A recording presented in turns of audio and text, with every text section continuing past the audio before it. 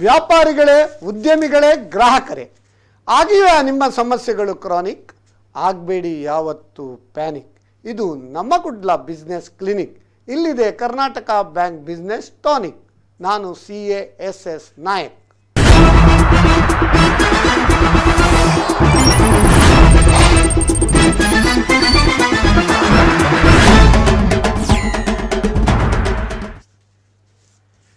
ವೀಕ್ಷಕರೇ, ನಿಮಗೆಲ್ಲರಿಗೂ Karnataka bank business tonic ಇದರ 80ನೇ ಸಂಚಿಕೆಗೆ ಸ್ವಾಗತ. ಇಂದಿನ ವಿಷಯ A to Z of health insurance part 2. ಈ ಪಾರ್ಟ್ 2 ಯಾಕೆ ಮಾಡಿದ್ದೇವೆ ಅಂತ ಹೇಳಿದರೆ, ಕಳೆದ ಸಂಚಿಕೆಯಲ್ಲಿ ಅನೇಕ ಜನರ ಕರೆ ಇತ್ತು. ನಮ್ಮ ಪ್ರೋಗ್ರಾಮ್ ಮುಗ್ದ ಮೇಲೆ ಕೂಡ ತುಂಬ ಫೋನ್ ಕಾಲ್ ನಮ್ಮ ಕೂಡಲ ಸ್ಟುಡಿಯೋಕ್ಕೆ ಬಂದಿದೆ. ಇದು ಒಳ್ಳೆಯ ಸಬ್ಜೆಕ್ಟ್, ನಮಗೆ ನೀವು ಪ್ರೋಗ್ರಾಮೇ ಎಕ್ಸ್ಟೆಂಡ್ ಮಾಡಬೇಕಿತ್ತಂತ ಹೇಳಿದರು. ಟಿವಿಯ ಒಂದು ಕಾರ್ಯಕ್ರಮ ಆಲ್ರೆಡಿ ಪೂರ್ವ ನಿಯೋಜಿತ, ಆದ್ದರಿಂದ ಅದನ್ನು ಎಕ್ಸ್ಟೆಂಡ್ ಮಾಡಲಿಕ್ಕೆ ಆಗೋದಿಲ್ಲ. ಆದ್ದರಿಂದ ನಾವು ಬಹುಜನರ ಅಪೇಕ್ಷೆ ಮೇರೆಗೆ ಜನರಿಗೆ ಇದರ ಒಂದು ಸಂಪೂರ್ಣ ಮಾಹಿತಿ ಕೊಡಲಿಕ್ಕೆ ಇರುವರು ತಜ್ಞರು ಮಗದೊಮ್ಮೆ ಅವರೊಂದಿಗೆ ನಾವು ರಿಕ್ವೆಸ್ಟ್ ಮಾಡಿ ಪಾರ್ಟ್ 2 ಪ್ರೋಗ್ರಾಮ್ ಮಾಡ್ತಾ ಇದ್ದೇವೆ ಅಂತ ಹೇಳಲಿಕ್ಕೆ ಬಹಳ ಒಂದು ಹೆಮ್ಮೆ ಆಗ್ತದೆ. ಇನ್ನೊಂದು ಬಹಳ ಒಂದು ಉತ್ತಮ ವಿಷಯ ಅಂದರೆ, ನಮ್ಮ ಈ ವೀಕ್ಷಕರು ನಮ್ಮ ಈ ಕಾರ್ಯಕ್ರಮವನ್ನು ನೋಡಿ ತುಂಬ ಒಂದು ಡೌಟ್ಸ್ ಕೇಳ್ತಾರೆ. ಅಂದರೆ ಅವರಿಗೆ ನಮ್ಮ ಒಂದು ಕಾರ್ಯಕ್ರಮದ ಬಗ್ಗೆ ಹೆಮ್ಮೆ ಉಂಟಂತ ಹೇಳಲಿಕ್ಕೂ ಕೂಡ ನಮಗೆ ಹೆಮ್ಮೆ ಆಗ್ತದಂತ ಹೇಳಿ, ನಿನ್ನೆ 15 ಆಗಸ್ಟ್ ಸ್ವಾತಂತ್ರ್ಯ ದಿನಾಚರಣೆಯನ್ನು ನಾವು ವಿಜೃಂಭಣೆಯಿಂದ ಅಲ್ಲದಿದ್ದರೂ ನಮ್ಮ ಹೃದಯಪೂರ್ವಕವಾಗಿ ನಮ್ಮ ದೇಶದ ಬಗ್ಗೆ ಎಲ್ಲರೂ 74ನೇ ಸ್ವಾತಂತ್ರ್ಯೋತ್ಸವವನ್ನು ಆಚರಿಸಿದ್ದೇವೆ. ಆದ್ದರಿಂದ ಎಲ್ಲರಿಗೂ 74ನೇ ಸ್ವಾತಂತ್ರ್ಯೋತ್ಸವದ ಪ್ರಯುಕ್ತ ನಿಮಗೆಲ್ಲರಿಗೂ ಸ್ವಾತಂತ್ರ್ಯೋತ್ಸವದ ಶುಭಾಶಯವನ್ನು ಹೇಳ್ತಾ ಈ ನಮ್ಮ ಕಾರ್ಯಕ್ರಮವನ್ನು ಮುಂದುವರಿಸ್ತಾ ಇದ್ದೇವೆ. ವೀಕ್ಷಕರೇ, ನಮ್ಮ ದೇಶದಲ್ಲಿ ಈಗ 130 ಕೋಟಿ ಜನಸಂಖ್ಯೆ ಉಂಟು. 130 ಕೋಟಿ ಜನಸಂಖ್ಯೆ ಇದ್ದರೂ ಕೂಡ ನಮ್ಮ ಈ ಪ್ರಾಬ್ಲಮ್ ಏನಂತ ಹೇಳಿದರೆ, ಹೆಚ್ಚಿನವರು ನಮ್ಮ ಪ್ರಯಾರಿಟಿ ಬೇರೆ ಬೇರೆ ಒಂದು ರಿಲಿಜಿಯಸ್ ಮ್ಯಾಟ್ರಿ ಕೊಡ್ತಾರೆ, ಎಜುಕೇಷನ್ ಮ್ಯಾಟ್ರಿ ಕೊಡ್ತಾರೆ. ಅದಲ್ಲದೆ ಅನೇಕ ಏನು ಹೇಳ್ತಾರೆ, ಯಾವುದಕ್ಕೆ ಖರ್ಚು ಮಾಡುವ ಅಗತ್ಯ ಇಲ್ಲ ಅದಕ್ಕೆಲ್ಲ ತುಂಬ ಖರ್ಚು ಮಾಡ್ತಾರೆ. ಯಾವುದಕ್ಕೆ ಖರ್ಚು ಮಾಡಬೇಕು ಅದಕ್ಕೆ ನಾವು ಜಾಸ್ತಿ ಇಂಪಾರ್ಟೆನ್ಸ್ ಕೊಡ್ತಾ ಇಲ್ಲ. ಅಂದರೆ insurance is one of the main ಏನು ಹೇಳ್ತಾರೆ ನೆಸೆಸಿಟಿ. ಆ ನೆಸೆಸಿಟಿಯನ್ನು ಕೂಡ ತುಂಬ ಜನರು ಕವರ್ ಮಾಡಿರುವುದಿಲ್ಲ. ಅದು ಲೈಫ್ ಇನ್ಶೂರೆನ್ಸ್ ಇರ್ಬೋದು, ಜನರಲ್ ಇನ್ಶೂರೆನ್ಸ್ ಇರ್ಬೋದು, ಅಥವಾ ಹೆಲ್ತ್ ಇನ್ಶೂರೆನ್ಸ್ ಇರ್ಬೋದು. ಆದರೆ ಈಗ ಈ ಸಂಕಟ ಬಂದಾಗ ವೆಂಕಟರಮಣ ಅಂತ ಹೇಳಿದಾಗೆ, ಈಗ ಈ ಎಲ್ಲ ಒಂದು ಕರೋನದ್ದು ಭಯದಿಂದ ಹೆಚ್ಚಿನ ಜನರು ಈಗ ಇನ್ಶೂರೆನ್ಸ್ ಮಾಡಲಿಕ್ಕೆ, ಹೆಲ್ತ್ ಇನ್ಶೂರೆನ್ಸ್ ಮಾಡಲಿಕ್ಕೆ ಹೊರಟಿದ್ದಾರೆ. ಸ್ಟ್ಯಾಟಿಸ್ಟಿಕ್ಸ್ ಪ್ರಕಾರ ಹೇಳುವುದಾದರೆ, ಕಳೆದ ವರ್ಷಕ್ಕಿಂತ ಈ ವರ್ಷ ಹೆಲ್ತ್ ಇನ್ಶೂರೆನ್ಸ್ ಪ್ರೀಮಿಯಂ 18% ಅಷ್ಟು ಇನ್ಕ್ರೀಸ್ ಆಗಿದೆ ಅಂತ ಹೇಳ್ತೇವೆ. ಅದು ನಮ್ಮ ಹೆಲ್ತ್ ಇನ್ಶೂರೆನ್ಸ್ ಕಂಪನಿಯವರಿಗೆ ಒಂದು ಒಳ್ಳೆಯ ವಿಷಯವ ಅಥವಾ ಅವರಿಗೆ ಕಹಿ ಅನುಭವ ಅಂತೇಳಿ ಅದು ಕ್ಲೈಮ್ ಬಂದ ಮೇಲೆ ಅದು ಗೊತ್ತಾಗ್ತದೆ. ಯಾಕಂದರೆ ಶರಣರ ಗುಣ ಮರಣದಲ್ಲಿ ಅಂತ ಹೇಳಿದಾಗೆ, ಈ ಇನ್ಶೂರೆನ್ಸಿದು ಒಂದು ಸಬ್ಜೆಕ್ಟ್ ಎಷ್ಟು ವಾಸ್ಟ್ ಅಂತ ಹೇಳಿದರೆ, ಅದು ಕ್ಲೈಮ್ ಸೆಟ್ಲ್ಮೆಂಟ್ವರೆಗೆ ಅದರದ್ದು ಒಂದು ಸವಿಸ್ತಾರವಾದ ಒಂದು ವಿವರಣೆಯನ್ನು ನಾವು ನೀಡಲಿದ್ದೇವೆ. ಅದರ ಮುಂಚೆ ನಮ್ಮ ಇಬ್ಬರು ತಜ್ಞರನ್ನು ನಾವು ಕಳೆದ ಸಂಚಿಕೆಯಲ್ಲಿ ಪರಿಚಯ ಮಾಡಿದ್ದೇವೆ. ಆದರೂ ನಾನೀಗ ಪುನಃ ಮಗದೊಮ್ಮೆ ನಿಮಗೆ ಒಂದು ಪರಿಚಯ ಮಾಡಲು ಬಯಸ್ತೇನೆ. ಪ್ರಪ್ರಥಮವಾಗಿ ಹರೀಶ್ ಪ್ರಭು ಅವರು ಇನ್ಶೂರೆನ್ಸ್ ತಜ್ಞರು. ಇವರು MBA ಆಗಿ key area manager with Cigna TTK health insurance company in Mangalore for the last 4 years. ಇದರ ಮುಂಚೆ ಇವರಿಗೆ 2 ದಶಕಗಳ ಕಾಲ ಇನ್ಶೂರೆನ್ಸ್ ಫೀಲ್ಡಲ್ಲಿ ಒಂದು ಪರಿಣಿತಿಯನ್ನು ಹೊಂದಿದ್ದಾರಂತ ಹೇಳಲಿಕ್ಕೆ ಬಹಳ ಒಂದು ಸಂತೋಷ ಆಗ್ತದೆ. ಇವರ ಒಂದು ಕಾರ್ಯಕ್ಷಮತೆಯನ್ನು ಮೆಚ್ಚಿ ಅನೇಕ ಜನರು ಕೂಡ ಅವರ ಬಗ್ಗೆ ಒಂದು ಬಹಳ ಒಂದು ಉತ್ತಮವಾದ ಒಂದು ಅಭಿಪ್ರಾಯವನ್ನು ವ್ಯಕ್ತಪಡಿಸಿದ್ದಾರೆ. ಅದಲ್ಲದೆ ನಮ್ಮ ಈ ಸಂಚಿಕೆಯಲ್ಲಿ ಇವರು 3ನೇ ಬಾರಿ ಬರೋದು. ಲಾಸ್ಟ್ ಟೈಮ್ ಫಸ್ಟ್ ನಾವು 10ನೇ ಸಂಚಿಕೆಯಲ್ಲಿ health insurance and life insurance ಬರುವ ಕೂಡ ಇವರು ಬಂದಿದ್ದಾರೆ. ಆಮೇಲೆ ಕಳೆದ ಸಂಚಿಕೆಯಲ್ಲಿ ಕೂಡ ಅವರು ಒಳ್ಳೆಯ ಪ್ರತಿಯೊಂದು ಪ್ರಶ್ನೆಗೆ 6 ಮತ್ತು 4 ಬಾರಿಸಿದ್ದಾರೆ. ಈ ಒಂದು ಸಂಚಿಕೆಯಲ್ಲಿ ಕೂಡ ಅವರು ನಮ್ಮೊಂದಿಗೆ ಇದ್ದಾರೆ ಅಂತ ಹೇಳಲಿಕ್ಕೆ ಬಹಳ ಒಂದು ಸಂತೋಷ ಆಗ್ತದೆ. ನಮ್ಮ ಹರೀಶ್ ಪ್ರಭು ಅವರಿಗೆ ಈ ನಮ್ಮ ಕರ್ನಾಟಕ ಬ್ಯಾಂಕ್ ಬಿಸ್ನೆಸ್ ಟಾನಿಕ್ ಕಾರ್ಯಕ್ರಮಕ್ಕೆ ಸ್ವಾಗತ. ಅದೇ ರೀತಿ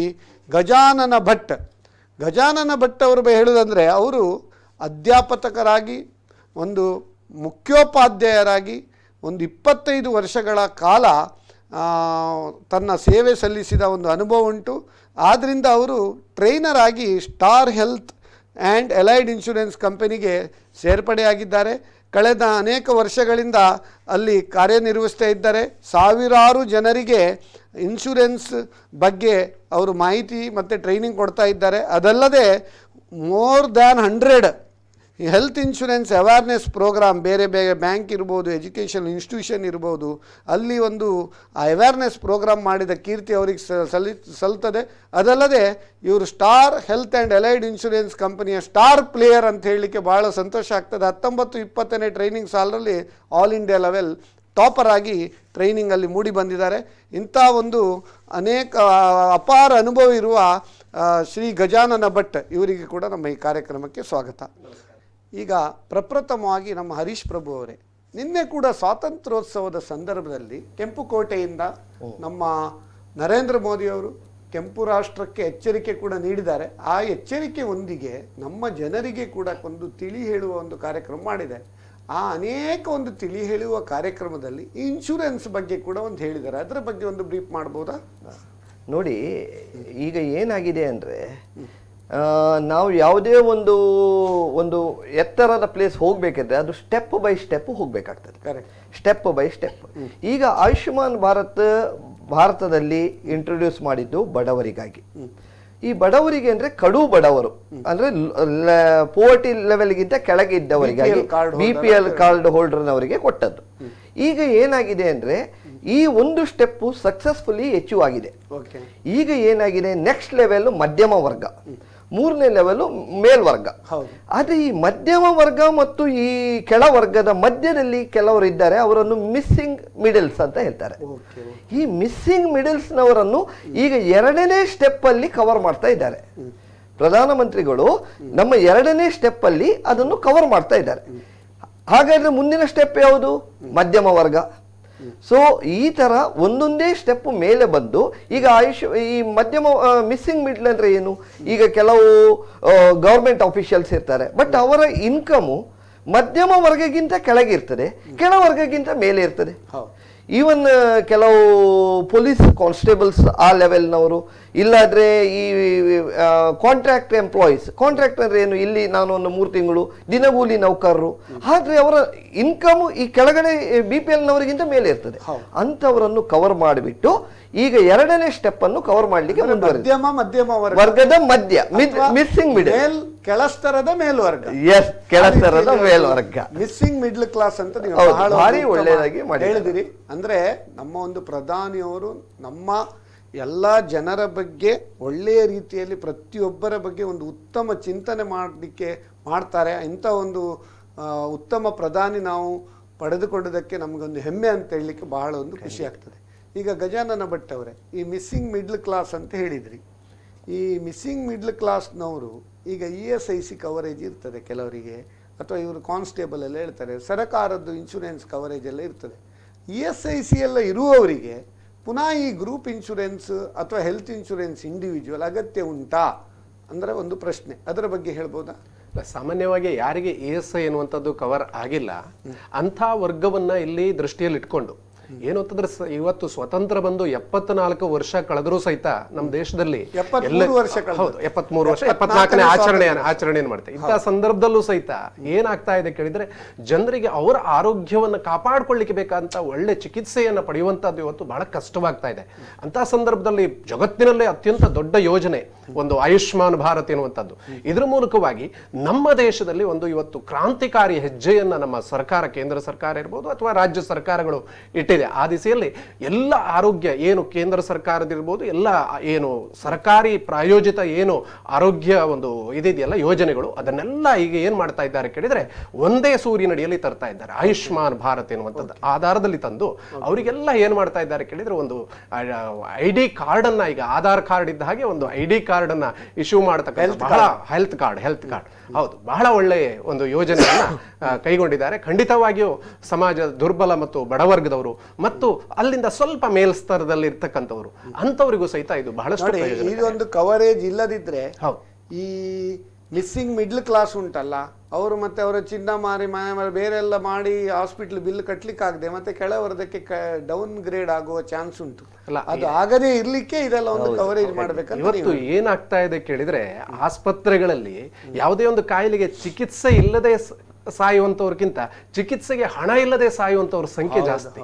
ಇವತ್ತು ಅಡ್ವಾನ್ಸ್ ಟೆಕ್ನಾಲಜಿಗಳು ಬಂದಿದೆ, ಮೆಡಿಕಲ್ ಫೀಲ್ಡ್ ಬಹಳಷ್ಟು ಅಭಿವೃದ್ಧಿ ಹೊಂದ್ತಾ ಇದೆ. ಆದರೆ ಆ ಚಿಕಿತ್ಸೆಗೆ ಬೇಕಾದ ಹಣವನ್ನು ಹೊಂದಿಸ್ಲಿಕ್ಕಾಗದೆ ಸಾಯುವಂತವ್ರ ಸಂಖ್ಯೆ ನಮ್ಮ ದೇಶದಲ್ಲಿ ಬಹಳಷ್ಟು ಜಾಸ್ತಿ ಇದೆ. ಆದ ಕಾರಣ ಇವತ್ತು ಬಡವನಿಗೂ ಸಹಿತ ಬದುಕುವಂತ ಹಕ್ಕು, ಆರೋಗ್ಯ ಇರುವಂತದ್ದು ಅವನ ಹಕ್ಕು, ಅದನ್ನ ಪ್ರೊವೈಡ್ ಮಾಡಲಿಕ್ಕೆ ಬೇಕಾದಂತಹ ಎಲ್ಲ ಯೋಜನೆಗಳನ್ನ ಸರ್ಕಾರ ಬಹಳ ಮುತುವರ್ಜಿ ವಹಿಸಿ ಇವತ್ತು ಕಾರ್ಯರೂಪಕ್ಕೆ ತರ್ತಾ ಇದೆ. ಬಹಳ ಒಂದು ಉತ್ತಮವಾಗಿ ಹೇಳಿದ್ರಿ. ನಮ್ಮ ಒಂದು ಸರ್ಕಾರದ ಮತ್ತು ನಮ್ಮ ಪ್ರಧಾನಮಂತ್ರಿಯವರ ಒಂದು ಧ್ಯೇಯ ಏನು, ನಮ್ಮ ಜನರಿಗೆ ಯಾವ ರೀತಿಯೆಲ್ಲ ಅನುಕೂಲ ಎಲ್ಲ ಮಾಡಿಕೊಡ್ಬೋದು, ಅದರ ಬಗ್ಗೆ ಒಂದು ಚೆನ್ನಾಗಿ ನೀವು ವಿವರಿಸಿದ್ರಿ. ಈಗ ಪ್ರಪ್ರಥಮವಾಗಿ ನಾನು ಒಂದು ಕ್ವಶನ್ ಕೇಳ್ತೇನೆ ನಮ್ಮ ಹರೀಶ್ ಪ್ರಭು ಅವರಿಗೆ. ಈಗ ಒಂದು ಆರೋಗ್ಯ ಸಂಜೀವಿನಿ ಅಂತ ಒಂದು 1 ಏಪ್ರಿಲ್ 2020 ಅದರಿಂದ ಒಂದು ಪ್ರಾರಂಭ ಮಾಡಿದ್ದಾರೆ. ಈ ಆರೋಗ್ಯ ಸಂಜೀವಿನಿ ಬಗ್ಗೆ ಒಂದು ನಮಗೆ ಬ್ರೀಫ್ ಡೀಟೇಲ್ ಕೊಟ್ಟರೆ ನಮ್ಮ ಎಲ್ಲ ವೀಕ್ಷಕರಿಗೆ ಅನುಕೂಲ ಆಗ್ತದೆ. ಸರ್ ನೋಡಿ, ಈಗ ಏನಾಗಿದೆ ಅಂದರೆ ಎಲ್ಲ ಇನ್ಶೂರೆನ್ಸ್ ಕಂಪನಿಗಳು ಈವರೆಗೆ ಹೇಗೆ ನಡೀತಾ ಇತ್ತು ಅಂದರೆ, ನನ್ನಲ್ಲಿ ಈ ಬೆನಿಫಿಟ್ ಇದೆ, ನನ್ನಲ್ಲಿ ಆ ಬೆನಿಫಿಟ್ ಇದೆ, ನನಗೆ ಈ ಎಕ್ಸ್ಟ್ರಾ ಬೆನಿಫಿಟ್ಗಳನ್ನು ಹೇಳಿಬಿಟ್ಟು ಜನರಿಗೆ ಕನ್ಫ್ಯೂಸ್ ಆಗ್ತಿತ್ತು. ಏನು, ಅಯ್ಯೋ ನನಗೆ ಅದಕ್ಕೆ ಹೋಗಲ್ಲ, ಇದಕ್ಕೆ ಹೋಗಲ್ಲ, ಅದು ತಗೊಳ್ಳ, ಇದು ತಗೊಳ್ಳ, ಅದು ಒಳ್ಳೇದಾ, ಇದು ಒಳ್ಳೇದಾ, ಇದು ಪ್ರಾಬ್ಲಮ್ ಇತ್ತು. ಈಗ ಅದಕ್ಕೆ ಸರ್ಕಾರ ಏನು ಮಾಡಿದೆ ಅಂದರೆ, ಮನುಷ್ಯನಿಗೆ ಎಸೆನ್ಷಿಯಲ್ ಏನು ಅಗತ್ಯ ಇದೆ ಅವನಿಗೆ ಅಂತ ಎಲ್ಲ ಫೆಸಿಲಿಟಿಗಳನ್ನು ಒಂದು ಲಿಸ್ಟ್ ಔಟ್ ಮಾಡಿ ಇದನ್ನು ಎಲ್ಲ ಹೆಲ್ತ್ ಇನ್ಶೂರೆನ್ಸ್ ಕಂಪನಿಗೆ ಕೊಟ್ಟಿದ್ದಾರೆ. IRDA ಮುಖೇನ ಕೊಟ್ಟಿದ್ದಾರೆ.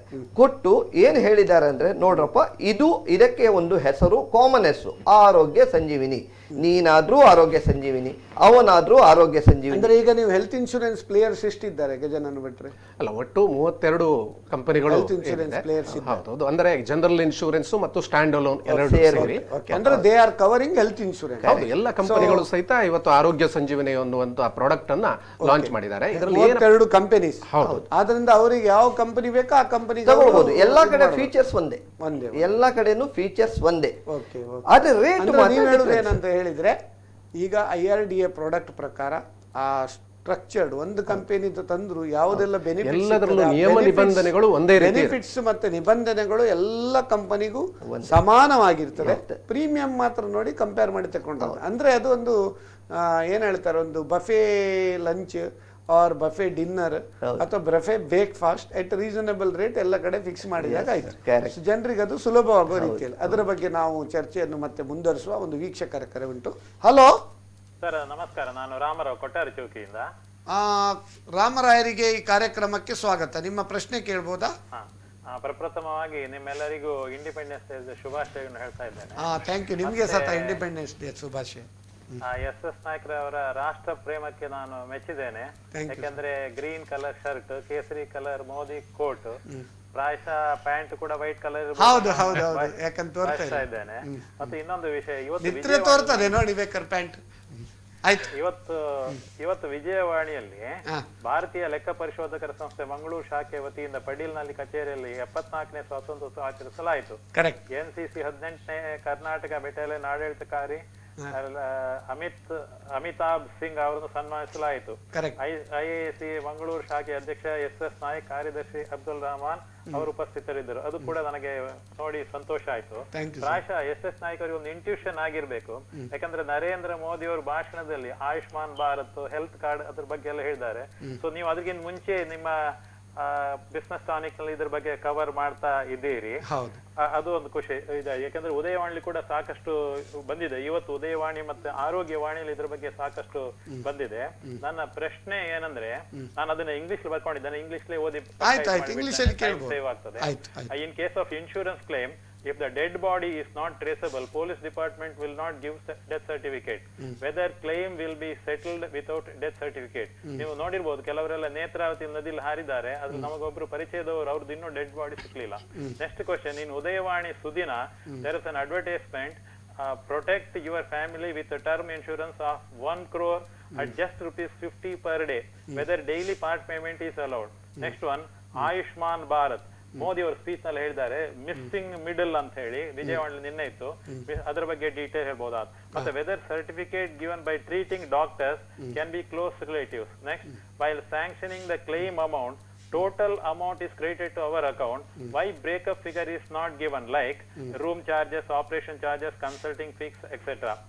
Next one, whether treatment by Ayurveda, homeopathy doctors are covered. Next, last question. Insurance company are giving reply only through email and not by letters. It is difficult for senior citizens and for those who do not have computer facility. Thank you, sir. ಬಹಳ ಒಂದು ಉತ್ತಮ ಪ್ರಶ್ನೆ ನಮ್ಮ ರಾಮರಾಯರವರು ಪ್ರತಿ ಸರಿ ತಯಾರಾಗಿ ಕೊಡ್ತಾರೆ. ಈಗ ನೋಡಿ, ನಿನ್ನೆಯ ಕಾರ್ಯಕ್ರಮವನ್ನು ಪೇಪರ್ನಲ್ಲಿ ಫುಲ್ಲು ನೋಡಿ ಅದರ ಬಗ್ಗೆ ಕೂಡ ಒಂದು ಸಂಕ್ಷಿಪ್ತ ವಿವರಣೆಯನ್ನು ಕೂಡ ಕೊಟ್ಟಿದ್ದಾರೆ. ರಾಮರಾಯರಿಗೂ ಬಹಳ ಒಂದು ನಾವು ಆಭಾರಿ ಅಂತ ಹೇಳ್ತೇವೆ. ನಿಮ್ಮ ಒಂದು ಈ ಕಾರ್ಯಕ್ರಮದಲ್ಲಿ ನಿಮ್ಮ ಇನ್ವಾಲ್ವ್ಮೆಂಟ್ ಉಂಟಲ್ಲ, ಬಹಳ ಒಂದು ನಮಗೊಂದು ಸ್ಫೂರ್ತಿ ಅಂತ ಹೇಳ್ತಾ ನಮ್ಮ ಮ್ಯಾಂಗ್ಳೂರ್ ಪ್ರೊಡಕ್ಟಿವಿಟಿ ಅಧ್ಯಕ್ಷರಾದ ರಾಮರಾಯರಿಗೆ ನಿಜವಾಗಿ ಸ್ವಾತಂತ್ರ್ಯೋತ್ಸವದ ಒಂದು ಅಭಿನಂದನೆಗಳನ್ನು ಕೂಡ ಹೇಳ್ತೇನೆ. ರಾಮರಾಯ್ ಲೈನಲ್ಲಿದ್ದೀರಾ? ಹಲೋ ಹಲೋ, ಆಯಿತು. ನಾವು ಈ ಅವರ ಎಲ್ಲ ಪ್ರಶ್ನೆಯನ್ನು ನಾವು 1 by 1 ನಮ್ಮ ಎಂಟೈರ್ ಕಾರ್ಯಕ್ರಮದಲ್ಲಿ ಕವರ್ ಈಗ ಪ್ರಥಮವಾಗಿ ಮಿಸ್ಸಿಂಗ್ ಮಿಡ್ಲ್ ಬಗ್ಗೆ ನಾವು ಆಲ್ರೆಡಿ ಕವರ್ ಮಾಡಿದ್ದೇವೆ. ಈಗ 1 by 1 ಬೇರೆ ಒಂದು ಇದು ಮಾಡುವ. ಅದರ ಮುಂಚೆ ಈ ಆರೋಗ್ಯ ಸಂಜೀವಿನ ಒಂದು ಬ್ರೀಫ್ ನೀವು ಕಂಟಿನ್ಯೂ ಮಾಡಿ ಅಂತ. ಓಕೆ, ಆರೋಗ್ಯ ಸಂಜೀವಿನಿ ಏನು ಅಂತ ಕೇಳಿದರೆ, ಈಗ ಹರೀಶ್ ಪ್ರಭು ಅವರು ಹೇಳಿದ ಹಾಗೆ ಎಲ್ಲ ಇನ್ಶೂರೆನ್ಸ್ ಕಂಪನಿಯವರು ಸಹ IRDA ಒಂದು ಗೈಡ್ಲೈನ್ಸ್ ಪ್ರಕಾರ ಇವತ್ತು ಲಾಂಚ್ ಮಾಡಿದ್ದಾರೆ. ಸೊ ಏಪ್ರಿಲ್ 1ಕ್ಕೆ ಇದು ಲಾಂಚ್ ಆಗಿದೆ. ಏನಾಗಿದೆ ಅಂದರೆ, ಸ್ವಲ್ಪ ಪ್ರೀಮಿಯಂ ಮಾತ್ರ ಬೇರೆ ಬೇರೆ ಕಂಪನಿಯಲ್ಲಿ ಸ್ವಲ್ಪ ವ್ಯತ್ಯಾಸ ಇರಬಹುದೇ ಹೊರತು ಅದರಲ್ಲಿರುವಂತಹ ಸೌಲಭ್ಯ ಇರಬಹುದು, ಎಲ್ಲ ನಿಯಮ ನಿಬಂಧನೆಗಳೆಲ್ಲ ಒಂದೇ ರೀತಿ ಇರುತ್ತೆ. ಪ್ರೀಮಿಯಂ ಕಂಪನಿಯಲ್ಲಿ ಪ್ರೀಮಿಯಂ ಜಾಸ್ತಿ ಅಲ್ಲ, ಬೇರೆ ಬೇರೆ ಪ್ರೀಮಿಯಂ ಅದು ಸ್ವಲ್ಪ ಕಂಪನಿಯಿಂದ ಕಂಪನಿಗೆ ವ್ಯತ್ಯಾಸ ಆಗಬಹುದು. ಇನ್ನು ಬಹಳ ಮುಖ್ಯವಾಗಿ ಇದನ್ನು ಯಾರು ಪಡೆಯಬಹುದು ಅಂತ ಕೇಳಿದರೆ, ಒಬ್ಬ ಇಂಡಿವಿಜುವಲ್ ಆಗಿ 18 ವರ್ಷ ವಯಸ್ಸಾದವನು, 65 ವರ್ಷದ 364 ಒಳಗಡೆ ಅವನ ವಯಸ್ಸಿದ್ದಲ್ಲಿ ಅವನು ವೈಯಕ್ತಿಕವಾಗಿಯೂ ಈ ಪಾಲಿಸಿಯನ್ನು 18 ವರ್ಷ 18ರಿಂದ ಆರೋಗ್ಯ ಸಂಜೀವಿನಿ ವರ್ಷ 64ನೇ ವರ್ಷದ ಕವರ್ ಆದ್ರೆ 65 ಆದ ಕೂಡಲೇ ಅವನು ಅಲ್ಲಿಂದ ಹೊರಗೆಯಾ? ಇಲ್ಲ ಇಲ್ಲ ಇಲ್ಲ, ಆ ನಂತರದಲ್ಲಿ ಅಷ್ಟರ ಒಳಗಡೆ ಹೊಸದಾಗಿ ಸೇರ್ಪಡೆ ಆ ಪಾಲಿಸಿ ಆಮೇಲೆ ಹೊಸದಾಗಿ ಸೇರ್ಪಡಿಸಲಿಕ್ಕೆ 66ಕ್ಕೆ ಕಾಲಿಟ್ರೆ ಹೊಸದಾಗಿ ಸೇರ್ಪಡೆ ಆರೋಗ್ಯ ಸಂಜೀವಿನಿಗೆ ಸಂಬಂಧಪಟ್ಟ ಹಾಗೆ ಮಾತ್ರ ನಾನು ಮಾತಾಡ್ತೀನಿ. ಆಲ್ರೆಡಿ ಇದ್ರೆ ಕಂಟಿನ್ಯೂ ಆಗ್ಬಹುದು. ಹೌದು, ಅವನು ಲೈಫ್ ಲಾಂಗ್ ಎಷ್ಟು ಸಮಯ ಬದುಕಿಕೊಂಡಿರ್ತಾನೆ ಅಷ್ಟು ಸಮಯ. 18ರಿಂದ 65 ವರ್ಷ, 18 ವರ್ಷ ಕೆಳಗಿನವರಿಗೆ ಆರೋಗ್ಯ ಸಂಜೀವಿನಿ ಅಲ್ಲ. ಅಲ್ಲಿ ಏನಾಗುತ್ತೆ ಅಂತಂದ್ರೆ, ಈಗ ಫ್ಯಾಮಿಲಿ ಫ್ಲೋಟರ್ ಅಂತ ಹೇಳ್ತೇವೆ. ಫ್ಯಾಮಿಲಿ ಫ್ಲೋಟರ್ಗೆ ಬಂದಾಗ ಈಗ ತಂದೆ ತಾಯಿ ಒಟ್ಟಿಗೆ ಮಕ್ಕಳನ್ನ ನಾವು ಕವರ್ ಮಾಡ್ತೇವೆ. ಮಕ್ಕಳು ಅಂತಂದ್ರೆ ಅವ್ರದ್ದು ಏಜ್ 1 ದಿನದಿಂದ 25 ವರ್ಷದ ಒಳಗಡೆ ಇರಬೇಕು, ಆರ್ಥಿಕವಾಗಿ ತಂದೆ ತಾಯಿಯನ್ನು ಅವಲಂಬಿಸಿಕೊಂಡಿರ್ಬೇಕು. ಇಂಥವರು ಫ್ಯಾಮಿಲಿಯಲ್ಲೂ ತಗೊಳ್ಳಿಕ್ಕಾಗತ್ತೆ. ಅದರ ಜೊತೆಯಲ್ಲಿ ಈ ಪಾಲಿಸಿಯ ವಿಶೇಷತೆ, ನಮ್ಮ ತಂದೆ ತಾಯಿ ಅಥವಾ ಅತ್ತೆ ಮಾವಂದ್ರನ್ನು ಸಹಿತ ಇದರಲ್ಲಿ ಸೇರಿಸಿಕೊಳ್ಳಿಕ್ಕೆ ಅವಕಾಶವನ್ನು ಕೊಟ್ಟಿದ್ದಾರೆ. ಆದ್ರೆ ಅವರದ್ದು ವಯಸ್ಸು ಮಾತ್ರ 65 ವರ್ಷ ಒಳಗಡೆ ಇರಬೇಕು. ಈಗ ಫ್ಯಾಮಿಲಿ ಫ್ಲೋಟರ್ ಅಂತ ಹೇಳ್ತೀರಿ, ಫ್ಯಾಮಿಲಿ ಅಂದ್ರೆ ಡೆಫಿನಿಷನ್ ಏನು, ಅದರ ಬಗ್ಗೆ ಹೇಳಿ ಹರೀಶ್ ಪ್ರಭು. ನೋಡಿ, ಯಾರೆಲ್ಲ ನಮ್ಮ ಫ್ಯಾಮಿಲಿಯಲ್ಲಿ ಕೂಡಿಸಬಹುದು? ಫ್ಲೋಟರ್ ಪ್ಲಾನ್ ಅಲ್ಲಿ ತಂದೆ ತಾಯಿ ಮಕ್ಕಳು ಇವರು ಫ್ಲೋಟರ್ ಅಲ್ಲಿ ಕವರ್ ಆಗ್ತಾರೆ. ಫ್ಲೋಟರ್ ಪ್ಲಾನು ಕೇವಲ ತಂದೆ ತಾಯಿ ಮತ್ತು ಅವರ ಮಕ್ಕಳು, ಅವಲಂಬಿತ ಮಕ್ಕಳು ಅಲ್ಲ, ಅವರ ಮಕ್ಕಳು, ಅವರ ಹೌದು, ಬ್ಲಡ್ ರಿಲೇಟಿವ್. ಸೊ ಆದ್ರೆ ಮಕ್ಕಳು ಆ 23 ವರ್ಷದ ಕೆಳಗಡೆ ಇರಬೇಕು. 23 ವರ್ಷದ ಕೆಳಗಡೆ ಇದ್ರೆ ಮಾತ್ರ ಮಕ್ಕಳು. ಫ್ಲೋಟರ್ ಅಲ್ಲಿ ಏನಾಗ್ತದೆ ಅಂದ್ರೆ, ಒಬ್ಬನು ಆ ಕವರೇಜ್ ಅನ್ನು, ಆ ಸಮ್ ಎಶ್ಯೂರ್ ಅನ್ನು ಯೂಸ್ ಮಾಡಬಹುದು. 4 ಮಂದಿನೋ 5 ಮಂದಿ ಸೇರ್ಬಿಟ್ಟು ಕವರೇಜ್. ಆರೋಗ್ಯ ಸಂಜೀವಿನಿಯಲ್ಲಿ ಡೆಫಿನಿಷನ್ ತಂದೆ ತಾಯಿ ಮಕ್ಕಳು ಮತ್ತೆ ಮಾವ ಅತ್ತೆ ಮಾವ ಕೂಡ ಬರ್ತದೆ ಅಲ್ವಾ? ಹೌದು. ಅತ್ತೆ ಮಾವ ಬಿಟ್ಟು ಬೇರೆ ಯಾವ್ದು ಉಂಟಾ? ಇಲ್ಲ ಇಲ್ಲ. ಇನ್ನೊಂದು ವೀಕ್ಷಕರ ಕರೋಟ್ ನಾವು ಅಟೆಂಡ್ ಆಗಿ ಮತ್ತೆ ಕಂಟಿನ್ಯೂ ಮಾಡೋ. ಹಲೋ ಹಲೋ, ನಮಸ್ತೆ. ನಮಸ್ತೆ, ಯಾರು ಮಾತಾಡೋದು? ನಾನು ರಾಮಕೃಷ್ಣ ರಾವ್ ಅಂತ ಹೇಳಿ ಕಾವೂರಿನ ಮಾತಾಡೋದು. ರಾಮಕೃಷ್ಣ ರಾವ್, ನಿಮ್ಗೆ ಈ ಕಾರ್ಯಕ್ರಮಕ್ಕೆ ಸ್ವಾಗತ. ನಿಮ್ಮ ಪ್ರಶ್ನೆ ಕೇಳಬಹುದಾ? ನನ್ನ ಪ್ರಶ್ನೆ, ಈಗ ಯಾವುದೇ ಒಂದು ಇನ್ಶೂರೆನ್ಸ್ ಪಾಲಿಸಿ ತಗೊಳ್ಬೇಕಾದ್ರೆ ಲೈಫ್ ಇನ್ಶೂರೆನ್ಸ್ ಇರ್ಬೋದು, ಹೆಲ್ತ್ ಇನ್ಶೂರೆನ್ಸ್ ಇರ್ಬೋದು, ಯಾವುದೇ ಇರ್ಬೋದು, ಅದಕ್ಕೆ ಇದು ಕನಿಷ್ಠ ವಯೋಮಿತಿ ಮತ್ತೆ ಗರಿಷ್ಠ ವಯೋಮಿತಿ ಯಾವುದು ಅಂತ ತಿಳಿಸ್ತಿಲ್ಲ ಒಂದು. ಇನ್ನೊಂದಾಗಿ, ಈಗ ಒಂದು ಪಾಲಿಸಿ ತಗೊಂಡು 1 ತಿಂಗಳಲ್ಲಿ ಅಥವಾ 2 ತಿಂಗಳಲ್ಲಿ ಆತ ಡೆತ್ ಆದ್ರೆ ಅವನಿಗೆ ಪರಿಹಾರ ಸಿಗ್ತದ? ಮತ್ತೆ ಅವನು ಕಟ್ಟಿದ ದುಡ್ಡಿನ ಬಗ್ಗೆ ಹೇಗೆ ಅಂತೇಳಿ ಇದು. ಅದೇ ರೀತಿ ಇದು ಆರೋಗ್ಯ ವಿಮೆ ತಗೊಂಡ್ರು ಕೂಡ ಹಾಗೆ, ಅದು ಕನಿಷ್ಠ ಅವನಿಗೆ ಎಷ್ಟು ಕಂತು ಆದ್ಮೇಲೆ ಅವನಿಗೆ ಇದು ಪರಿಹಾರ ಸಿಗೋದು? 1 ತಿಂಗಳು 2 ತಿಂಗಳಲ್ಲಿ ಇನ್ಶೂರೆನ್ಸ್ ಕಟ್ಟಿ ಅವ್ನಿಗೆ ಏನು ಕಾಯಿಲೆ ಬಂದ್ರೆ ಅದಕ್ಕೆ ಕೂಡಲೇ ಪರಿಹಾರ ಸಿಗ್ತದ? ನೀವು ನಮ್ಮ ಕಾರ್ಯಕ್ರಮ ರಾಮಕೃಷ್ಣ ರಾಯರೇ, ನೀವು ನಮ್ಮ ಕಾರ್ಯಕ್ರಮ ಟಿವಿಯಲ್ಲಿ ಫುಲ್ ನೋಡ್ತಾ ಇದ್ದೀರಾ? ನೋಡ್ತಾ ಇದ್ದೇವೆ. ಈಗ ಲಾಸ್ಟ್ ನಾವು ಕಾರ್ಯಕ್ರಮದಲ್ಲಿ ವೇಟಿಂಗ್ ಪೀರಿಯಡ್ ಬಗ್ಗೆ ನಾವು ಎಕ್ಸ್ಪ್ಲೇನ್ ಮಾಡಿದ್ದೇವೆ. ಅದರಲ್ಲಿ ಎಲ್ಲ ಉಂಟು. ಮತ್ತೆ ಒಂದು ವೇಳೆ ಇದ್ರೆ ನಾವು ಮರುಪ್ರಸಾರ ಮಾಡಿ ಫೇಸ್ಬುಕ್ಕಲ್ಲಿ ಲೈವ್ ಹಾಕಿ ಯೂಟ್ಯೂಬಲ್ಲಿ ನೋಡಿದರೆ ಎಲ್ಲ ಫುಲ್ ಬರ್ತದೆ. ಅದು ವೇಟಿಂಗ್ ಪೀರಿಯಡ್ ಅದರ ಬಗ್ಗೆ ನಾವು ಡಿಸ್ಕಸ್ ಮಾಡಿದ್ದೇವೆ. ಆದರೂ ಒಂದು ಬ್ರೀಫ್ ಆಗಿ ನಾವೀಗ ನಮ್ಮ ಇಬ್ಬರು ತಜ್ಞರು ಹೇಳ್ತಾರೆ. ಒಂದೇ ನಿಮಿಷ. ಪ್ರಪ್ರಥಮವಾಗಿ ಕನಿಷ್ಠ ಮತ್ತೆ ಗರಿಷ್ಠ ವಯೋಮಿತಿ ನೀವು ಆಲ್ರೆಡಿ ಹೇಳಿದ್ರಿ. ಅದು ಬಟ್ ಈಗ ಅದು ಎಲ್ಲರನ್ನು ಕವರ್ ಮಾಡ್ಲಿಕ್ಕೆ ಆಗ್ತದೆ. ಬಟ್ ಆರೋಗ್ಯ ಸಂಜೀವಿನಿಯಲ್ಲಿ 18ರಿಂದ 65 ವರ್ಷದವರು ಮಾತ್ರ ಅದರಲ್ಲಿ ಎಂಟ್ರಿ ಆಗ್ಬೋದು. ಎಂಟ್ರಿ ಆದಮೇಲೆ ಅವರ ಅವಲಂಬಿತರು ಅವ್ರನ್ನೆಲ್ಲ ಸೇರಿಸ್ಲಿಕ್ಕೆ ಆಗ್ತದೆ, ಅತ್ತೆ ಮಾವ ಸಮೇತ ಅಲ್ವಾ? ಅಲ್ಲ, ಅವ್ರದ್ದು ಸಹ ಏನು ಅಂತಂದ್ರೆ ವಯೋಮಿತಿ 65 ವರ್ಷದ 364 ಒಳಗಡೆನೆ ಇರ್ಬೇಕು. ಅತ್ತೆ ಮಾವಂದ್ರು ಸೇರಿಸಿದ ನಂತರ 65 ದಾಟಿದ್ರು ತೊಂದರೆ ಇಲ್ಲ. 100 ವರ್ಷ ಬಾಳಿದ್ರು ಅವರಿಗೆ health insurance terms and condition ಏನಪ್ಪಾ ಕೇಳಿದ್ರೆ ರಿನಿವಲ್ ಅನ್ನ ಸಕಾಲದಲ್ಲಿ ಕಟ್ಟಿದಲ್ಲಿ ಅದು ರಿನಿವಲ್ ಆಗ್ತದೆ. ಬಹಳ ಒಂದು ಉತ್ತಮ. ಇನ್ನೊಂದು ಅವ್ರು ಹೇಳಿದ್ರು, ಇದು ವಿದಿನ್ 1 ಮಂತ್ ಒಳಗೆ ಹೆಲ್ತ್ ಇನ್ಶೂರೆನ್ಸ್ ಮಾಡಿ ಏನಾದ್ರು ಹೆಚ್ಚು ಕಮ್ಮಿ ಆದ್ರೆ ಆವಾಗ ಏನ್ ಮಾಡುದು, ಕ್ಲೇಮ್ ಸಿಗ್ತದ ಅಂತ ಕ್ವಶನ್ ಅವರು. ಅದು ಹರೀಶ್ ಪ್ರಭು ಅವರು ನೋಡಿ, ವಿದಿನ್ 1 ಮಂತ್ ಅಲ್ಲ, 1 ಡೇ ಒಳಗೂ ಈವನ್ ಆಕ್ಸಿಡೆಂಟಲ್ ಕವರೇಜ್ ಕವರ್ ಆಗ್ತದೆ. ಆಕ್ಸಿಡೆಂಟ್ ಇಮಿಡಿಯೇಟ್ಲಿ ಕವರ್ ಆಗ್ತದೆ. ಆಯ್ತಾ? ಬೇರೆ ಯಾವುದೇ ಕಾಯಿಲೆಗಳು 1 ತಿಂಗಳು ವೇಟಿಂಗ್ ಪೀರಿಯಡ್ ಕಾಮನ್, ಎಲ್ಲಾ ಕಂಪನಿಗೂ ಕಾಮನ್. 30 ದಿವಸದ ನಂತರ ಅದು ಡಯಾಗ್ನೈಸ್ ಆಗಿರ್ಬೇಕು. ಅಂದ್ರೆ ಈಗ for example pre occupied pre existing disease ಆದ್ರೆ ಆಗುದಿಲ್ಲ. ಇಲ್ಲ, ಅದು ಆದ್ರೆ ಪೋರ್ಟೇಬಿಲಿಟಿ ಮಾಡಿದ್ರೆ ಡೇ 1 ಇಂದ ಬರ್ತದೆ. ಪೋರ್ಟೇಬಿಲಿಟಿ ಮಾತ್ರ ಡೇ 1 ಇಂದ ಕವರ್ ಆಗ್ತದೆ. ಅಂದ್ರೆ ಪೋರ್ಟೇಬಿಲಿಟಿ ಮಾಡಿದ್ರೆ ಒಂದು ಕಂಪನಿಯಿಂದ ಆಲ್ರೆಡಿ ಇದ್ದು ಇನ್ನೊಂದು ಕಂಪನಿ ಶಿಫ್ಟ್ ಮಾಡಿದ್ರೆ ಆ ಕಂಪನಿಯ ಸೀನಿಯಾರಿಟಿ ಇಲ್ಲಿ ಬರ್ತದೆ, ಇಲ್ಲಿ ಕಂಟಿನ್ಯೂ ಆಗ್ತದೆ. ಡೇ 1 ಇಂದ ಎಲ್ಲಾ ಕಾಯಿಲೆಗಳು ಕವರ್ ಆಗ್ತದೆ. ಆದರೆ ಇದರಲ್ಲಿ ಡಯಾಗ್ನೈಸ್ ಆಫ್ಟರ್ 30 ಡೇಸ್ ಅಂತಾರೆ. ಡಯಾಗ್ನೈಸ್ ಅಂದ್ರೆ ಈಗ ಫಾರ್ ಎಕ್ಸಾಂಪಲ್ ಒಬ್ಬನಿಗೆ ಜ್ವರ ಬಂದಿದೆ, ಜ್ವರ ಬಂದು ಅವನು 7 ದಿವಸದಿಂದ ಮದ್ದು ತಗೊಳ್ತಾ ಇದ್ದಾನೆ, ಕಡಿಮೆ ಆಗ್ಲಿಲ್ಲ. ಅವನು 32ನೇ ದಿವಸಕ್ಕೆ ಹೋಗಿ ಅಡ್ಮಿಟ್ ಆದ. 32ನೇ ದಿವಸಕ್ಕೆ ಆದ್ರೆ ಅವನಿಗೆ 1 ವಾರ ಹಿಂದೆಯಿಂದಲೇ ಜ್ವರ ಇತ್ತು. So it is diagnose 1 weak before. ಹಾಗಾಗಿ ಅವನಿಗೆ ಯಾವುದೇ ಕಾರಣಕ್ಕೂ ಆ ಕ್ಲೇಮು ಸಿಗುದಿಲ್ಲ, ಅದಕ್ಕೆ ಸಿಗುದಿಲ್ಲ, ಆ ಕಾರಣಕ್ಕೆ ಸಿಗುದಿಲ್ಲ. ನಿಮ್ಮ ಗಜಾನನ್ ಭಟ್ರೆ, ಪೋರ್ಟಬಿಲಿಟಿಗೆ ಬಂದಾಗ ಅವನು ಅಲ್ಲಿ ಎಷ್ಟು ವರ್ಷ ಕಳೆದಿದ್ದಾನೆ ಎನ್ನುವಂಥದ್ದು, ಹಿಂದಿನ ಕಂಪನಿಯಲ್ಲಿ ಎಷ್ಟು ವರ್ಷ ಕಳೆದಿದ್ದಾನೆ. ಈಗ 1 ವರ್ಷ ಕಳೆದ್ರೆ ಅಲ್ಲಿ ಅವಾಗ ಏನಾಗುತ್ತೆ, 30 ಡೇಸ್ ವೇಟಿಂಗ್ ಪೀರಿಯಡ್ ಹೊರಟೋಗುತ್ತೆ. ಈ ಕೆಲವೊಂದಿಷ್ಟು ಸರ್ಜರಿಗಳಿಗೆ ಈಗ ಬರ್ತಕ್ಕಂಥ ಪ್ರಾಡಕ್ಟ್ ಅಲ್ಲಿ ಎಷ್ಟು ವರ್ಷದ ವೇಟಿಂಗ್ ಪೀರಿಯಡ್ ಇದೆ, ಪಿಇಡಿಗೆ ಎಷ್ಟು ವೇಟಿಂಗ್ ಪೀರಿಯಡ್ ಇದೆ ಎನ್ನುವಂಥದ್ದು ನೋಡ್ಕೊಂಡು ನಾವೇನ್ ಮಾಡ್ತೇವೆ ಅಂತಂದ್ರೆ ಆ ಒಂದು ಸೀನಿಯಾರಿಟಿ ಬೇಸಿಸ್ ನಲ್ಲಿ ಕವರ್ ಅನ್ನ ಕೊಡ್ತೇವೆ. ಒಂದೇದು. ಇನ್ನು ಪೋರ್ಟಬಿಲಿಟಿಗೆ ಬಂದಾಗ ಏನಪ್ಪಾ ಕೇಳಿದ್ರೆ ಬೇರೆ ಒಂದು ಕಂಪನಿಯಲ್ಲಿ ಏನೋ ಬೇರೆ ಬೇರೆ ಕಾರಣಕ್ಕೆ ಅವನಿಗೆ ಸಮಾಧಾನ ಇರೋದಿಲ್ಲ. ಅಂತ ಸಂದರ್ಭದಲ್ಲಿ ಇಲ್ಲಿ ಅವನಿಗೆ ಕಂಟಿನ್ಯೂಟಿಯನ್ನು ಮಾಡಲಿಕ್ಕೆ ಸಿಗಿರ್ತಕ್ಕಂಥ ಒಂದು ಒಳ್ಳೆ ಅವಕಾಶ. ಬಹಳ ಒಂದು ಉತ್ತಮ. ಈಗ ನಾವು ಮಹಿಳೆಯರ ಬಗ್ಗೆ ಲಾಸ್ಟ್ ಕಾರ್ಯಕ್ರಮದಲ್ಲಿ ಅಷ್ಟು ಕವರ್ ಮಾಡಲಿಲ್ಲ. ಈಗ ಮಹಿಳೆಯರಿಗೆ ಒಂದು ಇನ್ಶೂರೆನ್ಸ್ ಮಾಡಿದ್ರೆ ಯಾವುದೆಲ್ಲ ಕವರ್ ಆಗ್ತದೆ, ಯಾವುದೆಲ್ಲ ಕವರ್ ಆಗುದಿಲ್ಲ, ಅದನ್ನೊಂದು ಹೇಳ್ಬೋದಾ? ಹೆಲ್ತ್ ಇನ್ಶೂರೆನ್ಸ್ ಅಲ್ಲಿ ಪುರುಷರು ಮತ್ತು ಮಹಿಳೆಯರಿಗೆ ಯಾವುದೇ ತರ ಡಿಫರೆನ್ಸ್ ಇಲ್ಲ. ಡೆಲಿವರಿ ಪುರುಷರು ಆಗುದಿಲ್ಲ ಅಲ್ಲ ಸ್ವಾಮಿ? ಅಲ್ಲ, ಡೆಲಿವರಿಗೆ ಕವರ್ ಆಗ್ತದೆ. ಬಟ್ ಡೆಲಿವರಿ ಇಸ್ ನಮ್ಮ IRDA ಮುಖ ನೋಡುದಿದ್ರೆ delivery is not a disease, is a opted hospitalisation. So ಹಾಗಾಗಿ ರೈಡರ್ ಬೇರೆ ಇಲ್ಲ. ಈಗ ಏನಾಗ್ತದೆ ಅಂದ್ರೆ ಹೆಚ್ಚಿನ ಇನ್ಶೂರೆನ್ಸ್ ಕಂಪನಿಗಳು ಇನ್ಕ್ಲೂಡಿಂಗ್ ರಿಟೇಲ್ ಮತ್ತು ಗ್ರೂಪ್ ಎರಡು ಕಡೆನೂ ಈ ಮೆಟರ್ನಿಟಿಗೆ ಕವರ್ ಮಾಡೇ ಮಾಡ್ತಾರೆ. ಈ ಕವರ್ ಮಾಡುವಾಗ ಅದಕ್ಕಾಗಿ ಮೆಟರ್ನಿಟಿ ಕವರೇಜ್ ಆಪ್ಟ್ ಮಾಡಬೇಕಾಗ್ತದೆ. ಅದು ರೈಡರ್ ಹೌದು. ಖಂಡಿತ ಕೆಲವು ಕಂಪನಿಗಳ ಮೆಟರ್ನಿಟಿ ಕವರೇಜ್ ಯಾವಾಗ ಅವರು ಗರ್ಭಿಣಿ ಆದ್ಮೇಲೆ ಮಾಡಿದ್ರೆ ಆಗ್ತದ? ಇದು ಆಗ್ತದೆ. ಗ್ರೂಪ್ ಇನ್ಶೂರೆನ್ಸ್ ಅಲ್ಲಿ ಅದು ಡೇ 1 ಇಂದ ಕವರ್ ಆಗ್ತದೆ. ಅಂದ್ರೆ ಯಾರಾದ್ರೂ ಒಬ್ರು 9 ತಿಂಗಳು 9 ದಿವಸ ಕಳೆದ ಗರ್ಭಿಣಿ ಇದ್ರೂ ಸಹ ಅವರಿಗೆ ಮರು ದಿವಸ ಬೆಳಿಗ್ಗೆ ಬೇಕಿದ್ರೆ ಮೆಟರ್ನಿಟಿ ಕವರ್ ಆಗ್ತದೆ ಗ್ರೂಪ್ ಇನ್ಶೂರೆನ್ಸ್. ಆದರೆ ರಿಟೇಲ್ ಅಲ್ಲಿ ಕಂಪನಿಯಿಂದ ಕಂಪನಿಗೆ ಅದು ವೇರಿ ಆಗ್ತದೆ, ಚೇಂಜಸ್ ಆಗ್ತದೆ.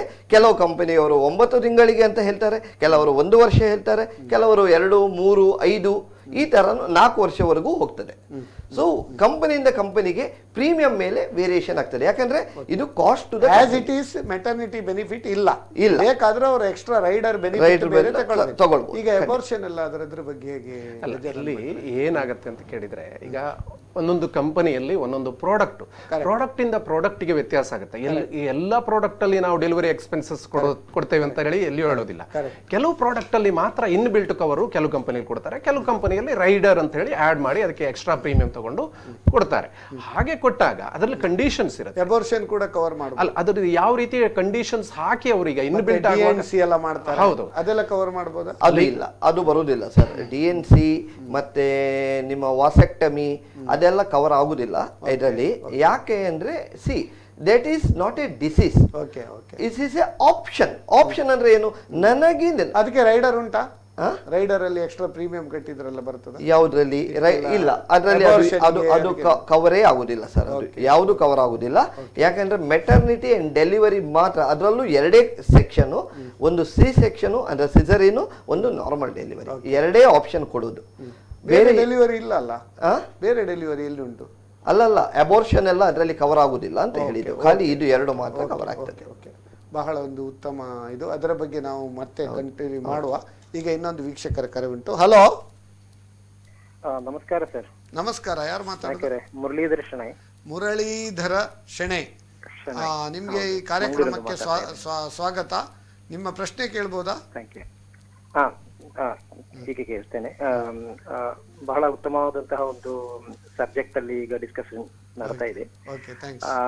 ಸಾರಿ to mention the first part, ನಾನು ಆಕ್ಚುಲಿ ಮಿಸ್ ಆಗಿದೆ. ಸೊ ನನ್ನ ಕ್ವೆರಿ ಯಾರಾದ್ರೂ ಇದಕ್ಕೆ ಮೊದಲು ಕೇಳಿದ್ರ ಅಂದ್ರೆ ನನಗೆ ಗೊತ್ತಿಲ್ಲ. ಕೇಳಿದ್ರೆ ನಾನು ನಿಮಗೆ ಯೂಟ್ಯೂಬ್ ಲಿಂಕ್ ಕೊಡ್ತೇನೆ, ಅದರಲ್ಲಿ ನೋಡಿದ್ರೆ ಆಯ್ತು. ಹೌದು, ನಾನು ಕ್ವೆರಿ ಏನಂತ ಹೇಳಿದ್ರೆ, very recently, may be a few years back, after the objection raised by Security Exchange Board of India on managing the equity based products, IRDA was keeping quiet on the insurance company charging exorbitant premium on many policies. I personally actually had an experience that there are policies which used to charge 75% of their first year premium. That was unfair. So ಈ ತರ ಒಂದು ವ್ಯವಸ್ಥೆಯಲ್ಲಿ ಯಾಕೆ IRDA was keeping quiet until there was an objection from SEBI? So now I would like to just have the opinion from Harish ಅವರು, ಅದೇ ತರ ಗಣೇಶ್ ಅವರು ಕೂಡ. ಗಣೇಶ್ ಗಜಾನನ ಅಲ್ಲ, ಒಂದೇ ಆದ್ರೂ ಅವರ ಹೆಸರು ಗಜಾನನ. ಓಕೆ. ಸೊ ಇನ್ನೊಂದು ಕ್ವರಿ ಏನಂತ ಹೇಳಿದ್ರೆ, ಈಗ health insurance is one of the important ingredient of anybody's portfolio. That is what I believe personally. ಎಲ್ಲರಿಗೆ ಈಗ ಇನ್ಶೂರೆನ್ಸ್ ಪಾಲಿಸಿ ಇಲ್ಲ ಅಂತ ಹೇಳಿದ್ರೆ ಬದುಕಲಿಕ್ಕೆ ತುಂಬಾ ಕಷ್ಟ, ಆ ತರ ಒಂದು ಸಿಚುವೇಶನ್ ಅಲ್ಲಿ ಇದೆ. But at the same time there are many reports that this hospitals are taking undue advantages of this insurance policies. ಅಂದ್ರೆ ನಾವು ಹಾಸ್ಪಿಟಲ್ ಅಲ್ಲಿ ಏನಾದ್ರೂ ಒಂದು ಹಾಸ್ಪಿಟಲ್ ಅಡ್ಮಿಟ್ ಆದ್ರೆ ಫಸ್ಟ್ ಕೇಳು ನಿಮ್ಮ ಹತ್ರ ಕಾರ್ಡ್ ಉಂಟಾ ಇಲ್ವಾ ಅಂತ. ಇನ್ಶೂರೆನ್ಸ್ ಕಾರ್ಡ್ ಇದ್ರೆ ಒಂದು ಬಿಲ್, ಕಾರ್ಡ್ ಇಲ್ದಿದ್ರೆ ಇನ್ನೊಂದು ಬಿಲ್ ಅಲ್ವಾ? ಕಾಲಿಗೆ ನೋವಿದ್ರೆ ತಲೆ ಸ್ಕ್ಯಾನ್ ಮಾಡಿ ಬಿಡ್ತಾರೆ ಈಗ. So because insurance pays, but insurance pay ಮಾಡಿದ್ರೆ ಕೂಡ they are subjecting my body for all this nonsense. And I will have to live as dead forever. So I have got the insurance policy for my life, but the moment I am into the hospitals, I don't actually mention all hospitals, but there are many. There are good hospitals. There are black ships everywhere.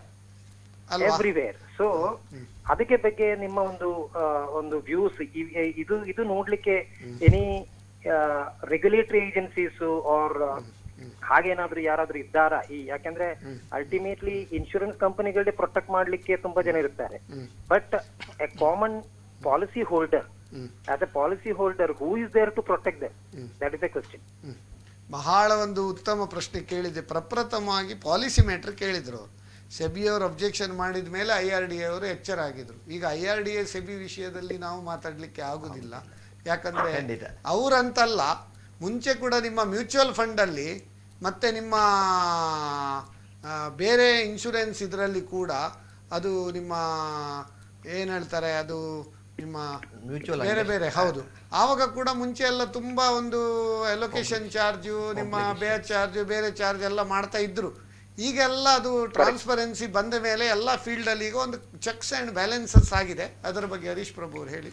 ನೋಡಿ, normally ಏನಾಗ್ತದೆ ಅಂದರೆ, ಈ insurance ಕಂಪನಿಯವರು premium ಯಾಕೆ ಏರಿಸ್ತಾರೆ ಅಂತ ನಿಮ್ಮ ಪ್ರಶ್ನೆ. ನೋಡಿ ಇಲ್ಲಿ ಅಲ್ಲಲ್ಲ, ಅವ್ರು ಹೇಳುದು ಫಸ್ಟಿಗೆ ಹೌದು ಅವ್ರ IRDAಗೆ ಅವರು ಸೆಬಿ ಅಬ್ಜೆಕ್ಷನ್ ಮಾಡಿದ ಮೇಲೆ ಮತ್ತೆ ಕಮ್ಮಿ ಮಾಡಿದ್ರು, ಇಲ್ದ್ರೆ ತುಂಬಾ ಇತ್ತು ಪ್ರೀಮಿಯಂ ಎಕ್ಸಾರ್ಬಿಡೆಂಟ್ ಅಂತ ಹೇಳ್ತಾರೆ. ಅಲ್ಲ, ಪ್ರೀಮಿಯಮು ಜಾಸ್ತಿ ಕೆಲವೊಮ್ಮೆ ಹೋಗ್ತದೆ. ಕಾರಣ ಏನು ಅಂದ್ರೆ it depends on the company to company claim ratio ಮೇಲೆ ಬರ್ತದೆ. ಈಗ ತುಂಬಾ ಆಗಿ ಏನಾಗ್ತದೆ, ಈ ಒಂದು ಕಂಪನಿಯವರು ಒಟ್ರಾಸಿ ಸೇಲ್ ಮಾಡ್ತಾರೆ, ಯಾಕೆ ಅವರಿಗೆ ಒಟ್ಟಿಗೆ ನಂಬರ್ಸ್ ಬರಬೇಕು. ಹಾಗಂತ ಸೇಲ್ ಮಾಡಿದ ಮೇಲೆ ಕ್ಲೇಮ್ಗಳು ಬರಲಿಕ್ಕೆ ಸ್ಟಾರ್ಟ್ ಆಗ್ತದೆ. ಯಾಕಂದ್ರೆ ಮಿಸ್ ಸೆಲ್ಲಿಂಗ್ ಆಗಿರ್ತದೆ. ಮಿಸ್ ಸೆಲ್ಲಿಂಗ್ ಅಂದ್ರೆ ಅದು ಕಸ್ಟಮರ್ ಹೈಡ್ ಮಾಡಿನೂ ಆಗಿರ್ಬೋದು, ಅಥವಾ ಏಜೆಂಟ್ ಮುಖಾಂತರ ಹೋದಾಗಲೂ ಆಗಿರ್ಬೋದು. ಅದು ಅಲ್ಟಿಮೇಟ್ಲಿ ಇದು ಇಫೆಕ್ಟ್ ಪಾಲಿಸಿ ತಗೊಂಡವರು ಕೂಡ ಅದು correct truth ಕೊಡದೆ ಕೂಡ ಇಡಬಹುದು. ಹೌದು. ಆಗ ಏನಾಗ್ತದೆ ಅಂದ್ರೆ ಈ ಕ್ಲೇಮ್ಗಳು ಬರ್ತವೆ. ಕ್ಲೇಮ್ಗಳು ಬಂದ ಕೂಡಲೇ ಕ್ಲೇಮ್ ಕೊಟ್ಟಿಲ್ಲ ಅಂದ್ರೆ ಕಂಪನಿಯ ರೆಪ್ಯುಟೇಷನ್ ಹಾಳಾಗ್ತದೆ. ಇಲ್ಲ ಅಂದ್ರೆ ಅವರು ಓಂಬರ್ಡ್ಸ್ಮನ್ಗೆ ಹೋದ್ರೆ ಆ ಕೋರ್ಟ್ ಫೀಸು ಅದು ಇದು ಅಂತ ಕಂಪನಿ ಓಡಾಡಬೇಕು, ಇವತ್ತಿನ ದಿವಸ ಕನ್ಸ್ಯೂಮರು ಓಡಾಡಬೇಕು. ಸೊ ಎಷ್ಟೋ ಕನ್ಸ್ಯೂಮರ್ ಕೋರ್ಟ್ಗಳಲ್ಲಿ ಈ ಕೇಸ್ಗಳು ನಡೀತಾ ಇರ್ತವೆ, ಅದಕ್ಕಾಗಿ ಖರ್ಚುಗಳು ನಡೀತಾ. ಆವಾಗ ಕಂಪನಿ ಏನು ಯೋಚಿಸ್ತದೆ, ಆಯ್ತು ಓಕೆ ಇದನ್ನ ಒಂದು ಎಮಿಕೇಬಲ್ ನೆಗೋಸಿಯೇಷನ್ ಅಲ್ಲಿ ಕ್ಲೇಮ್ಗಳನ್ನು ಸೆಟ್ಲ್ ಮಾಡ್ತಾ ಹೋಗ್ತದೆ. ಈ ಹೆಚ್ಚು ಕ್ಲೇಮ್ಗಳು ಸೆಟ್ಲ್ ಆದ ಹಾಗೆ ಕಂಪನಿಗೆ ಕಾಸ್ಟ್ ವೈಸ್ ಜಾಸ್ತಿ ಹೋಗ್ತದೆ. ಈ ಕಾಸ್ಟ್ ವೈಸ್ ಜಾಸ್ತಿ ಹೋದ ಕೂಡಲೇ 1 ವರ್ಷನೋ 3 ವರ್ಷನೋ 5 ವರ್ಷ ನಂತರ ಕಂಪನಿಗೆ ಆಗುದಿಲ್ಲ. ಯಾಕಂದ್ರೆ ಹೊರಗಡೆ ಖರ್ಚು ಜಾಸ್ತಿ ಆಗ್ತದೆ, ಆಸ್ಪತ್ರೆ ಜಾಸ್ತಿ, ಹಾಸ್ಪಿಟಲ್ನವರು ಪ್ರತಿ 1 ವರ್ಷ ಅವರದ್ದು ನಮ್ದು 10% ರೈಸ್ ಆಗಿದೆ, ಅದಕ್ಕೆ ರೈಸ್ ಆಗಿದೆ, ICU ರೇಟ್ಸ್ ಆಗಿದೆ ಅಂತ ಮೇಲ್ ಮಾಡ್ತಾ ಇರ್ತಾರೆ. ಅದನ್ನು ನಾವು ಪಬ್ಲಿಕ್ ಮಾಡ್ಲಿಕ್ಕೆ ಆಗುದಿಲ್ಲ. ಇದು ಬ್ಯಾಂಕಿನ ಹಾಗೆ, ಬ್ಯಾಂಕ್ ಅಲ್ಲಿ ಅವ್ರದ್ದು ಹೆಚ್ಚು ಇಂಟ್ರೆಸ್ಟ್ ಕೊಟ್ಟು ಡೆಪಾಸಿಟ್ ತಕೊಂಡ್ರೆ ಅವ್ರು ಲೋನ್ ಕೊಡುವಾಗ ಅದಕ್ಕೆ ಪುನಃ ಆ್ಯಡ್ ಮಾಡಿ ಅವರ ಲಾಭ ಸೇರಿಸಿ ಮಾಡುವಾಗ ಅದು ನಮ್ದು ಬೇಸ್ ರೇಟ್ ಇರ್ಬೋದು ಅಥವಾ MCLR ರೇಟ್ ಇರ್ಬೋದು, ಇದೆಲ್ಲ ಆಟೋಮೆಟಿಕಲಿ ಅದು ರಿಪೋ ಲಿಂಕ್ಡ್ ರೇಟ್ ಇರ್ಬೋದು, ಆಟೋಮೆಟಿಕಲಿ ಅದು ಜಾಸ್ತಿ. ಆವಾಗ ಏನಾಗ್ತದೆ, ಈ ಹಾಸ್ಪಿಟಲ್ ರೇಟು ಅವರು ಪ್ರತಿ ವರ್ಷ 10%, 7% ಏರಿಸಿದ್ರೆ, ನಾವೊಂದು ಬೇರೆ ಇನ್ಶೂರೆನ್ಸ್ ಕಂಪನಿ ಏನು ಮಾಡ್ತದೆ, ಒಂದು 5 ವರ್ಷಕ್ಕೊಮ್ಮೆ 15-20% ಏರಿಸ್ತದೆ ಪ್ರೀಮಿಯಂ. ಅದು ಏನು, ಅದಕ್ಕಾಗಿನೂ IRDA ಹತ್ರ ಪರ್ಮಿಷನ್ ತಗೊಂಡೇ ಮಾಡಬೇಕಾಗ್ತದೆ ಕಂಡೀಷನ್ ಅಲ್ಲಿ. ಓಕೆ, ಸೊ ಹಾಗಾಗಿ ಪ್ರೈಸ್ ಹೈಕ್ ಆಗೋದು ಒಂದು ಕಾರಣ. ಎರಡನೇದು ಏಜ್ ಫ್ಯಾಕ್ಟರ್. ವರ್ಷ ಹೋದ ಹಾಗೆ ಮನುಷ್ಯನ ಈಗ ಅವರದು ಇದು ಸಮಸ್ಯೆ ಏನಂತ ಹೇಳಿದ್ರೆ ಇದು. ಮತ್ತೆ ಈಗ ಇನ್ನೊಂದು ಅವ್ರದ್ದು ಕೇಳಿದ್ರು, ಹಾಸ್ಪಿಟಲ್ ಬಗ್ಗೆ ಒಂದು ಕೇಳಿದ್ರು ಗಜಾನನ್ ಭಟ್ರೆ. ಹಾಸ್ಪಿಟ್ಲಿಗೆ ಹೋದ ಕೂಡಲೇ ಚೌರ ಮಾಡ್ತಾರಂತ ಅವರ ಒಂದು ಲ್ಯಾಂಗ್ವೇಜ್ ಅಲ್ಲಿ ಹೇಳುದಾದ್ರೆ, ಅಂದ್ರೆ ನಮ್ಮ ಒಂದು ಆಡು ಭಾಷೆಯಲ್ಲಿ ಹೇಳೋದು, ಹಾಸ್ಪಿಟಲ್ ಹೋದಕ್ಕೂ ಅವ್ರು ಸರಿ ಬೋಳಿಸಿ ಬಿಡ್ತಾರೆ ಮಾರ್ರೆ ಅಂತ ಹೇಳಿ. ಆ ರೀತಿ ನೋಡಿ, ಎಲ್ಲಿಯೋ ಯಾವುದೋ ಒಂದು ಹಾಸ್ಪಿಟಲ್ ಮಾಡಿದಕ್ಕೆ ಎಲ್ಲ ಹಾಸ್ಪಿಟಲ್ಗಳನ್ನು ನಾವು ದೂರ್ಲಿಕ್ಕೆ ಆಗೋದಿಲ್ಲ. ಯಾಕೆಂತಂದ್ರೆ ಇನ್ಶೂರೆನ್ಸ್ ಕಂಪನಿಯವರು ಸಹಿತ ಸುಮ್ಮನೆ ಕ್ಲೈಮ್ ಕೊಡೋದಿಲ್ಲ. ನಿಮ್ಗೆ ಕೂಡ ಯಾವ್ದಾವ್ದಕ್ಕೆ ಗೈಡ್ಲೈನ್ಸ್ ಇರುತ್ತೆ, ಇದರಲ್ಲಿ ಒಂದು ಗೈಡ್ಲೈನ್ಸ್ ಇರುತ್ತೆ. ಆ ಗೈಡ್ಲೈನ್ಸ್ ಪ್ರಕಾರ ಒಂದು ಬಿಲ್ ಅನ್ನ ನಾವು ಸೆಟಲ್ಮೆಂಟ್ ಮಾಡ್ತೇವೆ. ಅದು ಸಮ್ ಇನ್ಶೂರ್ಡ್ ಅಂದ್ರೆ ನಮ್ಮ ಗ್ರಾಹಕರ ಹಣ, ಆ ಗ್ರಾಹಕರ ಹಣ ಅವನಿಗೆ ಉಪಯೋಗಕ್ಕೆ ಬರಬೇಕು, ಪ್ರಯೋಜನಕ್ಕೆ ಏನಾದ್ರು ಬಂದ್ರೆ they can take up with consumer court and other matter. Hospital against ಕೂಡ ಮಾಡ್ಲಿಕ್ಕೆ ಆಗ್ತದೆ, ಹಾಗೇನಿಲ್ಲ. ಖಂಡಿತ. Even patient is treated as a consumer in hospital. ಅಲ್ವಾ, ಏನಾಗ್ತದೆ ಅಂದ್ರೆ ಈಗ ನೋಡಿ 5 ಸ್ಟಾರ್ ಹೋಟ್ಲಿಗೆ ಒಬ್ಬ ಕಾಮನ್ ಮ್ಯಾನ್ ಹೋದ್ರು ಅವನಿಗೆ ಅದೇ ರೇಟ್ ಇರ್ತದೆ, ಒಬ್ಬ ಸೂಟ್ ಬೂಟ್ ಹಾಕೊಂಡು ಹೋದ್ರು ಅವನಿಗೆ ಅದೇ ರೇಟ್ ಇರ್ತದೆ. ಯಾಕೆಂದ್ರೆ ಅಲ್ಲಿ ಒಂದು ಮೆನು ಕಾರ್ಡ್ ಇರ್ತದೆ. ಅದೇ ತರ ಈ ಮೆನು ಕಾರ್ಡ್ ಸಿಸ್ಟಮ್ ಎಲ್ಲಾ ಹಾಸ್ಪಿಟ್ಲ್. ಆದ್ರೆ ಒಂದು ಮೆನು ಕಾರ್ಡ್ ನೋಡಿ ನಾವು ಆರ್ಡರ್ ಮಾಡಬಹುದು, ಅಥವಾ ಬೇರೆ ಹೋಟ್ಲಿಗೆ ಹೋಗ್ಬೋದು, ಅಥವಾ ನಮ್ದು ಏನು ಬೇಡ ಅಂತ ಲಾಸ್ಟ್ ಅವಲಕ್ಕಿ ಸಜ್ಜಿಗೆ ಇಡ್ಲಿ ಸಾಂಬಾರ್. ಇಲ್ಲಿ ಆ ಮೆನು ಕಾರ್ಡ್ ನೋಡುವಷ್ಟು ಟೈಮ್ ಇಲ್ಲ, ಸೀದಾ ಅಡ್ಮಿಟ್ ಆಗಿ ಟ್ರೀಟ್ಮೆಂಟ್ ಆದ ಮೇಲೆ ಗೊತ್ತಾಗುದು ಅಲ್ವಾ. ಈಗ ಇನ್ನೊಂದು ವೀಕ್ಷಕರ ಕರುಂಟು ಅಟೆಂಡ್ ಆಗುವ. ಹಲೋ ಸರ್ ನಮಸ್ತೆ, ನನ್ನ ಹೆಸರು ಶಮಿತಾ ಅಂತ. ನಮಸ್ಕಾರ ಮೇಡಮ್, ಶಮಿತಾ ಅವರು, ನಿಮ್ಮ ಪ್ರಶ್ನೆ ಕೇಳ್ಬೋದಾ? ಸರ್ ನನಗೊಂದು ಡೌಟ್ ಇದೆ. ಏನಂದ್ರೆ ಅದು ಕರ್ನಾಟಕ ಬ್ಯಾಂಕ್ ಇದೊಂದು ಪಾಲಿಸಿ ಇದೆಯಲ್ಲ, ಹೌದು, ಹೌದು 399. ಕರೆಕ್ಟ್. ಅದು ಹೇಗೆ ಪರ್ ಇಯರ್ ಕಟ್ಟುದಾ ಅಥವಾ ಪರ್ ಮಂತ್ ಕಟ್ಟುದಾ ಹೇಗೆ ಅಂತ? ಬಹಳ ಉತ್ತಮ ಪ್ರಶ್ನೆ. ಈ ಕೊರೋನಾದು ಪಾಲಿಸಿ ಅದರ ಬಗ್ಗೆ ಹೇಳ್ಬೋದಾ ನಿಮಗೆ? ನೋಡಿ, ಇದರಲ್ಲಿ ಕರ್ನಾಟಕ ಬ್ಯಾಂಕ್ ಇದು 399 ರೂಪಾಯಿ ಅಕೌಂಟ್ ಹೋಲ್ಡರ್ಸ್. ಹೌದು, ಅದು ಯೂನಿವರ್ಸಲ್ ಸೋಂಪದು ಲಿಂಕ್. ಅದು ಏನಾಗಿದೆ ಅಂದ್ರೆ ಅದರಲ್ಲಿ 3 ಪಾರ್ಟಿ. ಅದು ನೋಡಿ, ಅದರದ್ದು ಡೀಟೇಲ್ ಕೂಡ ಹಾಕಿದ್ದೇವೆ ನಾವು ಟಿವಿ. ಹೌದು, ಅದು 399 ಏನಿದೆ ಅದು 3.5 ತಿಂಗಳು, 6.5 ತಿಂಗಳು, 9.5 ತಿಂಗಳಿಗೆ ಬೇರೆ ಬೇರೆ ಪ್ರೈಸ್ ಇರುತ್ತೆ. 3 ಲಕ್ಷದವರೆಗೆ ಕವರೇಜ್, 3 ಲಕ್ಷವರೆಗೆ ಕವರ್ ಇರುತ್ತೆ. ಆದ್ರೆ ಕೆಲವು ಕಡೆ ಅದರಲ್ಲಿ ಕಂಡೀಷನ್ ಅಪ್ಲೈ ಇರುತ್ತೆ. ನಂಬರ್ 1 ಕಂಡೀಷನ್ ಕ್ಯಾಶ್ಲೆಸ್ ಬರೋದಿಲ್ಲ. ನಿಮ್ಗೆ ಕ್ಯಾಶ್ಲೆಸ್ ಇಲ್ಲ, ಮೊದಲು ನೀವು ಪೇ ಮಾಡಿ ಮತ್ತೆ ಅಲ್ಲಿ ಹೋಗಿ ತಗೊಳ್ಬೇಕಾಗ್ತದೆ. ಮತ್ತೆ ಫುಲ್ ಕವರ್ ಇದಿಲ್ವಾ?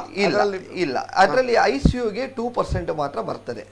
ICUಗೆ 2% ಮಾತ್ರ ಬರ್ತದೆ. 2% ಅಂದ್ರೆ 2% ಆಫ್ ದ ICU ಚಾರ್ಜ್ ಮಾತ್ರ ಕ್ಲೇಮೇಬಲ್. 98% ನಾವು ಹಾಕ್ಬೇಕಾ? ಹೌದು ಹೌದು. ಸೊ ಅದರಲ್ಲಿ ಕೆಲವು ಕಂಡೀಷನ್ಸ್ಗಳಿದೆ. ಅದರಲ್ಲಿ ಏನು ಅಂದ್ರೆ ನಿಮಗೆ ಒಂದು 100% ಬರುವುದು ಯಾಕಂದ್ರೆ ಕರೋನಾದು ಮದ್ದು ಏನಿದೆ, ಫಾರ್ಮಸಿ ಬಿಲ್ಸ್. ಕರೋನಾಕ್ಕೆ ಮದ್ದೇ ಇಲ್ಲ ಹೇಳ್ತಾರೆ, ಮತ್ತೆ ಮದ್ದಿದ ಬಿಲ್ ಖಂಡಿತ ಖಂಡಿತ ಸರ್. ಅವರೆಂತ ಒಂದು ಕಷಾಯ ಕುಡೀರಿ ಹೇಳ್ತಾರೆ, ಮತ್ತೆ ಯಾವುದೋ ಒಂದು ಇಮ್ಯುನಿಟಿ ಅದು ಒಂದು 100% ಕವರ್ ಆಗ್ತದೆ. ಇದು ಏನು ಅಂದ್ರೆ ನೋಡಿ, 399 ರೂಪಾಯಿಗೆ ಒಂದು ಅವೇರ್ನೆಸ್ ಆ ತರ ಅವರು ಲಾಂಚ್ ಮಾಡಿದ್ದಾರೆ ವಿನಃ ಇದು ಎಂಟೈರ್ಲಿ ಹೆಲ್ತ್ ಇನ್ಶೂರೆನ್ಸ್ ಬರೋದಿಲ್ಲ. ಅದನ್ನು ನಾವು ಹೆಲ್ತ್ ಇನ್ಶೂರೆನ್ಸ್ ಹೇಳೋಕ್ ಆಗೋಲ್ಲ. ಒಂದು ಕರೋನಾ ಬಿಟ್ಟರೆ ಬೇರೆ ಯಾವ ಕವರೇಜ್ ಇಲ್ಲ. ಆಮೇಲೆ ರೂಮ್ ರೆಂಟಲ್ಲೂ ಅಷ್ಟೇ, ಅವರು ಕೊಡೋದು ಅದಕ್ಕೆ ಜಸ್ಟ್ 10% ಮಾತ್ರ. ಈಗ ನೀವು ಬೆಡ್ ಚಾರ್ಜ್ ಮೇಲೆ ಉದಾಹರಣೆಗೆ ಒಂದು KMC ಅಲ್ಲಿ ಅಡ್ಮಿಟ್ ಆದ್ರಿ, AC ರೂಮ್ ಎಸಿ ರೂಮ್ ಕೊಡುದಿಲ್ಲ ಸರ್ ಕವಚಿಗೆ. ಇದು ಕೊರೋನಾಗೆ ಕೊಡುದಿಲ್ಲ. ಇದು ಜನರಲ್ ವಾರ್ಡ್ ಅಲ್ಲ, ಕೊರೋನಾಗೆ ಇವನ್ ಅವನ್ ರೂಮ್ ತಗೊಂಡ್ರು ಸಹ ಈಗ ರೂಮಿಗೆ 3,500 ಇದ್ರೆ ಅವನಿಗೆ ಜಸ್ಟ್ 350 ಮಾತ್ರ. ಹೌದು ಸರ್. ಅಂದ್ರೆ ಉಳಿದದ್ದು 90% ನೀವೇ ಹಾಕ್ಬೇಕು. ಹಾಗಾದ್ರೆ ಇನ್ಶೂರೆನ್ಸ್ ಅಂದ್ರೆ ಇದು ಒಂದು ಜಸ್ಟ್ ಅವೇರ್ನೆಸ್ ಆಗಿ ಅವರು ಲಾಂಚ್ ಮಾಡಿದ್ದಾರೆ. ಅವರು ಮುಂದೆ ಆ ಪ್ರಾಡಕ್ಟ್ ಅನ್ನು ಚೇಂಜ್ ಮಾಡುವ ಇದರಲ್ಲೂ ಇರಬಹುದು. ಆಕ್ಚುಲಿ ಇದು ಕರ್ನಾಟಕ ಬ್ಯಾಂಕಿಗೆ ಆಗಿ ಮಾಡಿದ ಸ್ಪೆಷಲೈಸ್ ಪ್ರಾಡಕ್ಟ್, ಯೂನಿವರ್ಸಲ್ ಸೋಂಪೋ ಕಂಪನಿಯಿಂದ ಕೊಟ್ಟ ಪ್ರಾಡಕ್ಟ್ ಇದು. ಓಕೆ, ಆದ್ರಿಂದ ಕರ್ನಾಟಕ ಬ್ಯಾಂಕ್ ಬಗ್ಗೆ ಬೇಜಾರ್ ಮಾಡಬೇಡಿ, ಕಳ್ಕೊಳ್ಬೇಡಿ. ಇದು ಯೂನಿವರ್ಸಲ್ ಸೋಂಪೋ ಪ್ರಾಡಕ್ಟ್, ಅವರಿಗೂ ಸಂಬಂಧ ಇಲ್ಲ. ಕರ್ನಾಟಕ ಬ್ಯಾಂಕ್ ಅಕೌಂಟ್ ಹೋಲ್ಡರಿಗೆ ಮಾತ್ರ ಇದೊಂದು ಪಾಲಿಸಿ. ಆದ್ರಿಂದ ನಾವು ಎಲ್ಲರಿಗೂ ಹೇಳುವುದೇನಂದ್ರೆ, ಮೇಡಮ್ ಲೈನ್ ಅಲ್ಲಿ ಇದ್ದೀರಾ, ಯಾವುದೇ ಒಂದು ಪಾಲಿಸಿ ಮಾಡುವಾಗ ಬ್ಯಾಂಕಿನವರು ಮಾಡ್ಲಿ ಯಾರೇ ಮಾಡ್ಲಿ, ಅದರ ಪುರಾ ಟರ್ಮ್ಸ್ ಅಂಡ್ ಕಂಡೀಷನ್ಸ್ ರೈಟಿಂಗ್ ಅಲ್ಲಿ ಓದಿ ಅದನ್ನು ತಿಳಿದು ಅದರ ಕ್ಲಾರಿಫಿಕೇಶನ್ ಮಾಡಿಯೇ ದಯವಿಟ್ಟು ಮಾಡಿ. ಅಲ್ಲಿ ಬ್ಯಾಂಕಿಗೆ ಓದಕೊಳ್ಳೋ ಮ್ಯಾನೇಜರ್ ನಿಮ್ಗೊಂದು ನೋಡಿ, ಕೊರೋನಾ ಬಂದ್ರೆ 390 ಕಟ್ಟಿ ನಾವು ಫುಲ್ ಕವರ್ ಮಾಡ್ತೇನೆ ದಸ್ಕತ್ ಹಾಕಿ ಮಾಡಿ ಮಾಡುದು. 399 ವಿಷಯ ಅಲ್ಲ, ನೀವು ಮತ್ತೆ ಬೇರೆ ಪಾಲಿಸಿ ಮಾಡುದಿಲ್ಲ, ಆವಾಗ ನೀವು ಮತ್ತೆ ಪ್ರಾಬ್ಲಮ್ ಆಗ್ತದೆ. ಆದ್ರಿಂದ ಬ್ಯಾಂಕಿನವರು ಇನ್ಶೂರೆನ್ಸ್ ಸೇಲ್ ಮಾಡುವಾಗ ಬ್ಯಾಂಕಿನವರಿಗೆ ಇನ್ಶೂರೆನ್ಸ್ ಬಗ್ಗೆ ಫುಲ್ ಜ್ಞಾನ ಇರುವುದಿಲ್ಲ. ಆದ್ರಿಂದ ಆ ಪ್ಯಾಂಪ್ಲೆಟ್ ಅನ್ನು ಸಣ್ಣ ವರ್ಡ್ ಅಲ್ಲ, ದೊಡ್ಡ ವರ್ಡ್ ಅಲ್ಲಿ ಬೇಕಾದ್ರೆ 2-3 ಪೇಜ್ ಜಾಸ್ತಿ ಪ್ರಿಂಟ್ ಮಾಡಿ ಕೊಟ್ಟು ಓದಿ ಅದರ ಬಗ್ಗೆ ತಿಳಿದು ಅವರು ಹೇಳುದು ಉತ್ತಮ ಅಂತೇಳಿ ನನ್ನ ಭಾವನೆ. ನೀವು ಕೂಡ ಮಾಡುವಾಗ ಕೂಡ ಇನ್ಶೂರೆನ್ಸ್ ಕರೆಕ್ಟ್ ನೋಡಿ ಮಾಡಿ. ಆಯ್ತು ಸರ್, ಇನ್ನೊಂದು ಕ್ವಶನ್ ಕೇಳ್ಬೋದಾ ಸರ್? ನೀವು ಕೇಳಿ. ಈಗ ಇದು ಇನ್ಶೂರೆನ್ಸ್ ಬಿಟ್ಟು ಪಾಲಿಸಿ ಬಿಟ್ಟು ಈಗ ಬೇರೆ ನಮ್ಮ ಹತ್ರ ಇನ್ಶೂರೆನ್ಸ್ ಇರ್ತದೆ, ನಾವು ಮೊದಲೇ ಮಾಡಿರ್ತೇವೆ, ಕರೆಕ್ಟ್, ಅದು ಈಗ ಅನ್ವಯ ಆಗ್ತದೆ, ಅಪ್ಲೈ ಆಗ್ತದೆ ಅದಕ್ಕೆ? ಆಗ್ತದೆ. ಕೊರೋನಾಕ್ಕೆ ಈಗ ಕವರ್ ಆಗಿದೆ. ಮತ್ತೆ ಇನ್ನೊಂದು ನಮ್ಗೆ ಕರೋನಾ ಕವಚ್ ಅಂತೇಳಿ ಇನ್ನೊಂದು ಹೊಸ ಪಾಲಿಸಿ ಉಂಟು ನಮ್ಮ IRDA ಇದ್ರ ಪ್ರಕಾರ ಎಲ್ಲ ಇನ್ಶೂರೆನ್ಸ್ ಕಂಪನಿ. ಅದು ಕರೋನಾ ಕವಚ ಬಗ್ಗೆ ಹೇಳಿ ಗಜಾನನ್ ಭಟ್ರೆ. ಈಗ ನಮ್ಮ ಕರ್ನಾಟಕ ಬ್ಯಾಂಕಿನ ಪಾಲಿಸಿ ಅದು ಬಿಡಿ, ಕರೋನಾ ಕವಚ್ ಮಾತ್ರ ಮಾತ್ರ. ಇದರಲ್ಲಿ ಏನಾಗುತ್ತೆ, ಕರೋನಾ ಕವಚ್ ಎನ್ನುವಂಥದ್ದು IRDA ಎನ್ನುವಂಥದ್ದು ಎಲ್ಲ ಇನ್ಶೂರೆನ್ಸ್ ಕಂಪನಿಯವರು ಈಗ ಹೇಗೆ ನಮ್ಮ ಆರೋಗ್ಯ ಸಂಜೀವಿನಿ ಅದೇ ರೀತಿಯಲ್ಲೇ ಇದನ್ನು ಲಾಂಚ್ ಮಾಡ್ಲಿಕ್ಕೆ ಹೇಳಿದ್ದಾರೆ. ಪ್ರೀಮಿಯಂ ಡಿಪೆಂಡ್, ಅದು ಕಂಪನಿಗೆ ಬಿಟ್ಟು. ಸಾಧಾರಣ ಒಂದು ಹೇಳಿ, ಎಷ್ಟು ಪ್ರೀಮಿಯಂ, ಎಷ್ಟು ಕವರೇಜ್? ಸಾಮಾನ್ಯವಾಗಿ ಏನು ಅಂತಂದ್ರೆ ಅದರಲ್ಲಿ 3.5 ತಿಂಗಳು, 6.5 ತಿಂಗಳು ಮತ್ತು 9.5 ತಿಂಗಳು, ಹೀಗೆ 3 ಟರ್ಮ್ ಇದೆ. 3.5 ತಿಂಗಳು ಮಾಡಿ ಮತ್ತೆ ಬೇಕಾದ್ರೆ ಕೊರೋನಾ ಕಂಟಿನ್ಯೂ ಆದ್ರೆ ಕಂಟಿನ್ಯೂ ಮಾಡಬಹುದು ಪಾಲಿಸಿ. ಕೊರೋನಾ ಬಂದ್ರೆ ಆಗೋದಿಲ್ಲ, ಬರಲಿಲ್ಲ ಕಂಟಿನ್ಯೂ ಮಾಡಬಹುದು. ಯಾಕೆಂತ ಕೇಳಿದ್ರೆ ಇವತ್ತು ಅದು ಬೇಡ ನಮ್ಗೆ, ಟು ದ ಪಾಯಿಂಟ್. ಈಗ ಅವರದ್ದು ಪ್ರಶ್ನೆ ಏನಂದ್ರೆ, ಇದರದ್ದು ಬಿಟ್ಟು ಬೇರೆ ಯಾವುದು ಮಾಡಬಹುದು, ಬೇರೆ ಜನರಲ್ಲಿ ಮಾಡಬಹುದು. ಈಗ ಕರೋನಾ ಕವಚ್ ಅಂತೇಳಿ ಬೇರೆ ಪಾಲಿಸಿ ಉಂಟಲ್ಲ, ಅದಕ್ಕೆ ಪ್ರೀಮಿಯಂ ಎಷ್ಟು ಕವರ್ ಹೇಗೆ ಅಷ್ಟೇ ಅಲ್ಲ. ಸಾಮಾನ್ಯವಾಗಿ ಏಜ್ ಅನ್ನು ಅವಲಂಬಿಸಿಕೊಂಡಿರ್ತದೆ, ಸಮ್ ಇನ್ಶೂರ್ಡ್ ಅನ್ನು ಅವಲಂಬಿಸಿಕೊಂಡಿರ್ತದೆ. ಅದನ್ನೆಲ್ಲ ಏನ್ ಮಾಡ್ತದೆ ಅಂತಂದ್ರೆ, ನಾವು ಹೀಗೆ ಏನುವಂತ ಒಂದು ಸಾಧಾರಣ ಈಗ ಅವರು ಲೇಡಿ ಆದ್ರಿಂದ ಅವರಿಗೆ ಏಜ್ ಕೇಳಿದ್ರೆ ಬೇಸರ ಆಗ್ತದೆ. ಗಂಡಸರ ಸಂಬಳ ಮತ್ತೆ ಹೆಂಗ ಲೇಡೀಸ್ ಅವ್ರದ್ದು ಏಜ್ ಕೇಳಲಿಕ್ಕೆ ಆಗುದಿಲ್ಲ. ಈಗ ಅವರಿಗೊಂದು 25 ವರ್ಷ ಅಥವಾ 30 ವರ್ಷ ಒಂದು ನೋಡಿ, ಈಗ ಒಂದು 3.5 ತಿಂಗಳು ಅಂತ ಇಟ್ಕೊಳ್ಳಿ, ಒಂದು 50,000 ಅಂತಂದ್ರೆ ಒಂದು 350 ಈ ರೀತಿಯಲ್ಲಿ. ಏನು ಅಂತಂದ್ರೆ ಸಮಾಜದಲ್ಲಿ ಕರೋನಾ ಕವಚದಲ್ಲಿ ಅದು ಬೇಡ. ಕರೋನಾ ಕವಚದಲ್ಲಿ ಏನೆಲ್ಲ ಕವರ್ ಆಗ್ತದೆ ಅದು ಬರುದಿಲ್ಲ. ಈಗ 10% 90% ಹೇಳಿದ್ರೆ ಎಲ್ಲ ಕವರ್ ಆಗ್ತದೆ. ಕರೋನಾ ಕವಚದಲ್ಲಿ ಬೇರೆ ಯಾವುದೇ ಕಾಯಿಲೆಗಳು ಕವರ್ ಆಗೋದಿಲ್ಲ. ಯಾವ್ದು ಕವರ್ ಆಗುತ್ತೆ, ಕರೋನಾ ಕವಚದಲ್ಲಿ ಹೆಸರು ಹೇಳ್ತಾರೆ, ಬೇರೆ ಕಾಯಿಲೆ. ರೂಮ್ ರೆಂಟ್ ಅನ್ನ ಕೊಡ್ತೇವೆ, ICU ಅಲ್ಲಿ ಎಷ್ಟು ಎನ್ನುವಂತದಿಲ್ಲ. ಹಾಸ್ಪಿಟಲ್ ಅವರು ಏನ್ ಫಿಕ್ಸ್ ಮಾಡಿದ್ದಾರೆ ಅದನ್ನ ನಾವು ಕೊಡ್ತೇವೆ. ಅದು ಕೊಡ್ತೇವೆ. ಹೌದು, ICU ಏನಾದ್ರು ಅದಾದ್ರೆ ಅದನ್ನು ಕೊಡ್ತೇವೆ. ಅದರಲ್ಲಿ ಬಹಳ ಮುಖ್ಯವಾಗಿ ಈಗ ನನಗೆ ಒಂದು 50 ವರ್ಷ ಅಂತ ಎಣಿಸಿ, ನೀವು 50 ವರ್ಷ ಪ್ರಾಯದವರು, ಈಗ ನಾನೊಂದು ಕೊರೋನಾ ಕವಚ ಮಾಡುವುದಾದ್ರೆ ನಿಮ್ದು ಪ್ರೀಮಿಯಂ ಎಷ್ಟು? 50 ವರ್ಷಕ್ಕೆ ಒಂದು 6 ತಿಂಗಳಿಗೆ ಸುಮಾರು 11,000 ರಿಂದ 12,000 ರೂಪಾಯಿ ಬರ್ತದೆ. 3.5 ತಿಂಗಳಿಗೆ 3.5 ತಿಂಗಳಿಗೆ ಆದ್ರೆ ಸುಮಾರು 7,500 ರಿಂದ 8,000 ರೂಪಾಯಿ ಬರ್ತದೆ. ಅಂದ್ರೆ ಅದು ಕೊರೋನಾದು ದೊಡ್ಡ ದೊಡ್ಡ ಬಿಲ್ ಬರೋದಕ್ಕಿಂತ ಇದೊಂದು ಸಣ್ಣದು ಅಂತ ಮಾಡಬಹುದು. ಯಾಕಂದ್ರೆ ಒಂದು ಸಾರಿ ಬೆಂಗಳೂರಿಗೆ ಫ್ಲೈಟಲ್ಲಿ ಹೋಗಿ ಬಂದ್ರೆ 10,000 ರೂಪಾಯಿ ಹೌದು, ಖಂಡಿತ ಅಲ್ವಾ? ಬಹಳ ಉತ್ತಮ. ಮತ್ತೆ ಕೊರೋನಾ ಕವಚ್ ಪಾಲಿಸಿಯ ವಿಶೇಷತೆ ಈ PPE ಕಿಟ್ಟು, ಗ್ಲೌಸ್ ಮತ್ತೆ ಸ್ಯಾನಿಟೈಸರ್ ಇದೆಲ್ಲ ಬೇರೆ ಇದರಲ್ಲಿ ಕವರ್ ಆಗೋದಿಲ್ಲ, ಇದರಲ್ಲಿ ಅದು ಸಹಿತ ಕವರ್ ಆಗಿರ್ತದೆ. ಇದು ಅದರದ ವಿಶೇಷ. ಓಕೆ, ಈಗ ಇನ್ನೊಂದು ವೀಕ್ಷಕರ ಕರೆ ಉಂಟು. ಹಲೋ ಹಲೋ, ಯಾರು ಮಾತಾಡೋದು? ಸರ್ ನಮಸ್ತೆ ಸರ್, ನಾನು ಗುಡ್ ಮಾರ್ನಿಂಗ್ ರಾಮಚಂದ್ರ ಭಟ್ ಅಂತೇಳಿ ಕೋಡಿಕಲ್ಲಿಂದ. ನಮಸ್ಕಾರ, very good morning Ramachandra Bhat ಅವರಿಗೆ. ನಿಮ್ಮ ಪ್ರಶ್ನೆ ಕೇಳ್ಬೋದಾ? ಕೇಳ್ತೇನೆ ಸರ್. ಅದೇ ಸ್ವಲ್ಪ ಬೈ ಇಬ್ರು ಎಕ್ಸ್ಪರ್ಟ್ ಗಳಿಗೂ ಕೂಡ we thank you very much for having spared their time. ನೀವು thank you very much for ಕಾರ್ಯಕ್ರಮ ನೋಡಿ ಪ್ರಶ್ನೆ ಕೇಳುವುದಕ್ಕೆ ಕೂಡ ಥ್ಯಾಂಕ್ಸ್. ತುಂಬಾ ನಿಮ್ಮ ಇನ್ಫಾರ್ಮೇಶನ್ ಕೊಡ್ತೀರಿ. I think your your services are highly regarded by everybody. So thank you very much for having given the opportunity for me also to seek certain clarification. ಖಾಲಿ resource person ಮಾತ್ರ ಅಥವಾ ಆಂಕರಿಗೆ ನಮ್ಮ ಕುಡ್ಲ ವಾಹಿನಿಗೆ ಉಂಟಾ? Definitely ನಮ್ಮ ಕೂಡ ವಾಯು ಇರೋದು ಆಂಕರ್ ಇದ್ದಾರೆ ಸರ್, ಖಂಡಿತ. They are also doing human job. Very good.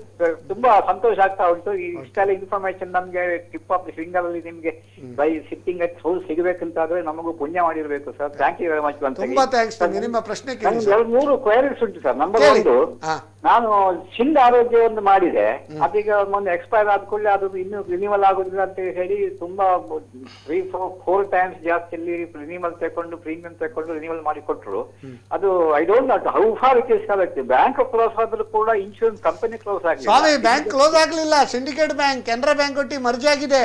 ಹೌದು, ಮತ್ತೆ ಯಾಕದು ಇದು ಪಾಲಿಸಿ ಕ್ಲೋಸ್ ಮಾಡಿದ್ದು? ಬಹುಶಃ ಅದು ಅವರಿಗೆ ಸಿಂಡಿಕೇಟ್ ಬ್ಯಾಂಕಿನವರಿಗೆ ಇನ್ಶೂರೆನ್ಸ್ ಕಂಪನಿದು ಇದು ಮುಗೀತಲ್ಲ, ಈಗ ಬೇರೆ ಕಡೆ ಹೋಗ್ಬೇಕು. ಅದಕ್ಕೆ ನಾವು ಕಳೆದ ಇದರಲ್ಲಿ ಹೇಳಿದ್ದೇವೆ, ಒಂದು ವೇಳೆ ನೀವು ಅದು ಕ್ಲೋಸ್ ಆದ್ರೆ ನೀವು ಆ ಒಂದು ಪಾಲಿಸಿಯನ್ನು ಯಾವ ಕಂಪನಿ ಒಟ್ಟಿಗೆ ಟೈಅಪ್ ಆಗಿದೆ? ಅದು ಯುನೈಟೆಡ್ ಇಂಡಿಯಾವಾ? ಹೌದು, ಯುನೈಟೆಡ್ ಇಂಡಿಯಾದಲ್ಲಿ ನೀವು ಹೋಗಿ ಆ ಗ್ರೂಪ್ ಇನ್ಶೂರೆನ್ಸ್ ಇದ್ರೆ ಅದನ್ನ ತೆಗೆದು ನೀವು ಸ್ಟ್ಯಾಂಡರ್ಡ್ ಪಾಲಿಸಿ ಅಂತೇಳಿ ಅದಕ್ಕೆ ಶಿಫ್ಟ್ ಮಾಡಬಹುದು. ಲಾಸ್ಟ್ ಟೈಮ್ ಹೇಳಿದ್ದಾರೆ. ಕಷ್ಟ. ಅದರಲ್ಲಿ ಈಗ ನಮಗೆ ನಾವು ಮುಂಚೆ ಕೊಡ್ತಾ ಇದ್ದದ್ದು 9,000 ರೂಪಾಯಿ, ಈಗ 40,000 ರೂಪಾಯಿ ತನಕ ಬಂದಿದೆ. ಅಲ್ಲ, ಅದು ನೀವು ಏನ್ ಮಾಡ್ಬೇಕಂದ್ರೆ, ಈಗ ನೀವು ನೋಡಿ, syndicate bank Canara bank merge ಮಾಡಿದ್ದು ಸೆಂಟ್ರಲ್ ಗವರ್ಮೆಂಟ್ ಫೈನಾನ್ಸ್ ಮಿನಿಸ್ಟರ್. ಒಂದು ಫೈನಾನ್ಸ್ ಮಿನಿಸ್ಟ್ರಿಗೆ ನೀವು ಲೆಟರ್ ಬರಿಬೇಕು, ಇನ್ನೊಂದು ನರೇಂದ್ರ ಮೋದಿ ಅವರು PM ಆಫೀಸಿಗೆ ಬರಿಬೇಕು, ಇನ್ನೊಂದು ಕೆನರಾ ಬ್ಯಾಂಕ್ MD ಇದ್ದಾರಲ್ಲ ಅವ್ರಿಗೆ ಕೂಡ ಬರಿಬೇಕು. ಯಾಕಂದ್ರೆ ಇದು ಮರ್ಜರ್ ಆದದ್ದು ಅವರ ಪ್ರಾಬ್ಲಮ್. ಅದು ನಿಮ್ಗೆ ಇದರಿಂದಾಗಿ ತೊಂದರೆ ಆಗುದಾದ್ರೆ ನೀವು ಅದನ್ನು ಕರೆಕ್ಟ್ ಬರೆದು ಅವರು ಆ ಒಂದು ಏನು ಅಗ್ರಿಮೆಂಟ್ ಉಂಟಲ್ಲ ಅದನ್ನು ಕಂಟಿನ್ಯೂಯೇಷನ್ಗೆ ನೀವು ಹೇಳಿ ಅದನ್ನು ಮಾಡಬೇಕಾಗ್ತದೆ.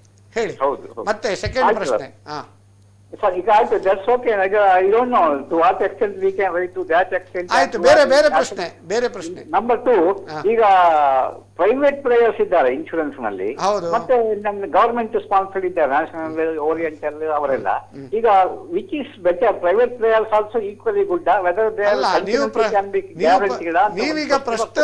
ನೀವೀಗ ಫಸ್ಟ್ ಕ್ವಶನ್ ಕೇಳಿದ್ರಲ್ಲ, ಅದರಲ್ಲೇ ಒಂದು ಆನ್ಸರ್ ಉಂಟು. ಬಟ್ ಕಂಟಿನ್ಯೂಯಿಂಗ್ ಆನ್ಸರ್ ನಮ್ಮ ತಜ್ಞರು ಹೇಳ್ತಾರೆ. ಪ್ರೈವೇಟ್ ಒಳ್ಳೇದಾ ಗವರ್ಮೆಂಟ್ ಒಳ್ಳೇದಾ? ಸರ್, ನಾನು ಒಂದು ಪ್ರಶ್ನೆ ಕೇಳ್ತೇನೆ. ಅಲ್ಲ, question relevance to their continuity. ಅಲ್ಲ, ನಾನು ಒಂದು ಹೇಳ್ತೇನೆ ಸರ್. ಇವತ್ತಿನ ದಿವಸ HDFC ಬ್ಯಾಂಕ್ ಇದೆ, ICICI ಬ್ಯಾಂಕ್ ಇದೆ, ಆಕ್ಸಿಸ್ ಬ್ಯಾಂಕ್ ಇದೆ, ಅದೇ ತರ ಕೆನರಾ ಬ್ಯಾಂಕ್ ಇದೆ, ನಿಮ್ಮ ಬೇರೆ SBI ಇದೆ, ಸ್ಟೇಟ್ ಬ್ಯಾಂಕ್ ಆಫ್ ಇಂಡಿಯಾ ಇದೆ. ಸೊ ಎಲ್ಲಾ ತರ ಬ್ಯಾಂಕ್ಗಳು ಇದಾವೆ. ಯಾಕೆ ಹಾಗಾದ್ರೆ ನಾನು ಯಾವುದು ಬ್ಯಾಂಕ್ ಒಳ್ಳೇದು ಅಂತ ಕೇಳಿದ್ರೆ ಯಾರಿಂದನೂ ಅದು ಹೇಳಲಿಕ್ಕೆ ಆಗುದಿಲ್ಲ. ಕಾರಣ ಏನು ಅಂದ್ರೆ ಇವರೆಲ್ಲರಿಗೂ ಒಬ್ರು ಪ್ರಿನ್ಸಿಪಾಲ್ ಅಂದ್ರೆ ಹೆಡ್ ಮಾಸ್ಟ್ರು ಯಾರು? RBI ಇರ್ತದೆ.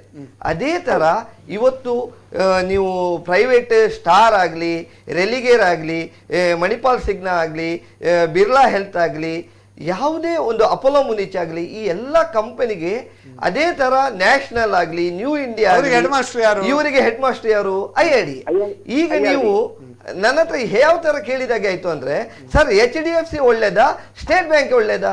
ಅದೇ ತರ ನ್ಯಾಷನಲ್ ಒಳ್ಳೇದಾ ಅಲ್ಲ ಸ್ಟಾರ್ ಹೆಲ್ತ್ ಒಳ್ಳೇದಾ? ಸೊ ಪ್ರೈವೇಟು ಗವರ್ಮೆಂಟು ಅಂತ ಇಲ್ಲಿ ಯಾವುದೇ ತರ ಡಿಫ್ರೆನ್ಸ್ ಇಲ್ಲ. ಎಲ್ಲರೂ ಆ ಹೆಡ್ ಮಾಸ್ಟರ್ ಕೆಳಗೆ ವಿದ್ಯಾರ್ಥಿಗಳು ಯಾರೆಲ್ಲ ಈ ಎಲ್ಲ ಪ್ರೈವೇಟ್ ಅಂತಾನು ಇಲ್ಲ ಗವರ್ಮೆಂಟ್ ಅಂತ ಗಜಾನನ್ ಭಟ್ರೆ ಇದ್ರ ಬಗ್ಗೆ ಅವರು ನೀವು ಹೇಳಿ. ಇದ್ರ ಬಗ್ಗೆ ನೋಡಿ, ಗ್ರಾಹಕರಿಗೆ ಬಹಳಷ್ಟು ಪ್ರಯೋಜನ ಇದರಿಂದ. ಯಾಕೆ ಕೇಳಿದ್ರೆ 1993 ಮಲ್ಹೋತ್ರಾ ಕಮಿಟಿಯ ರೆಕಮೆಂಡೇಶನ್ ಮೇಲೆ ಪ್ರೈವೇಟ್ ನವರಿಗೆ ಆಸ್ಪದ ಕೊಟ್ಟರು. ಇದರಿಂದ ಏನಾಗ್ತಾ ಇದೆ ಕೇಳಿದ್ರೆ ಕಾಂಪಿಟೇಷನ್ ಬರ್ತಾ ಇದೆ. ಇನ್ಶೂರೆನ್ಸ್ ಫೀಲ್ಡ್ ಅಲ್ಲಿ ಇವತ್ತು ಕಾಂಪಿಟೇಷನ್ ಬರ್ತಾ ಇದೆ. ಗ್ರಾಹಕರಿಗೆ ಸೌಲಭ್ಯವನ್ನ ಕೊಡೋದಕ್ಕೆ ಒಂದು ಕಂಪನಿಯವರು ತುದಿಗಾಲಲ್ಲಿ ನಿಲ್ತಾರೆ. ಇದರ ಪ್ರಯೋಜನ ಅಲ್ಟಿಮೇಟ್ಲಿ ಯಾರಿಗೆ ಸಿಗ್ತದೆ ಕೇಳಿದ್ರೆ ಕಸ್ಟಮರಿಗೆ ಸಿಗ್ತದೆ. ಕಸ್ಟಮರ್ ಏನ್ ಮಾಡ್ಬೇಕು ಅಂತಂದ್ರೆ ಎಲ್ಲಾ ಕಂಪನಿ ಇದನ್ನ ತುಲನೆ ಮಾಡಿ ತನಗೆ ಸೂಟ್ ಆಗುವಂತ, ತನಗೆ ಅನುಕೂಲ ಆಗುವಂತ ಪಾಲಿಸಿ ಯಾವುದು ಎನ್ನುವಂತ ನೋಡಿ ಅವನು ಪಡೆದಬೇಕು. ಹಾಗೆ ಬಹಳ ಒಂದು ಉತ್ತಮ ಪ್ರಶ್ನೆ ಕೇಳಿದ ರಾಮಚಂದ್ರ ಭಟ್ ಅವರಿಗೆ ಧನ್ಯವಾದಗಳನ್ನು ಹೇಳ್ತೇನೆ. ನಾನು ಈಗಾಗಲೇ ಹೇಳಿದ ಹಾಗೆ ಕಳೆದ ವಾರ ನಾವು ಹೆಲ್ತ್ ಇನ್ಶೂರೆನ್ಸ್ ಬಗ್ಗೆ ಕವರ್ ಮಾಡುವಾಗ ತುಂಬ ಜನರ ಒಂದು ಕ್ವಶನ್ಗೆ ನಮಗೆ ಆನ್ಸರ್ ಮಾಡಲಿಕ್ಕೆ ಆಗಲಿಲ್ಲ. ಅದಕ್ಕೆ ಬಹು ಜನರ ನಮ್ಮ ವೀಕ್ಷಕರ ಅಪೇಕ್ಷೆ ಮೇರೆಗೆ ಈ ಸೆಕೆಂಡ್ ಪಾರ್ಟನ್ನು ನಮ್ಮ ತಜ್ಞರೊಂದಿಗೆ ಸಮಾಲೋಚಿಸಿ ಕಂಟಿನ್ಯೂ ಮಾಡಿದ್ದೇವೆ. ನಮ್ಮ ಇರುವರು ತಜ್ಞರಿದ್ದಾರೆ. ಇನ್ಶೂರೆನ್ಸ್ ತಜ್ಞರಾದ ಹರೀಶ್ ಪ್ರಭು ಹಾಗೂ ಇನ್ಶೂರೆನ್ಸ್ ಎಕ್ಸ್ಪರ್ಟ್ ಟ್ರೈನರ್ ನಮ್ಮ ಗಜಾನನ ಭಟ್. ನಿಮ್ಮ ಯಾವುದೇ ಸಂದೇಹಗಳಿದ್ದರೆ 0824411990 ಕರೆ ಮಾಡ್ಬೋದು. ಈಗ ಇನ್ನೊಂದು ವೀಕ್ಷಕರ ಕರೆ ಉಂಟು, ಅಟೆಂಡ್ ಆಗುವ. ಹಲೋ ಹಲೋ ಹಲೋ, ಕರೆ ಕಟ್ಟಾಗಿರಬೇಕು. ನೀವು ಯಾವಾಗಲೂ ಕರೆ ಮಾಡುವಾಗ ದಯವಿಟ್ಟು ಟಿ ವಿಯನ್ನು ಮ್ಯೂಟ್ ಮಾಡಿ ಕರೆ ಮಾಡಬೇಕಂತೇಳಿ ವಿನಂತಿ. ಈಗ ನಮ್ಮ ಹರೀಶ್ ಪ್ರಭು ಅವರೇ, ಇನ್ನೊಂದು ಕರೆ ಬಂತು. ಹಲೋ ಸರ್, ನಮಸ್ಕಾರ ಸರ್. ನಾನು ಬಸ್ತಿ ಗಣೇಶ್ ಶೆಣೆ ಅಂತ. ನಮಸ್ಕಾರ ಸ್ವಾಮಿ, ಬಸ್ತಿ ಗಣೇಶ್ ಶೆಣೆ. ನೀವು ಈಗ ಈ ವಾರ ನಮ್ಮದು ಗೌರಿ ಗಣೇಶ ಹಬ್ಬ, ಮತ್ತು ಇದು ಶುಕ್ರವಾರ ಗೌರಿ ಗಣೇಶ ಗೌರಿ ಹಬ್ಬ, ಮತ್ತು ಶನಿವಾರ ನಮ್ಮ ಗಣೇಶ ಚತುರ್ಥಿ. ಹಾಗೆ ನಿಮಗೆ ಗೌರಿ ಗಣೇಶ ಹಬ್ಬದ ಶುಭಾಶಯಗಳನ್ನು ಹೇಳ್ತೇನೆ. ನಿಮ್ಮ ಪ್ರಶ್ನೆ ಕೇಳ್ಬೋದಾ? ನಿಮಗೂ ಕೂಡ ಸರ್. ನನಗೆ 2 ಪ್ರಶ್ನೆ ಇದೆ ಸರ್. ಕೇಳಿ ಸರ್, ಒಂದು ಏನಂತಂದ್ರೆ ನೋಡಿ, ಈಗ ಇಷ್ಟು ಆರೋಗ್ಯ ವಿಮೆಗೆ ಪ್ರೋತ್ಸಾಹನ ಕೊಟ್ಟರು ಕೂಡ 18% ಟ್ಯಾಕ್ಸ್ ನಮ್ಮ ಇದು ಗವರ್ಮೆಂಟ್ ವಿಧಿಸ್ತಾ ಇದೆ, GST. ಅದರಲ್ಲಿ ಏನಾದ್ರು ಅಟ್ಲೀಸ್ಟ್ ಕಡಿತ ಮಾಡಿದ್ರು ಕೂಡ ನಾವು ಪೂರ್ತಿ ವಿನಾಯಿತಿ ಮಾಡ್ಬೇಕು ಅಂತ ಕೇಳ್ತಾ ಇಲ್ಲ. ಅಟ್ಲೀಸ್ಟ್ ಸ್ವಲ್ಪ ಆದ್ರೂ ಕಡಿತ ಆದ್ರೆ ಜನಗಳಿಗೆ ಉತ್ತಮ ಅಂತ ನಂದು ಒಂದು ಭಾವನೆ. ಒಂದು. ಎರಡನೇದು ಏನಂತಂದ್ರೆ ಸರ್, ಹಾಸ್ಪಿಟ್ಲಿಗೆ ಹೋದ ತಕ್ಷಣ ನಿಮ್ಮ ಹತ್ರ ಇನ್ಶೂರೆನ್ಸ್ ಕಾರ್ಡ್ ಇದೆ ಅಂತ ಕೇಳ್ತಾರೆ ಸರ್. ಅದು ಕೇಳಿದ ತಕ್ಷಣ ಅದು ಎಲ್ಲ ಕಂಪ್ಲೀಟ್ ಸಿಚುವೇಶನ್ ಚೇಂಜ್ ಆಗ್ತದೆ, ಎನ್ವೈರನ್ಮೆಂಟ್ ಚೇಂಜ್ ಆಗುತ್ತೆ. ರೂಮ್ಗಳು ದೊಡ್ಡ ದೊಡ್ಡ ಬಾಡಿಗೆ ಇದ್ದಂತ ರೂಮ್ಗಳು ಬೆಳಕಿಗೆ ಬರ್ತವೆ. ಆಗ ಸೂಕ್ತವಾದ ನಾನು ಏಕೆ ಕೇಳ್ತಾ ಇದ್ದೀನಿ ಅಂತಂದ್ರೆ, ಇನ್ಶೂರೆನ್ಸ್ ಕಂಪನಿ ಕರೆಕ್ಟ್ ಕೊಡೋದು, ಆದ್ರೆ ಇನ್ಶೂರೆನ್ಸ್ ಕಂಪನಿ ಕೂಡ ಸ್ವಲ್ಪ ಲಾಭ ಮಾಡ್ಬೇಕಲ್ಲ ಸರ್. ಏನಾಗುತ್ತೆ ಅಂದ್ರೆ ಇನ್ಶೂರೆನ್ಸ್ ಕಂಪನಿ ಹೊರೆ ಬಿದ್ರೆ ಕೊನೆಗೆ ಇನ್ಶೂರೆನ್ಸ್ ಕಂಪನಿ ಕೂಡ ಉಳಿಬೇಕು ತಾನೆ. ಸೊ ಹಾಗಾಗಿ ನನ್ನ ಕಾರಣ ಇಲ್ಲಿ ಒಂದು ರೀತಿಯ ಒಂದು ತಾರತಮ್ಯ ಇದೆ ಅಂತ ಹೇಳ್ತಾ ಇದೆ. ಒಂದು ಬ್ಯಾಲೆನ್ಸ್ ನಾವು ಏನಾದ್ರು ಮಾಡ್ಲಿಕ್ಕೆ ಸಾಧ್ಯ ಇದೆ ಸರ್ ಅಂತ ನಮ್ಗೆ ಮನವರಿಕೆ ಬರಬೇಕು ಪಬ್ಲಿಕ್ ನಿಂದ ಕೂಡ. ಅದು ಅಲ್ಲದೆ ಹಾಸ್ಪಿಟಲ್ ಕೂಡ ಈ ಒಂದು ಭಾವನೆ ಅವರ ಮನಸ್ಸಿಗೆ ಬರಬೇಕು ಅಂತ ನನ್ನ ಒಂದು ಭಾವನೆ. ಬಹಳ ಉತ್ತಮ ಪ್ರಶ್ನೆ ಕೇಳಿದ್ರಿ ನಮ್ಮ ಬಸ್ತಿ ಗಣೇಶನೇ ಅವರೇ.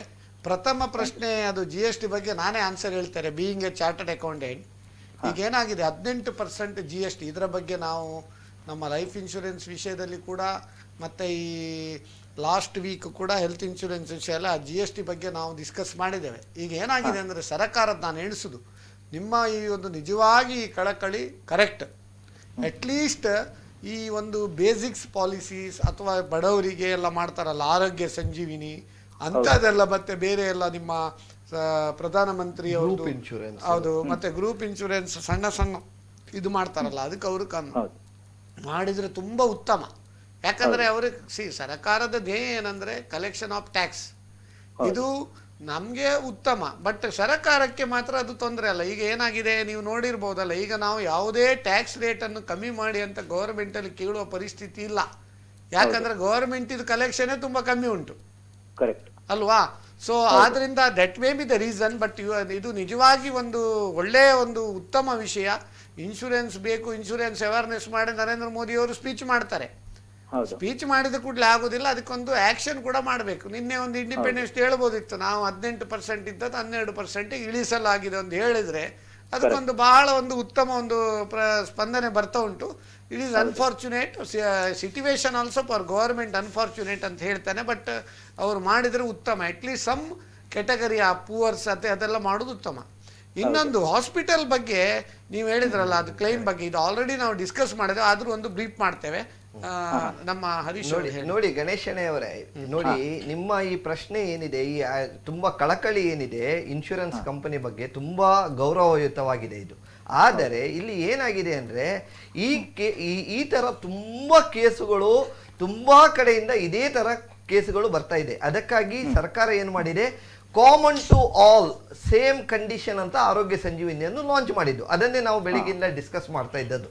ಯಾಕೆ ಅಂದ್ರೆ ನೀವು ಈ ಕಂಪನಿಯಿಂದ ಹೋದ್ರೂ ನಿಮ್ಗೆ ಇದೆ, ಆ ಕಂಪನಿಯಿಂದ ಹೋದ್ರೂ ಅಷ್ಟೇ, ಮತ್ತೊಂದು ಕಂಪನಿಯಿಂದ ಹೋದ್ರೂ ಇಷ್ಟೇ. ಹಾಸ್ಪಿಟಲ್ ಬಿಲ್ ಅಷ್ಟೇ? ಹಾಸ್ಪಿಟಲ್ ಬಿಲ್ ಅಲ್ಲ, ಹಾಸ್ಪಿಟಲ್ ಬಿಲ್ ವಿಷಯ ಮಾತಾಡಲ್ಲ ಹೇಳ್ತೇನೆ. ಈಗ ಅಲ್ವಾ ಶೆಡೆಯವರೇ? ಅಲ್ಲ ಹೌದು, ನಾನು ಕೇಳ್ತಾ ಇದ್ದು ಅದೇ. ಹಾಸ್ಪಿಟಲ್ನವರು ತುಂಬಾ ಇನ್ಶೂರೆನ್ಸ್ ಕಾರ್ಡ್ ಉಂಟಂತ ಹೈ ಬಿಲ್ ಮಾಡಿದ್ರೆ ನೆಕ್ಸ್ಟ್ ಇಡೀ ವರ್ಷ ಉಳಿದದವ್ರಂತ ಟಾಪ್ ಅಪ್ ಇಲ್ಲದಿದ್ರೆ ಅದು ಪ್ರಾಬ್ಲಮ್ ಆಗ್ತದೆ ಅಲ್ವಾ? ಹಲೋ, ಹೌದು ಹೌದು, ಕರೆಕ್ಟ್ ಸರ್, ಖಂಡಿತವಾಗ್ಲೂ ಸರ್. ನಮ್ಮ ಗಜಾನನ್ ಭಟ್ರೆ ನೋಡಿ, ನಾವು ಒಂದು ಯಾಕೆಂತಂದ್ರೆ ಹಾಸ್ಪಿಟ್ಲಿಗೆ ಹೋದ ತಕ್ಷಣ ಅವರು ಕರ್ತವ್ಯವನ್ನ ಮಾಡ್ಲೇಬೇಕು, ಇನ್ಶೂರೆನ್ಸ್ ಇದೆಯಾ ಅನ್ನುವಂಥದ್ದನ್ನ ಕೇಳಲೇಬೇಕು. ಅದ್ರ ಬಗ್ಗೆ ನಾವು ಎರಡು ಮಾತಾಡುವಾಗಿಲ್ಲ. ಯಾಕೆಂತ ಕೇಳಿದ್ರೆ ಅವರಿಗೆ ಇದ್ರೆ ಕ್ಯಾಶ್ಲೆಸ್ ಹಾಸ್ಪಿಟಲ್ಗೆ ಪ್ರೊಟೆಕ್ಟ್ ಮಾಡಿ ಮಾತಾಡಬೇಡಿ. ಇಲ್ಲ ಪ್ರೊಟೆಕ್ಟ್ ಈ ವಿಷಯವನ್ನು ಹೇಳಿದ್ರೆ ಸರಿ. ನಾನು ಹೇಳುವಂತದ್ದು ಏನು ಅಂತಂದ್ರೆ, ಅವರಿಗೆ ಈಗ ಕ್ಯಾಶ್ಲೆಸ್ ಪ್ರಯೋಜನವನ್ನ ಪಡಿಬೇಕು ಅಂತಂದ್ರೆ ಅವರು ಇದೆಯಾ ಅಂತ ಕೇಳಬೇಕು, ಅದು ಒಂದೇದು. ಎರಡನೇ ಪಾರ್ಟಿಗೆ ಬಂದಾಗ ಏನು ಅಂತಂದ್ರೆ, ಈಗ ಇನ್ಶೂರೆನ್ಸ್ ಇದೆ ಕೋಟಿ ಗಟ್ಟಲೆ ಇದೆಲ್ಲ ಮೆಷಿನ್ ಹಾಕ್ತಾರಲ್ಲ, ಅದರಲ್ಲೆಲ್ಲ ಆ ಟೆಸ್ಟ್ ಈ ಟೆಸ್ಟ್ ಇನ್ನೊಂದು ಟೆಸ್ಟ್ ಅಂದ್ರೆ ಅವರಿಗೂ ಟಾರ್ಗೆಟ್ ಇರ್ತಲ್ಲ, ಅದನ್ನು ಮಾಡ್ತಾರೆ ಅಂತ ಹೇಳುದು ಇವರು. ಅಲ್ಲ, ಅದರಲ್ಲಿ ಒಂದು ಲೆಕ್ಕದಲ್ಲಿ ನೋಡಿ ಅದು ಕರೆಕ್ಟ್, ಅವರು ಹೇಳುದು ಆ ಟೆಸ್ಟ್ ಈ ಟೆಸ್ಟ್ ಮಾಡ್ತಾರೆ ಅಂತ. ಆದ್ರೆ ಇನ್ ಕೇಸ್ ಆ ಟೆಸ್ಟ್ ಮಾಡಿದಾಗ ಏನಾದ್ರೂ ಒಂದು ನ್ಯೂನತೆ ಬಂತು ಇವನಿಗೆ, ಆವಾಗ ಅವನಿಗೆ ಕಸ್ಟಮರ್ ಅದನ್ನು ಥಿಂಕ್ ಮಾಡಬೇಕು. ಆ ಟೆಸ್ಟ್ ಮಾಡಿದಾಗ ಈಗ ಫಾರ್ ಎಕ್ಸಾಂಪಲ್ ಒಬ್ಬನಿಗೆ ಬಿದ್ದು ಈಗ ಒಂದು 5 ಲಕ್ಷದ ಪಾಲಿಸಿ ಇದ್ರೆ ಇದರಲ್ಲಿ ಖಾಲಿ ಆದ್ರೆ ಟಾಪ್ ಅಪ್ ಅಂತ ಉಂಟಲ್ಲ, ಹೌದು, ಅದರಲ್ಲಿ ಕವರೇಜ್ ಮಾಡಿ from the point of top up ಬಗ್ಗೆ ಒಂದು ಹೇಳಿ ನಮ್ಮ ಭಟ್ರೆ. ಟಾಪ್ ಅಪ್ ಅಂತಂದ್ರೆ ಏನು ಅಂತ ಕೇಳಿದ್ರೆ, ಒಂದು ನಿಗದಿತ ಮಿತಿ ಅಂತ ಇರುತ್ತೆ. ಆ ನಿಗದಿತ ಮಿತಿಯವರೆಗೆ ಈಗ ನಾನೊಂದು ಹೆಲ್ತ್ ಇನ್ಶೂರೆನ್ಸ್ ಒಂದು 5 ಲಕ್ಷಕ್ಕೆ ಕವರೇಜ್ ಮಾಡಿದ್ದೇನೆ ಅಂತ ಎಣಿಸುವ, ಓಕೆ, ಅದಕ್ಕೆ ಟಾಪ್ ಅಪ್ ಎಷ್ಟುವರೆ ತಗೊಳ್ಬಹುದು? ಅದು ಹೇಗೆ ಪಾಲಿಸಿಯಲ್ಲೇ ಇರ್ತದ? ಈಗ ಏನು ಅಂತ ಕೇಳಿದ್ರೆ, ನಿಮ್ಗೆ ಈಗ 5 ಲಕ್ಷದ ಕವರೇಜ್ ಇದೆ ಅಂತ ಇಟ್ಕೊಳ್ಳಿ. ಸೊ 5 ಲಕ್ಷದವರೆಗಿನ ಬಿಲ್ಲಿಗೆ ನೀವು ಅದು ನಿಮ್ಮ ಪಾಲಿಸಿ ಇರಬಹುದು, ಅಥವಾ ನಿಮ್ಮ ಹತ್ರ ಬ್ಯಾಂಕ್ ನಲ್ಲಿ ಹಣ ಇರಬಹುದು, ಅಥವಾ ಇನ್ಯಾವುದೋ ಗ್ರೂಪ್ ಇನ್ಶೂರೆನ್ಸ್ ಕವರೇಜ್, ಅಲ್ಲಿಂದ ಕ್ಲೈಮ್ ಮಾಡಬೇಕು. 5 ಲಕ್ಷದ ರೂಪಾಯಿವರೆಗಿನ ಒಂದು ಏನು ಆಸ್ಪತ್ರೆ ಬಿಲ್ ಬರುತ್ತೆ ಪಾಲಿಸಿಯನ್ನು, ಜಾಸ್ತಿ ಆದ್ರೆ ಈಗ 8 ಲಕ್ಷ ಆದ್ರೆ ನಮ್ಮ ಟಾಪ್ ಅಪ್ ಪಾಲಿಸಿಯನ್ನು ಪಡೆದು 12 ತಿಂಗಳ ಒಳಗಡೆಯಲ್ಲಿ 5 ಲಕ್ಷದ ಬಿಲ್ಲಿನವರೆಗೆ ಆ ಒಂದು ಟಾಪ್ ಅಪ್ ಪಾಲಿಸಿ ಜವಾಬ್ದಾರಿ ಅಲ್ಲ. ಅದಕ್ಕಿಂತ ಹೆಚ್ಚಿನ ಬಿಲ್ ಬಂದಾಗ, ಈಗ ನೀವು 10 ಲಕ್ಷದ ಸಮ್ ಇನ್ಶೂರ್ಡ್ ತೆಗೆದುಕೊಂಡ್ರೆ 10 ಲಕ್ಷ ರೂಪಾಯಿವರೆಗಿದ್ದು ಬಿಲ್ ಅನ್ನ ಕ್ಲೈಮ್ ಮಾಡ್ಲಿಕ್ಕೆ ಆಗುತ್ತೆ ಈ ಟಾಪ್ ಅಪ್ ಪಾಲಿಸಿಯಿಂದ. ಅಲ್ಲ, 5 ಲಕ್ಷ ಖರ್ಚಾದ ಮೇಲೆ ಸೆಕೆಂಡ್ ಏನಾದ್ರೂ ಪುನಃ ಅಡ್ಮಿಟ್ ಆದ್ರೆ ಅದು ಬರ್ತದೆ? ಅಲ್ಲ, ಅದುವೇ ನಾನು ಹೇಳ್ತಾ ಇದ್ದೆ. 5 ಲಕ್ಷ ಈಗ ನೀವು ಅಲ್ಲಿಂದ ನಿಮ್ಮ ಹತ್ತಿರ ಇರತಕ್ಕಂಥ ಪಾಲಿಸಿಯಿಂದ ಕ್ಲೈಮ್ ಮಾಡ್ತೀರಾ, ಅಥವಾ ನಿಮ್ಮ ಹತ್ರ ಇದ್ದಂತಹ ಹಣದಿಂದ ನೀವು ಅದನ್ನ ಹೊಂದಾಣಿಕೆ ಅಲ್ಲಿವರೆಗೆ ಬಿಲ್ಲಿಗೆ ಈ ಟಾಪ್ ಅಪ್ ಎನ್ನುವಂಥದ್ದು ಜವಾಬ್ದಾರಿ ಅಲ್ಲ. ಅದಕ್ಕಿಂತ ಹೆಚ್ಚಿನ ಬಿಲ್ ಬಂದಾಗ ಎಷ್ಟು ಲಕ್ಷದ ಸಮ್ ಇನ್ಶೂರ್ಡ್ ಅನ್ನ ತಗೊಂಡಿದ್ದಾನೆ ಅನ್ನುವಂತ ನೋಡ್ತೀವಿ. ಅಷ್ಟು ಲಕ್ಷದವರೆಗೆ ಬಿಲ್ ಅನ್ನ ಅವನು ಕ್ಲೈಮ್ ಮಾಡ್ಲಿಕ್ಕಾಗತ್ತೆ. ಟಾಪ್ ಅಪ್ ಪಾಲಿಸಿಯ ವಿಶೇಷತೆ ಅಂತಂದ್ರೆ ಬಹಳ ಕಡಿಮೆ ಹಣಕ್ಕೆ, ಬಹಳ ಕಡಿಮೆ ಪ್ರೀಮಿಯಂಗೆ ಬಹಳ ದೊಡ್ಡ ಸಮ್ ಇನ್ಶೂರ್ಡ್ ಬರುತ್ತೆ. ಹಾಗಾದ್ರೆ ಈ ಬಸ್ತಿ ಗಣೇಶನವರು ಹೇಳಿದಕ್ಕೆ ಪರಿಹಾರ ಏನಂತ ಹೇಳಿದ್ರೆ, ಈಗ 5 ಲಕ್ಷದ ವಿಮೆ ಇದ್ರೆ ಕೆಲವು ಕಡೆಯಲ್ಲಿ 5 lakh top up, 10 lakh top up, ಕೆಲವು ಕಡೆ ಅನ್ಲಿಮಿಟೆಡ್ ಟಾಪ್ ಅಪ್ ಅಂತ ಉಂಟು. ಅದ್ರ ಬಗ್ಗೆ ಏನು ಹೇಳಿ? ಅಲ್ಲ ನೋಡಿ, ಇಲ್ಲಿ ಅನ್ಲಿಮಿಟೆಡ್ ಟಾಪ್ ಅಪ್ ಅಂತ ಇನ್ಬಿಲ್ಟ್ ಆಗಿ ಇರ್ತದೆ ಕೆಲವು ಕಡೆ. ಅನ್ಲಿಮಿಟೆಡ್ ಟಾಪ್ ಅಪ್ ಅಂದ್ರೆ ಏನು? ಒಂದು ಸಮ್ ಮೆಶೂರ್ ಇರುತ್ತೆ. ಫಾರ್ ಎಕ್ಸಾಂಪಲ್ ಒಬ್ಬನಿಗೆ 5 ಲಕ್ಷ ಕವರೇಜ್ ಇರ್ತದೆ. ಅವನು ಆ 5 ಲಕ್ಷವನ್ನು ಒಂದು ಕಾಯಿಲೆಗೆ ಯೂಸ್ ಮಾಡ್ಬೋದು. ಅವನು ಒಂದು ಕಾಯಿಲೆಗೆ, ಫಾರ್ ಎಕ್ಸಾಂಪಲ್ ಆಕ್ಸಿಡೆಂಟ್ ಆಯ್ತು, 5 ಲಕ್ಷ ಖಾಲಿ ಆಯ್ತು. ನೆಕ್ಸ್ಟ್ ಅವನಿಗೆ ಒಂದು ಹಾರ್ಟ್ ಇದು ಬಂತು, ಅವನಿಗೆ ಮತ್ತೆ 5 ಲಕ್ಷ ಯೂಸ್ ಮಾಡ್ಲಿಕ್ಕೆ ಸಿಗ್ತದೆ, ಬೆನಿಫಿಟ್ ಸಿಗ್ತದೆ. ಅದೇ ವರ್ಷ ಅವನಿಗೆ ಕೊರೋನಾ ಬಂತು, ಮತ್ತೆ ಅವನು 5 ಲಕ್ಷ ತಗೊಳ್ಬಹುದು. ಸೊ ಒಂದೊಂದು ಮನುಷ್ಯನಿಗೆ ಒಂದೊಂದು ಕಾಯಿಲೆಗೆ ಅವನಿಗೆ ಆ ಕವರೇಜ್ ಅನ್ನು ತಗೊಳ್ಬಹುದು, ಅವನು ಎಷ್ಟು ತಗೊಂಡಿದ್ದಾನೆ. ಅದೇ ಹಾರ್ಟ್ ಆಪರೇಷನ್ ಆಯ್ತಂದ್ರೆ ಎಣಿಸುವ, ಒಂದು ಇದು ಮಾಡಿದ್ರೆ ಎಂತದ್ದು ಸ್ಟಂಟ್ ಹಾಕಿದ್ರೆ, ನೆಕ್ಸ್ಟ್ ಪುನಃ ಓಪನ್ ಹಾರ್ಟ್ ಸರ್ಜರಿ ಅದೇ ವರ್ಷ ಬಂದ್ರೆ ಅದು ಹಾರ್ಟ್ ರಿಲೇಟೆಡ್ ಇದ್ದ ಕಾರಣ ಈಗ ಸ್ಟಂಟ್ ಹಾಕುವಾಗ ಅವನಿಗೆ 1.5 ಲಕ್ಷ ಬಿಲ್ ಆಯ್ತು. ಅವನು ಓಪನ್ ಹಾರ್ಟಿಗೆ ಮತ್ತೆ 3.5 ಲಕ್ಷ ಯೂಸ್ ಮಾಡಬಹುದು. ಯಾಕಂದ್ರೆ ಒಂದು ಟೋಟಲ್ 5 ಲಕ್ಷ. ಓಪನ್ ಹಾರ್ಟಿಗೆ 5 ಲಕ್ಷ ಬಂದ್ರೆ 5 ಲಕ್ಷ ಬಂದ್ರೆ ನಾವು 3.5 ಮಾತ್ರ ಕೊಡ್ತೇವೆ. 1.5 ಅವನು ಹಾಕ್ಬೇಕು. ಹೌದು, ಓಕೆ. ಯಾಕಂದ್ರೆ ಇದು ನಾನೆಲ್ಲ ಕ್ಲಾರಿಟಿ ಯಾಕೆ ಹೇಳುದಂತ ಹೇಳಿದ್ರೆ, ಜನರು ತಿಳ್ಕೊಳ್ಬೇಕು. Top up, unlimited top up ಅಂದ್ರೆ ನಮ್ದು ಎಷ್ಟು ಕ್ಲೈಮ್ ಬಂದ್ರೆ ಇನ್ಶೂರೆನ್ಸ್ ಕಂಪನಿ ಕೊಡ್ತಾರೆ ಅಂತ ಹೇಳಿ ಇರಬಾರ್ದು. ನೀವು ಕೂಡ ಸೇಲ್ಸ್ ಮಾಡುವಾಗ ಕೂಡ ಇದೆಲ್ಲ ತಿಳಿ ಹೇಳ್ಬೇಕು. ಅಲ್ಲ, ಟಾಪ್ ಅಪ್ ಅಲ್ಲೂ ನೆನ್ಪಿಟ್ಕೊಳ್ಬೇಕು. ಇವತ್ತು ನಾನೀಗ ಟಾಪ್ ಅಪ್ ಮಾಡಿದ್ದೇನೆ, ನಾಳೆ ದಿವಸ ಹಾಸ್ಪಿಟಲೇಷನ್ಗೆ ಹೋದ್ರೆ ಅದರಲ್ಲಿ ಕವರ್ ಇರೋದಿಲ್ಲ. ಯಾಕಂದ್ರೆ ಅಲ್ಲಿಯೂ ವೇಟಿಂಗ್ ಪೀರಿಯಡ್ ಇರುತ್ತೆ, ಅಲ್ಲಿಯೂ ಸಹಿತ 30 ಡೇಸ್ ವೇಟಿಂಗ್ ಪೀರಿಯಡ್ ಇರುತ್ತೆ, ಮತ್ತು ಪಿಇಡಿಗೆ 1 ವರ್ಷನ, ಅದು ಡಿಪೆಂಡ್ ಅಪಾನ್ ಬೇರೆ ಬೇರೆ ಕಂಪನಿ. ಹೌದೌದು, ಅದು ನೆನ್ಪಿಟ್ಕೊಳ್ಬೇಕು. ಇನ್ ಸಿಂಪಲ್ ವರ್ಡ್ಸ್, ನಾವು ಯಾವುದೇ ಪಾಲಿಸಿ ಮಾಡುವಾಗ we should read full terms and conditions ಪುರ್ಸೋತಲ್ಲಿ ಕರೆಕ್ಟ್ ನೋಡಿಯೇ ನೀವು ಪಾಲಿಸಿ ಮಾಡಬೇಕು. ಇಲ್ಲದಿದ್ದರೆ ಅದುಂಟು ಇದುಂಟು ಅಂತ ಎಸಂಪ್ಷನ್ ಮಾಡ್ಬೋದು. There is a saying in English, if you don't know don't guess, please ask and ask the competent person. ಅದಲ್ಲದೆ ಅದು ಕೇಳಿದವರು ಸರಿ ಉಂಟಾ ಅಂತೇಳಿ ಅವರು ಟರ್ಮ್ಸ್ ಕಂಡೀಷನ್ ರೈಟಿಂಗಲ್ಲಿ ಕೂಡ ಉಂಟಾ ನೋಡಬೇಕು. ಅದಕ್ಕೆ ಕೂಡ ಹೇಳಿದ್ದೇವೆ, ಪಕ್ಕನೆ ಮಿಸ್ ಸೆಲ್ಲಿಂಗ್ ಬಗ್ಗೆ ನೀವು ಹೇಳಿದ್ರಿ.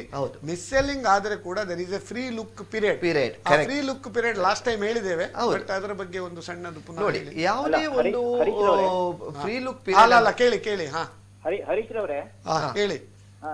ನೀವು ಹೇಳಿದ್ರೆ ಒಂದೊಂದು ಡಿಸೀಸ್ಗೆ ಒಂದೊಂದು ಟಾಪ್ ಅಪ್ ಅಂದ್ರೆ ಈಗ 5 ಲಕ್ಷ ಇದ್ರೆ ಒಂದು ಅದು 5 ಲಕ್ಷ ಮುಗಿದ ಇಟ್ಕೊಳ್ಳಿ ಒಂದು ಪರ್ಟಿಕ್ಯುಲರ್ ಡಿಸೀಸ್ಗೆ, ಮತ್ತೆ ಡಿಸೀಸ್ಗೆ 5 ವರ್ಷ ಹೇಳಿದ್ರು ನೀವು.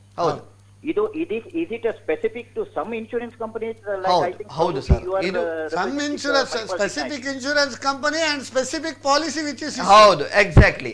ಇದು ಏನಾಗಿದೆ ಅಂದ್ರೆ ಈ ತರ ಕೆಲವು ಕಂಪನಿಯಲ್ಲಿ ಮೂರು ಟಾಪ್ ಅಪ್ ಬರ್ತದೆ, ಕೆಲವು ಕಂಪನಿಯಲ್ಲಿ ಡಬಲ್ ಟಾಪ್ ಅಪ್ ಬರ್ತದೆ, ಕೆಲವು ಕಂಪನಿಯಲ್ಲಿ ಟಾಪ್ ಅಪ್ ಬರುವುದಿಲ್ಲ.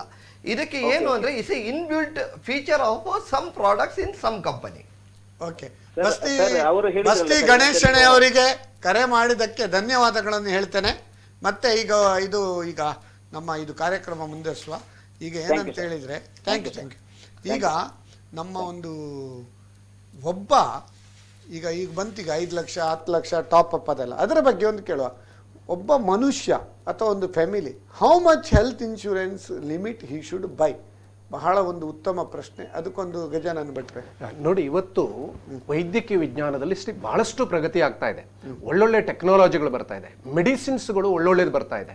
ಅಂಥದ್ರದೆಲ್ಲ ಪ್ರಯೋಜನ ಪಡಿಬೇಕು ಅಂತಂದ್ರೆ ಏನಾಗ್ತದೆ ಅಂದ್ರೆ ಹಾಸ್ಪಿಟಲ್ ಕಾಸ್ಟು ಬಹಳ ಕಾಸ್ಟ್ಲಿ ಆಗುತ್ತೆ. ನಾವು ಏನು ಉತ್ತಮ ಗುಣಮಟ್ಟದ ಚಿಕಿತ್ಸೆ, ಅದಕ್ಕಾಗಿ ನಾನು ಹೇಳ್ತಾ ಇರುವಂತದ್ದು, ಇವತ್ತು ಕೊರೋನಾ ಬಂತು ಅಂತ ಇಟ್ಕೊಳ್ಳಿ, ಒಬ್ಬನಿಗೆ ಬಂದ್ರೆ 5 ಲಕ್ಷ 6 ಲಕ್ಷ ನಮ್ಮ ಮಂಗಳೂರಿನಂತಹ ಇದರಲ್ಲಿ ಬಂದ್ರೆ ಸಾಧಾರಣ ಒಂದು, ಅದಕ್ಕಾಗಿ ನಾನು ಹೇಳುವಂತದ್ದು ಇವತ್ತು ಲಕ್ಷಕ್ಕೆ ಬೆಲೆ ಇಲ್ಲ, ಕೋಟಿಗೆ ಬರ್ತಾ ಇದೆ. ಇವತ್ತು ಎಲ್ಲ ಇನ್ಶೂರೆನ್ಸ್ ಕಂಪನಿಯವರು ಕೋಟಿ ರೂಪಾಯಿ ಕೂಡ ಲಾಸ್ಟ್ ಟೈಮ್ ನಾವು ಇನ್ಕಮ್ ಟ್ಯಾಕ್ಸ್ ಬೆನಿಫಿಟ್ ಕೂಡ ಹಾಕಿದ್ದೇವೆ. ಇನ್ಕಮ್ ಟ್ಯಾಕ್ಸ್ ಬೆನಿಫಿಟ್ ಏನಂತ ಹೇಳಿದ್ರೆ 25,000 50,000, ಅದರ ಬಗ್ಗೆ ನಾವು ಕಂಟಿನ್ಯೂ ಮಾಡುವ. ಅದರ ಮುಂಚೆ ಒಂದು ವೀಕ್ಷಕರ ಕರೆ ಉಂಟು, ಆವಾಗಿಂದ ಟ್ರೈ ಮಾಡ್ತಾ ಇದ್ದಾರೆ. ಹಲೋ ಹಲೋ, ಯಾರು ಮಾತಾಡೋದು? ಸಾಸ್ತಾನಿಂದ ನಾಗೇಶ್ ಪೈ, ಪಾಂಡೇಶ್ವರ. ನಾಗೇಶ್ ಪೈ ಸಾಸ್ತಾನ, ನಿಮಗೆ ಈ ಕಾರ್ಯಕ್ರಮಕ್ಕೆ ಸ್ವಾಗತ. ನೀವು ಒಂದು 2-3 ಕಾರ್ಯಕ್ರಮದಲ್ಲಿ ನಿಮ್ಮ ಪ್ರಶ್ನೆ ಇಲ್ಲ. ಪ್ರಶ್ನೆ ಇಲ್ಲ ಅಂತ ಹೇಳಿದ್ರೆ ಅಂಗಡಿ ಓಪನ್ ಆಯ್ತಾ ಅಂತ ಅಲ್ವಾ? 3/4 ಗಂಟೆಯಿಂದ ಟ್ರೈ ಮಾಡ್ತಾ ಇದ್ದೇನೆ, ಸಿಕ್ಕುದಿಲ್ಲ. ಈಗಲೂ 3/4 ಗಂಟೆಯಿಂದ ಟ್ರೈ ಮಾಡ್ತಾ ಇದ್ದೇನೆ. ಆಯ್ತು, ನೀವು ಪ್ರಶ್ನೆ ಹಾಗಾದ್ರೆ 3/4 ಗಂಟೆ ನಮ್ಮ ಕಾರ್ಯಕ್ರಮ ನೋಡ್ತಾ ಇದ್ದೀರಂತ ಆಯ್ತು, ಬಹಳ ಒಂದು ಖುಷಿ ಆಯ್ತು. ಲೈನ್ ಸಿಕ್ಕುದಿಲ್ಲ. ಆಯ್ತು, ಈಗ ಕೇಳಿ. ನೀವು ಆದ್ರಿಂದ ಬೇಗ ಕೇಳಿ, ಬೇಗ ಮುಗಿಸೋ, ಇನ್ನೊಬ್ರಿಗೆ ಕೂಡ ಲೈನ್ ಸಿಗ್ತದೆ. ಕೇಳಿ. ಆಯ್ತಾಯ್ತು. 3 ಜನ ಗಣ್ಯ ವ್ಯಕ್ತಿಗಳಿಗೆ ನಮಸ್ಕಾರ. ನಮಸ್ಕಾರ, ಹೇಳಿ. ಅಂದ್ರೆ ನಮ್ಮ ಒಬ್ರು ಕುಟುಂಬದಲ್ಲಿ 70 ವರ್ಷ ಆಯ್ತು ಅವರಿಗೆ. ಎಷ್ಟು? 70 ವರ್ಷ ಆಗಿದೆ. ಹೆಲ್ತ್ ಇನ್ಸೂರೆನ್ಸ್ ಮಾಡಿ ಕಟ್ಟುತ್ತಾ ಇದ್ದಾರೆ. ಇವತ್ತಿನ ತನಕ ಯಾವುದಕ್ಕೆ ಅಡ್ಮಿಟ್ ಆದವರಲ್ಲ. Very good. ಆರೋಗ್ಯವಂತರಾಗಿದ್ದಾರೆ. Very good. ಅವರು ಈಗಲೂ ಹಣ ಕಟ್ತಾ ಇದ್ದಾರೆ. ಈಗ ಸ್ವಲ್ಪ ಕಷ್ಟ ಆಗ್ತಾ ಉಂಟು ಅವರಿಗೆ ಹಣ ಕಟ್ಟಲಿಕ್ಕೆ, ಆದ್ರೂ ಅವರು ಕಟ್ತಾ ಇದ್ದಾರೆ. ಅವರು ನನ್ನ ಹತ್ರ ಒಂದು ಕೇಳಿದ್ದಾರೆ, ಅವ್ರಿಗೆ ಏಜೆಂಟ್ ಸರಿ ಮಾಹಿತಿ ಕೊಡದೇ ಇದ್ದ ಕಾರಣ ಏಜೆಂಟರ ಕೆಲವು ಮಾಹಿತಿಯ ಕೊರತೆ ಉಂಟು ಸ್ವಲ್ಪ.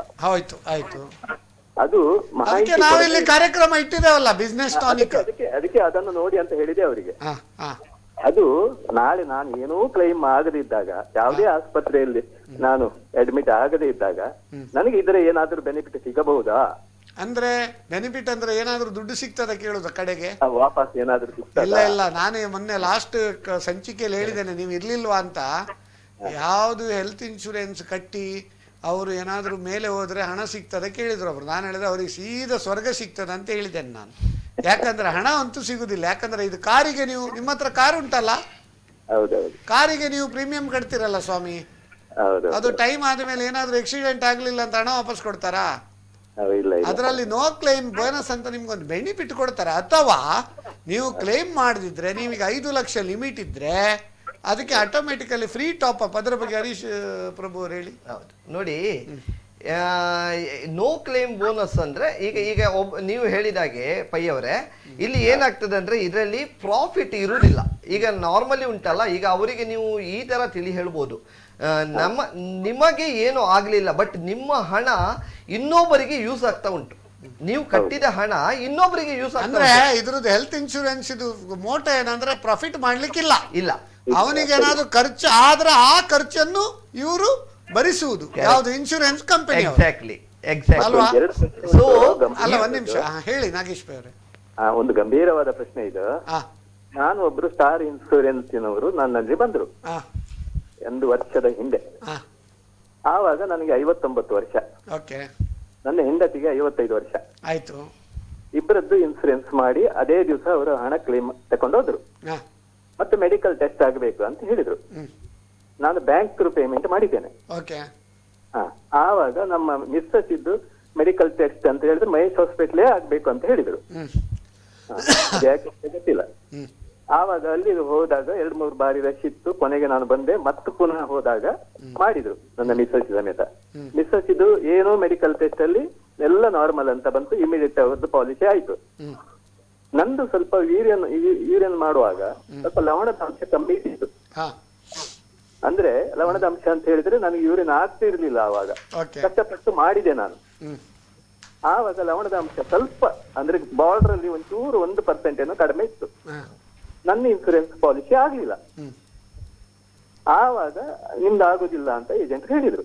ನಾನು ಹಣ ಆಲ್ರೆಡಿ ಕೊಟ್ಟಾಗಿದೆ. ಇವತ್ತಿಗೂ ಆ ಹಣ ವಾಪಸ್ ಬರ್ಬೇಕಿತ್ತು. ನಾನು ಒಂದು 10 ಬಾರಿ ಕೇಳಿದೆ, ಬರ್ಲಿಲ್ಲ. ಗಜಾನನ್ ಭಟ್ ಅವರೇ ಹೇಳಿ. ಮತ್ತೊಂದು ಪ್ರಶ್ನೆ. ಅಲ್ಲ, ನೀವು ನೋಡಿ ನಿಮ್ಮ ಎಲ್ಲ ವಿಷಯವನ್ನು ತಿಳಿದು ನೀವು ಕಂಪನಿ ಬರೆದ್ರೆ ಅದು 100% ಅವ್ರು ವಾಪಸ್ ಕೊಡ್ಲೇಬೇಕು. ಇಲ್ಲ ಕಂಪನಿ ಬರೆಯುವಂತ ಅವಶ್ಯಕತೆ ಇಲ್ಲ. ನಮ್ಮಲ್ಲಿ ಆಟೋಮೆಟಿಕ್ ಆಗಿ ಏನಾದ್ರೂ ಅವರಿಗೆ ಕವರ್ ಕೊಟ್ಟಿಲ್ಲ ಅಂದ್ರೆ ಅವರಿಂದ ಪ್ರೀಮಿಯಂ ನಾವು ತಗೊಂಡಿದ್ರೆ ಖಂಡಿತವಾಗಿ ಅದು ಪ್ರೀಮಿಯಂ ಅನ್ನು ವಾಪಸ್ ಮಾಡುವಂತ ವ್ಯವಸ್ಥೆ ನಮ್ಮಲ್ಲಿ ಆಟೋಮೆಟಿಕ್ ಆಗಿ ನಡೆಯುತ್ತೆ. ಮತ್ತೆ ಈಗ ಬರ್ಲಿಲ್ಲ ಆದ್ರೆ ಏನ್ ಮಾಡುದು? ಇಲ್ಲ, ಬರ್ಲಿಕ್ಕೆ ಬರದೇ ಇರ್ಲಿಕ್ಕೆ ಸಾಧ್ಯ ಇಲ್ಲ. ಅವ್ರು ಹೇಳ್ತಾರೆ ಬರ್ಲಿಲ್ಲ ಅಂತ. ನನಗೆ ವಾಪಸ್ ಅಕೌಂಟ್ ಥ್ರೂ ಪೇಮೆಂಟೇ ಕೊಡ್ಬೇಕಿತ್ತು ಅವರು. ಹೌದು, ರೆಕಾರ್ಡ್ ಉಂಟು ಹಣಕ್ಕೆ. ಹಾಗಾದ್ರೆ ಏಜೆಂಟ್ ಏನಾದ್ರು ಚೆಕ್ ಕಲೆಕ್ಟ್ ಮಾಡಿ ಬೇರೆ ನಾಗೇಶ್ ಪೈ ಅಂತ ಹೇಳಿ ಬೇರೆ ಯಾರ್ದ ಅಕೌಂಟಿಗೆ ಹಾಕಿ ಕ್ಯಾಶ್ ಮಾಡಿದಾರ? ಅಲ್ಲ, ನನ್ನ ಕಲೆಕ್ಟ್ ಆದದ್ದು ನಮ್ಮಲ್ಲಿ ರೆಕಾರ್ಡ್ ಉಂಟು ಅವರಿಗೆ ಪಾವತಿ ಆದದ್ದು. ಅದು ಅದು ನೀವು ಬ್ರಾಂಚ್ ಅಲ್ಲಿ ಒಂದು ಕಂಪ್ಲೇಂಟ್ ಕೊಡಿ, ಅವರು ರಿಸಾಲ್ವ್ ಮಾಡ್ತಾರೆ. ಆಯ್ತು. ಮತ್ತೆ ಎರಡನೇ ಪ್ರಶ್ನೆ, ನಮ್ಮ ಹೆಂಡತಿದು ಕಟ್ಲಿಕ್ಕೆ ನಾನು ಸ್ವಲ್ಪ ನನ್ನ ಬೇಜವಾಬ್ದಾರಿ ಉಂಟು. ಒಂದು 6 ತಿಂಗಳು ಲೇಟ್ ಆಯ್ತು. 6 ತಿಂಗಳು ಲೇಟ್ ಆಯ್ತಂತ ಪುನಃ ಮೆಡಿಕಲ್ ಟೆಸ್ಟ್ ಆಗ್ಬೇಕು. ಅವ್ರ ಏಜೆಂಟ್ ಬರ್ಲಿಲ್ಲ ರಿನ್ಯೂವಲ್ ಟೈಮ್ ಅಲ್ಲಿ ನಿಮ್ಗೆ ಫಾಲೋ ಅಪ್ ಮಾಡ್ಲಿಕ್ಕೆ? ಇಲ್ಲ ಮಾಡ್ಲಿಲ್ಲ. ಅದು ನೀವು ಅಂತ ಏಜೆಂಟ್ ಹತ್ರ ನೋಡಿ, ಒಂದು ಗಾದೆ ಉಂಟು, ಏನ್ ಗೊತ್ತಾ? ಸಗಣಿಯವನೊಂದಿಗೆ ಸ್ನೇಹ ಮಾಡುವುದಕ್ಕಿಂತ ಗಂಧದವನೊಂದಿಗೆ ಗುದ್ದಾಡುವುದೇ ಲೇಸು ಅಂತ. ನೀವು ಸ್ವಲ್ಪ ನೋಡ್ಬೇಕು, ಒಳ್ಳೆ ಏಜೆಂಟ್, ಒಳ್ಳೆ ಪ್ರೊಫೆಷನಲ್ಸ್, ಕರೆಕ್ಟ್ ಜನರ ಹತ್ರ ಹೋಗ್ಬೇಕು. ಅಲ್ಲ, ಆವಾಗ ನೋಡಿ ಹೇಳ್ತೇನೆ ಕೇಳಿ, ಇದಕ್ಕೊಂದು ನನಗೆ ಮಾಹಿತಿ ಕೊಡಿ. ಈಗ 6 ತಿಂಗಳಾಗಿದೆ, ರಿನ್ಯೂವಲ್ ಆಗ್ಲಿಕ್ಕೆ ಮತ್ತೆ ವಾಪಸ್ ಮೆಡಿಕಲ್ ಟೆಸ್ಟ್ ಆಗ್ಬೇಕಂತ ಹೇಳಿದ್ದಾರೆ. ಕರೆಕ್ಟ್. ಈಗ ಮೆಡಿಕಲ್ ಟೆಸ್ಟ್ ನಲ್ಲಿ ಸ್ವಲ್ಪ ಹೌದು ಅಲ್ಲೋ ಅನ್ನೋ ಒಂದು ಸ್ವಲ್ಪ BP ನಮ್ಮ ಮಿತ್ರತಿ ಉಂಟು. ಮತ್ತೆ ಅವರು ಬಿದ್ದು ಒಂದು ಸ್ವಲ್ಪ ಕಾಲು ಫ್ರಾಕ್ಚರ್ ಆಗಿದೆ, ಈಗ ಗುಣ ಆಗಿದೆ. ಈಗ ಪುನಃ ಅವರಿಗೆ ಹೆಲ್ತ್ ಇನ್ಶೂರೆನ್ಸ್ ಮಾಡ್ಲಿಕ್ಕೆ ಆಗ್ತದಾ? ಈಗ ನನಗೂ ಸಹ ಹೆಲ್ತ್ ಇನ್ಶೂರೆನ್ಸ್ ಮಾಡ್ಲಿಕ್ಕೆ ಆಗ್ತದಾ? ಏನು ಕಾಯಿಲೆ ಇದ್ರೆ ಕೂಡ ಇನ್ಶೂರೆನ್ಸ್ ಮಾಡ್ಲಿಕ್ಕೆ ಆಗ್ತದೆ, ಅದಕ್ಕೆ ಸ್ವಲ್ಪ ಪ್ರೀಮಿಯಂ ಜಾಸ್ತಿ ಮಾಡ್ತಾರೆ ಅಷ್ಟೇ ಅಲ್ವಾ? ಇಲ್ಲ, ಅವ್ರದ್ದು ಏಜ್ ಅನ್ನ ಅವಲಂಬಿಸ್ಕೊಂಡು ಈಗ ಕಾಯಿಲೆ ಇದೆ ಅಂತ ಹೇಳಿ ನಾವು ಪ್ರೀಮಿಯಂ ಅನ್ನ ಜಾಸ್ತಿ ಮಾಡೋದಿಲ್ಲ. ಏನು ಅಂತಂದ್ರೆ ಅವರು ಬ್ರೇಕಪ್ ಪೀರಿಯಡ್, ರಿನ್ಯೂವಲ್ ಡೇಟ್ ಆಗಿದೆ. ಯಾವಾಗ್ಲೂ ಹೆಲ್ತ್ ಇನ್ಶೂರೆನ್ಸ್ ಅಲ್ಲಿ ಬಹಳ ಮುಖ್ಯ ಆ ರಿನ್ಯೂವಲ್ ಡೇಟ್ ಒಳಗಡೆ ಪ್ರೀಮಿಯಂ ಅನ್ನ ಕಟ್ಟಬೇಕು. ಅವ್ರು ಒಪ್ಕೊಳ್ತಾರೆ, ಅವರ ಬೇಜವಾಬ್ದಾರಿ ಅದರಿಂದಾಗಿ ನೋಡಿ ಈಗ ಮುಂದೆ ಏನ್ ಮಾಡ್ಬೇಕು? ಈಗ ಅವ್ರು ಏನ್ ಮಾಡ್ಬೇಕು ಅಂದ್ರೆ ಹೊಸದಾಗಿ ಅವರು ಪಾಲಿಸಿ ಮಾಡ್ಬೇಕು. ಎಲ್ಲಾ ವೇಟಿಂಗ್ ಪೀರಿಯಡ್ಗಳು ಮೊದಲನ ಹಾಗೆ ಹೊಸ ಪಾಲಿಸಿ ಹಾಗೆ ಎಲ್ಲ ಅಪ್ಲಿಕೇಬಲ್ ಆಗುತ್ತೆ. ಮುಂಚಿನ ಕ್ರೆಡಿಟ್ ಸಿಗುದಿಲ್ಲ. ದೋಷ ಇದ್ರೆ ಆಗುದಿಲ್ವಾ? ಅದಕ್ಕೆ ಏನಾದ್ರೂ ವ್ಯವಸ್ಥೆ ಯಾವುದೇ ತರ ಆಗುದಿಲ್ಲ ಅನ್ನೋ ಪ್ರಶ್ನೆ ಇಲ್ಲ ಸರ್. ಅನ್ಲೆಸ್ ಅಂಡ್ ಅಂಟಿಲ್ ಯಾವ್ದಾದ್ರು ಕ್ರಾನಿಕಲ್ ಡಿಸೀಸ್ ಇದೆ, ಲೈಕ್ ಹಾರ್ಟ್ ಪ್ರಾಬ್ಲಮ್ ಇದೆ, ಕಿಡ್ನಿ ಪ್ರಾಬ್ಲಮ್ ಇದೆ, ಕ್ಯಾನ್ಸರ್ ಇದೆ, ಇಂಥರಿದ್ರೆ ಮಾತ್ರ ಆಗುದಿಲ್ಲ ಹೇಳ್ತಾರೆ ವಿನಃ ಈಗ ಶುಗರ್ ಇದೆ, BP ಇದೆ ಅಂತ ಆದ್ರೆ ಯಾವುದೇ ಕಾರಣಕ್ಕೂ ಪಾಲಿಸಿಗಳು ಸಿಗ್ತವೆ. ಆದರೆ ಕೆಲವೊಮ್ಮೆ ಏನಾಗ್ತದೆ ಅಂದ್ರೆ ಅಲ್ಲಿ ವೇಟಿಂಗ್ ಪೀರಿಯಡ್ಗಳು ಬರ್ತದೆ. ಈಗ BP ಇದೆ, ಒಂದು ಲೆವೆಲ್ ವರೆಗೂ BP ಇದೆ ಅಂತಂದ್ರೆ ಹೇಳಿ ಲವಣದ ಅಂಶ ಒಂದು ಕಡಿಮೆ ಉಂಟಂತ ಯೂರಿಯನ್ ನಲ್ಲಿ, ಅದು ಅಂದ್ರೆ ಸರಿ ನೀರು ಕುಡಿದ್ರೆ ಆಗ್ತಿತ್ತಂತ ವೈದ್ಯರೇ ಹೇಳಿದ್ರು. ಆಯ್ತು, ಈಗ ಸರಿ ನೀರು ಕುಡಿದ್ರೆ ನಾನು ಚೆಕ್ಅಪ್ ಮಾಡಿದ್ರೆ ಆಯ್ತು. ನೀವು ಅದಲ್ಲ, ಅದು ಸೆಕೆಂಡ್ ಆಪ್ಷನ್ ಉಂಟಾ ಅಂತ ಕೇಳಿ. ಉಂಟು, ಏನ್ ತೊಂದರೆ ಇಲ್ಲ, ಸಿಗ್ತದೆ, ಏನು ತೊಂದರೆ ಇಲ್ಲ, ಏನ್ ತೊಂದರೆ ಇಲ್ಲ. ಪಾಲಿಸಿ ಮಾಡುವುದಕ್ಕೆ ಏನು ತೊಂದರೆ ಇಲ್ಲ, ಏನಿಲ್ಲ, ಸ್ವಲ್ಪ ಲೋಡಿಂಗ್ ಎಕ್ಸ್ಟ್ರಾ ಬರುತ್ತೆ ಅಷ್ಟೇ. ಕ್ಲಿಯರ್ ಆಯ್ತಲ್ಲ ನಾಗೇಶ್ ಪೈ ಅವರೇ? ಹಲೋ, ಲೈನ್ ಕಟ್ ಆಯಿತು. ಆ ಪ್ರಶ್ನೆ ಕೇಳಿದಕ್ಕೆ ನಾಗೇಶ್ ಪೈ ಅವರಿಗೆ ಧನ್ಯವಾದಗಳು. ಬಹಳ ಉತ್ತಮ ಪ್ರಶ್ನೆಯನ್ನೇ ಕೇಳಿದ್ರು ಅವರು. ಕೆಲವರಿಗೆ ಇಂಥದ್ದೆಲ್ಲ ಡೌಟ್ ಉಂಟು. ಆವಾಗ ಈಗ ನಮ್ಮದು ಎಷ್ಟು ಹೆಲ್ತ್ ಇನ್ಶೂರೆನ್ಸ್ ಪ್ರೀಮಿಯಂ ಮಾಡಬೇಕು ಅದರ ಬಗ್ಗೆ ಒಬ್ಬ ಮನುಷ್ಯನಿಗೆ ಅದರ ಬಗ್ಗೆ ಒಂದು ಮಾಹಿತಿ ಕೊಡಿ ಸರ್. ನೋಡಿ, ಈಗ ಏನಾಗಿದೆ ಅಂದರೆ ನಾನು ಹೇಳೋದು, ಒಬ್ಬ ಮನುಷ್ಯನಿಗೆ ಈ ಹೆಲ್ತ್ ಅಪ್ ಟು 35 ವರ್ಷ, ಎಕ್ಸಾಂಪಲ್ ಹೇಳೋದು, 35 ವರ್ಷವರೆಗೆ ಅವನಿಗೆ ಒಂದು 10 ಲಕ್ಷ ರೂಪಾಯಿ ಕವರೇಜ್ ಬೇಕಾಗ್ತದೆ ಇವತ್ತಿನ ಪರಿಸ್ಥಿತಿಯಲ್ಲಿ. ಅವನ ಹೆಂಡತಿ, ಇಬ್ರು ಮಕ್ಕಳು ಸೇರ್ಬಿಟ್ಟು ಒಂದು 10 ಲಕ್ಷ ರೂಪಾಯಿ ಫ್ಲೋಟರ್. ಹೌದು, ಪ್ರತಿಯೊಬ್ಬರಿಗೆ 10 ತಗೊಳ್ಬೇಕು ಅಂತ ಹೇಳುದಿಲ್ಲ. ನಾನು ನನ್ನ ಮಿಸೆಸ್ ಒಟ್ಟಿಗೆ ಒಂದು ಹೆಲ್ತ್ ಇನ್ಶೂರೆನ್ಸ್ ಪ್ರಾಮಿಸ್ ಮಾಡಿದೆ. ಹೌದು, 7.5 ಲಕ್ಷ ಕವರೇಜ್. ಹೌದು. ಅದರ ಅರ್ಥ ಎಂತ, ನನಗೆ 7.5, ಅವರಿಗೆ 7.5 ಅಥವಾ ಇಬ್ಬರಿಗೆ ಒಟ್ಟಿಗೆ? ಅಲ್ಲಿ ಏನಾಗ್ತದೆ ಅಂದ್ರೆ 2 ತರ ಇರ್ತದೆ, ಒಂದು ಫ್ಲೋಟರ್, ಒಂದು ಇಂಡಿವಿಜುವಲ್. ಈಗ ನೀವು ಇಂಡಿವಿಜುವಲ್ ತಗೊಂಡಿದ್ದೀರಿ ಅಂತ ಆದ್ರೆ ನಿಮಗೆ ಒಬ್ಬೊಬ್ಬರಿಗೆ 7.5 ಲಕ್ಷ, ಅದು ಒಂದೊಂದು ಕಾಯಿಲೆಗೆ 7.5 ಲಕ್ಷ ಅಂತ ಆ ಪ್ರಾಡಕ್ಟ್ ಅಲ್ಲಿ ಬರ್ತದೆ. ಕೆಲವೊಂದು ಫ್ಲೋಟರ್ ಆದ್ರೆ 7.5 ಲಕ್ಷ ರೂಪಾಯಿ ಇಬ್ಬರಿಗೆ ಸೇರ್ಬಿಟ್ಟು, ಆದರೆ ಒಂದೊಂದು ಕಾಯಿಲೆಗೂ ತಗೊಳ್ಳೋ ಕಾರಣ ಕೆಲವೊಂದು ಪ್ರಾಡಕ್ಟ್ಗಳಲ್ಲಿ ಆ ತರ ಇರ್ತದೆ. ಇಲ್ಲದ್ರೆ ನಾರ್ಮಲಿ ಫ್ಲೋಟರ್ ಅಂದ್ರೆ ಇಬ್ಬರಿಗೆ ಸೇರ್ಬಿಟ್ಟು 7.5. ಆಯ್ತಾ? ಕೆಲವು ಪ್ರಾಡಕ್ಟ್ ಮಾಡುದು ಕರೆಕ್ಟ್ ಸರ್. ಓಕೆ, ಆ ಫ್ಯಾಮಿಲಿ ಫ್ಲೋಟರ್ ಬಗ್ಗೆ ಕೂಡ ನಾವು ಒಂದು ಒಳ್ಳೆ ಲಾಸ್ಟ್ ಇಯರ್ ಸಂಚಿಕೆಯಲ್ಲಿ ಮಾಡಿದ್ದೇವೆ. ಈಗ 35 ವರ್ಷದವರೆಗೆ 10 ಲಕ್ಷ, ಅದ್ರ ಮೇಲಾದ್ರೆ ಎಷ್ಟು? ನಾನು ಹೇಳುವಂತದ್ದು ಏನು ಅಂತಂದ್ರೆ, ಅವನ ವರ್ಷದ ಆದಾಯ ಎಷ್ಟಿದೆ ಅದಕ್ಕನುಗುಣವಾಗಿ ಅವನು ಒಂದು ಹೆಲ್ತ್ ಇನ್ಶೂರೆನ್ಸಿಗೂ ಲೈಫ್ ಇನ್ಶೂರೆನ್ಸಿಗೂ ಡಿಫರೆನ್ಸ್ ಏನಂದ್ರೆ, health insurance is not at all linked with ಆದಾಯ. ಕರೆಕ್ಟ್ ಅಲ್ವಾ? ಲೈಫ್ ಇನ್ಶೂರೆನ್ಸ್, ಒಂದ್ ನಿಮಿಷ, life insurance is linked with ಆದಾಯ. ಯಾಕಂದ್ರೆ ಈಗ ನನ್ನ ಆದಾಯ ವರ್ಷಕ್ಕೆ 5 ಲಕ್ಷ ಉಂಟಂತ ಹೇಳಿದ್ರೆ, ನಾನು 5 ಕೋಟಿ ಪಾಲಿಸಿ ತಗೊಳ್ಬೇಕಾದ್ರೆ ನೀವು ಆದಾಯ ಎಲ್ಲ ಲೆಕ್ಕ ಹಾಕ್ತೀವಿ, ಈಗ ಆಗ್ತದೆ. ಯಾಕಂದ್ರೆ it is for replacement of the income ಅಲ್ವಾ life insurance. Health insurance is reimbursement of the expense. ಯಾರು ಎಷ್ಟು ಬೇಕಾದ್ರೂ ತಗೋಬಹುದು, ಅವ್ನು ಪ್ರೀಮಿಯಂ ಕಟ್ಟಿದ್ರೆ ಆಯ್ತಲ್ವಾ? ಪ್ರೀಮಿಯಂ ಕಟ್ಟಿದ್ರೆ ಸರಿ. ನಾನು ಹೇಳುವಂತದ್ದು ಏನು ಅಂತ ಕೇಳಿದ್ರೆ, ಇಲ್ಲಿಗ 10 ಲಕ್ಷ ರೂಪಾಯಿ ಆದಾಯ ಇದೆ ಅಂತಂದ್ರೆ 10 ಲಕ್ಷದ ಸಮ್ ಇನ್ಶೂರ್ಡ್ ಅನ್ನಾದ್ರೂ ಮಿನಿಮಮ್ ಅವನು ಹೊಂದಿರಬೇಕು ಅನ್ನುವಂಥದ್ದು. ಹಾಗೆ ಯಾಕೆಂದ್ರೆ ಆ ಆದಾಯ ಅವನಿಗೆ ಏನಾದ್ರೂ ಅನಾರೋಗ್ಯ ಪೀಡಿತನಾದ್ರೆ ಅವಾಗ ದುಡಿಯುವಂತ ಸಾಮರ್ಥ್ಯವನ್ನು ಕಳ್ಕೊಳ್ತಾನೆ, ಆಸ್ಪತ್ರೆ ಬಿಲ್ ಅನ್ನ ಪಾವತಿ ಮಾಡಬೇಕು. ಅಂತ ಸಂದರ್ಭದಲ್ಲಿ ಅವನು 1 ವರ್ಷದವರೆಗೆ ಆದ್ರೂ ಅಷ್ಟರ ಒಳಗಡೆ ಆದ್ರೂ ರಿಕವರಿ ಆಗುವ ಹಾಗೆ ಅವನು ಹೆಲ್ತ್ ಇನ್ಶೂರೆನ್ಸ್ ಸಮ್ ಇನ್ಶೂರ್ಡ್ ಅನ್ನ ಹೊಂದಬೇಕು. ಒಳ್ಳೆ. ಈಗ ಒಂದು ಹೆಲ್ತ್ ಇನ್ಶೂರೆನ್ಸ್ ಅಲ್ಲಿ ಮ್ಯಾಕ್ಸಿಮಮ್ ಎಷ್ಟು ಅಮೌಂಟ್ ಹೆಲ್ತ್ ಇನ್ಶೂರೆನ್ಸ್? 1 ಕೋಟಿದೆಲ್ಲ ಮಾಡಬಹುದು? ಖಂಡಿತವಾಗಿ. ಈಗ 1 ಕೋಟಿ ಇದೆ ಅಂತ ಕಾಯಿಲೆ ಉಂಟಾ ಇದೆಲ್ಲ ಮಾಡೋದು? ಸಿಂಗಾಪುರಕ್ಕೆಲ್ಲ ಹೋಗಿ ಆಪರೇಷನ್ ದೇಶದ ಒಳಗಡೆ ಮಾತ್ರ ನಾವು ಕಾಯಿಲೆಗೆ ಟ್ರೀಟ್ಮೆಂಟ್ ಪಡೆದ್ರೆ ಕೊಡುವಂತದ್ದು. ವಿದೇಶದಲ್ಲಿ ಇಲ್ಲಿ ಆ ಫೆಸಿಲಿಟಿ ಇಲ್ಲದಿದ್ರೆ ವಿದೇಶಕ್ಕೆ ಹೋಗಿ ಮಾಡೋದಾದ್ರೆ ಅಂತ ಪ್ರೊವಿಷನ್ ಅಂತದ್ದು IRDA ಇನ್ನೂ ಲಾಂಚ್ ಮಾಡ್ಲಿಲ್ಲ. ಅದು ತುಂಬಾ ಹೈ ಲೆವೆಲ್ ಅಲ್ಲಿ ಗ್ಲೋಬಲ್ ಇನ್ಶೂರೆನ್ಸ್ ಅಂತ ಬರುತ್ತೆ. ಅದು IT ಸೆಕ್ಟರ್ ಗಳಿಗೆ ಮಾತ್ರ ಕೊಡಬೇಕು. ಆ IT ಸೆಕ್ಟರ್ ಅಲ್ಲಿ ಯಾಕಂದ್ರೆ ಇವರು ಪ್ರಾಜೆಕ್ಟ್ ಮೇಲೆ ಅಮೆರಿಕಕ್ಕೆ, ಇಂಗ್ಲೆಂಡಿಗೆ ಎಲ್ಲ ಹೋಗ್ತಾರಲ್ಲ ಅವರ ಎಂಪ್ಲಾಯೀಸ್ಗಳು, ಆವಾಗ ಅಲ್ಲಿ ಕವರ್ ಆಗುವ ಹಾಗೆ ಗ್ಲೋಬಲ್ ಇನ್ಶೂರೆನ್ಸ್ ಬರುತ್ತೆ. ಅದು ಬಿಟ್ಟರೆ ಇಂಡಿಯಾದಲ್ಲಿ ನಾರ್ಮಲ್ ಪೀಪಲ್ಗೆ ಬರೋದಿಲ್ಲ. ಈಗ ಒಂದು ಪಾಲಿಸಿ ತಗೊಳ್ಳುವಾಗ ಟರ್ಮ್ಸ್ ಆ್ಯಂಡ್ ಕಂಡೀಷನ್ಸ್ ಅಂತ ಇರ್ತದೆ. ಒಟ್ಟಿಗೆ ಒಂದು 5 ಟರ್ಮ್ಸ್ ಆ್ಯಂಡ್ ಕಂಡೀಷನ್ಸ್ ಉಂಟು. ಯಾವುದೆಲ್ಲ ಅದು ಟರ್ಮ್ಸ್ ಆ್ಯಂಡ್ ಕಂಡೀಷನ್ಸ್ ನಾವು ನೋಡಬೇಕಾಗ್ತದೆ, ಅದರ ಬಗ್ಗೆ ಒಂದು ಮಾಹಿತಿ ಕೊಡ್ಬೋದಾ? ಒಂದನೇದಾಗಿ ಬಹಳ ಮುಖ್ಯವಾಗಿ ವೇಟಿಂಗ್ ಪೀರಿಯಡ್ಗಳ ಬಗ್ಗೆ ನೋಡಬೇಕು. ಕರೆಕ್ಟ್. ವೇಟಿಂಗ್ ಪೀರಿಯಡ್ ಅಂತಂದ್ರೆ ಆಕ್ಸಿಡೆಂಟ್ ಅನ್ನುವಂಥದ್ದು ಡೇ 1 ಇಂದ ಕವರ್ ಇರುತ್ತೆ. ಆನಂತರ ಯಾವುದೇ ಕಾಯಿಲೆಗಳಿಗೆ 30 ದಿವಸದ ಒಳಗಡೆ ಕವರೇಜ್ ಸಿಗೋದಿಲ್ಲ. ಆನಂತರ ಕೆಲವೊಂದಿಷ್ಟು ಸರ್ಜರಿಗಳಿಗೆ ವೇಟಿಂಗ್ ಪೀರಿಯಡ್ ಇರುತ್ತೆ. PED waiting period it differs from product to product, ಕಂಪನಿಯಿಂದ ಕಂಪನಿಗೆ ಅದು ವ್ಯತ್ಯಾಸವನ್ನ ಹೊಂದುತ್ತೆ. ಇದನ್ನೊಂದನ್ನು ನೋಡಬೇಕು. ಆ ಪಾಲಿಸಿಯಲ್ಲಿ ಕೋಪೆ ಏನಾದ್ರೂ ಇದೆಯಾ ಅದರ ಬಗ್ಗೆ ನಾವು ನೋಡಬೇಕು. ಏನದು ಕೋಪೆ ಅಂದ್ರೆ ಶಾರಿಂಗ್ ದ ಬಿಲ್ ಅಂತ ಕರಿತೇವೆ. ಏನು ಅಂತಂದ್ರೆ, ಈಗ ಸಾಮಾನ್ಯವಾಗಿ ಹೆಚ್ಚಿನ ಕಂಪನಿಗಳಲ್ಲಿ 60 ವರ್ಷಕ್ಕಿಂತ ಮೇಲ್ಪಟ್ಟವರು ಹೊಸದಾಗಿ ಪಾಲಿಸಿ ಪಡಿಲಿಕ್ಕೆ ಬಂದಾಗ ಅವರಿಗೆ ರಿಸ್ಕ್ ಫ್ಯಾಕ್ಟರ್ ಜಾಸ್ತಿ ಇರುವ ಕಾರಣ ಅಲ್ಲಿ ಏನ್ ಮಾಡಿರ್ತಾರೆ ಅಂತಂದ್ರೆ ಕೋಪೆ ಅಂತೇಳಿ ಏನು ಆಸ್ಪತ್ರೆ ಬಿಲ್ ಬರುತ್ತೆ ಅದರಲ್ಲಿ ಒಂದಿಷ್ಟನ್ನ ಕಸ್ಟಮರ್ ಹಾಕ್ಬೇಕಾಗತ್ತೆ, ಒಂದಿಷ್ಟು ಕಂಪನಿ 70-30 ಡಿಪೆಂಡ್ಸ್. ಅದು ಪ್ರಾಡಕ್ಟ್ ಇಂದ ಪ್ರಾಡಕ್ಟ್ ಗೆ ವ್ಯತ್ಯಾಸವನ್ನು. ಈ ಕೊರೋನಾ ಇನ್ಶೂರೆನ್ಸ್ ಆಗಿ 10% ಅವರು ಕೊಡೋದು, ಯೂನಿವರ್ಸಲ್ ಸೋಂಪು 90% ನಾವು ಹಾಕೋದು, ಹಾಗೆ ಅಲ್ಲ. ಆ ರೀತಿ ಅಲ್ಲ. ಅದನ್ನು ಮೊದಲೇ ನಾವು ಕಾಂಟ್ರಾಕ್ಟ್, ಇಟ್ಸ್ ಎ ಕಾಂಟ್ರಾಕ್ಟ್ ನಲ್ಲಿ ಸ್ಪಷ್ಟವಾಗಿ ನಾವು ಹಾಕಿರ್ತೀವಿ. ಅಲ್ಲ, ಆ ಕಂಪನಿದು ಕೂಡ ಮಿಸ್ಟೇಕ್ ಇಲ್ಲ. ಹೌದು, ಅದು ಅವರ ಆ ಪ್ರಾಡಕ್ಟ್ ಹಾಗೆ, ಬೇರೆ ಪ್ರಾಡಕ್ಟ್ ಅವರ ಕಂಪನಿ ಒಳ್ಳೆ ಇರಬಹುದು. ಆ ಕೊರೋನಾ ಕವಚ ಆ ರೀತಿ ಇರ್ಬೋದು. ಅದೇ ಈಗ ಕೊರೋನಾ ಕವಚ IRDA ಇನಿಷಿಯೇಟ್ ಮಾಡಿದ್ರಲ್ಲಿ ಅದ್ರ ಫುಲ್ ಸಿಗುತ್ತೆ. ಈಗ ಒಂದು ವೀಕ್ಷಕರ ಕರೆ ಉಂಟು, ಅಟೆಂಡ್ ಆಗುವ. ಇದು ಪ್ರೊಬೇಬ್ಲಿ ಲಾಸ್ಟ್ ಕಾಲ್ ಅಂತ ಹೇಳ್ತೇನೆ, ಯಾಕಂದ್ರೆ ಸಮಯ ಮುಗೀತಾ ಬಂತು. ಹಲೋ ಮಾತಾಡ್ಬೋದಾ? ಮಾತಾಡಿ. ಯಾರು ಮಾತಾಡೋದು? ಇದು ಉದಯ ಹೆಗ್ಡೆ ಅಂತ. ಉದಯ ಹೆಗ್ಡೆ, ಎಲ್ಲಿಂದ ಮಾತಾಡೋದು ಸ್ವಾಮಿ? ಇದು ಬಜ್ಪೆಯಿಂದ. ಉದಯ ಹೆಗ್ಡೆ ಬಜ್ಪೆ, ನಿಮ್ಮ ಪ್ರಶ್ನೆ ಕೇಳ್ಬೋದಾ? ಹೌದು, ಒಂದು ಈಗ ನನ್ನ ಹತ್ರ ಇನ್ಶೂರೆನ್ಸ್ ಪಾಲಿಸಿ ಇಲ್ಲ, ನನಗೆ 65 ವರ್ಷ. ಓಕೆ. ಈಗ ನನ್ನ ಮಗ USA ಯಲ್ಲಿದ್ದಾನೆ, ಅವನ್ ನಮ್ಗೆ ಇನ್ಶೂರೆನ್ಸ್ ಮಾಡ್ಬೋದಾ? ಅಂದ್ರೆ ತಂದೆಯವರು ಮಕ್ಕಳಿಗೆ ಮಾಡ್ಬೋದಾ ಅಂತ ಫ್ಯಾಮಿಲಿ ಇದ್ರಲ್ಲಿ? ಮಗ ತಂದೆ. NRIಗಳು. ಹೌದು, ಗೊತ್ತಾಯ್ತು. ಅದರ ಬಗ್ಗೆ ಹೇಳಿ ಹರೀಶ್ ಪ್ರಭು ಅವರೇ. ನೋಡಿ ಉದಯ್ ಅವರೇ, ಇದ್ರಲ್ಲಿ ಹೇಗೆ ಅಂದ್ರೆ ನೀವು 65 ಅಲ್ಲ, ಈವನ್ ಅಪ್ ಟು 99 ವರೆಗೂ ಕವರ್ ಆಗ್ತದೆ. ನಿಮಗೆ ಪಾಲಿಸಿ ಮಾಡ್ಲಿಕ್ಕೆ ತೊಂದರೆ ಏನಿಲ್ಲ.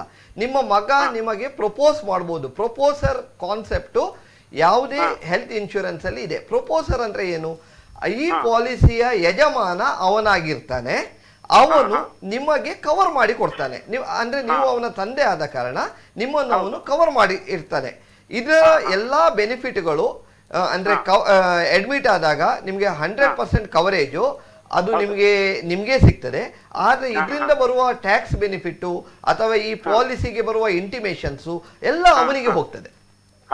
ಪ್ರಪೋಸರ್ ಅವನು, ಯಜಮಾನ ಅವನು, ಕವರೇಜ್ ನಿಮಗೆ, ಬೆನಿಫಿಟ್ ನಿಮಗೆ.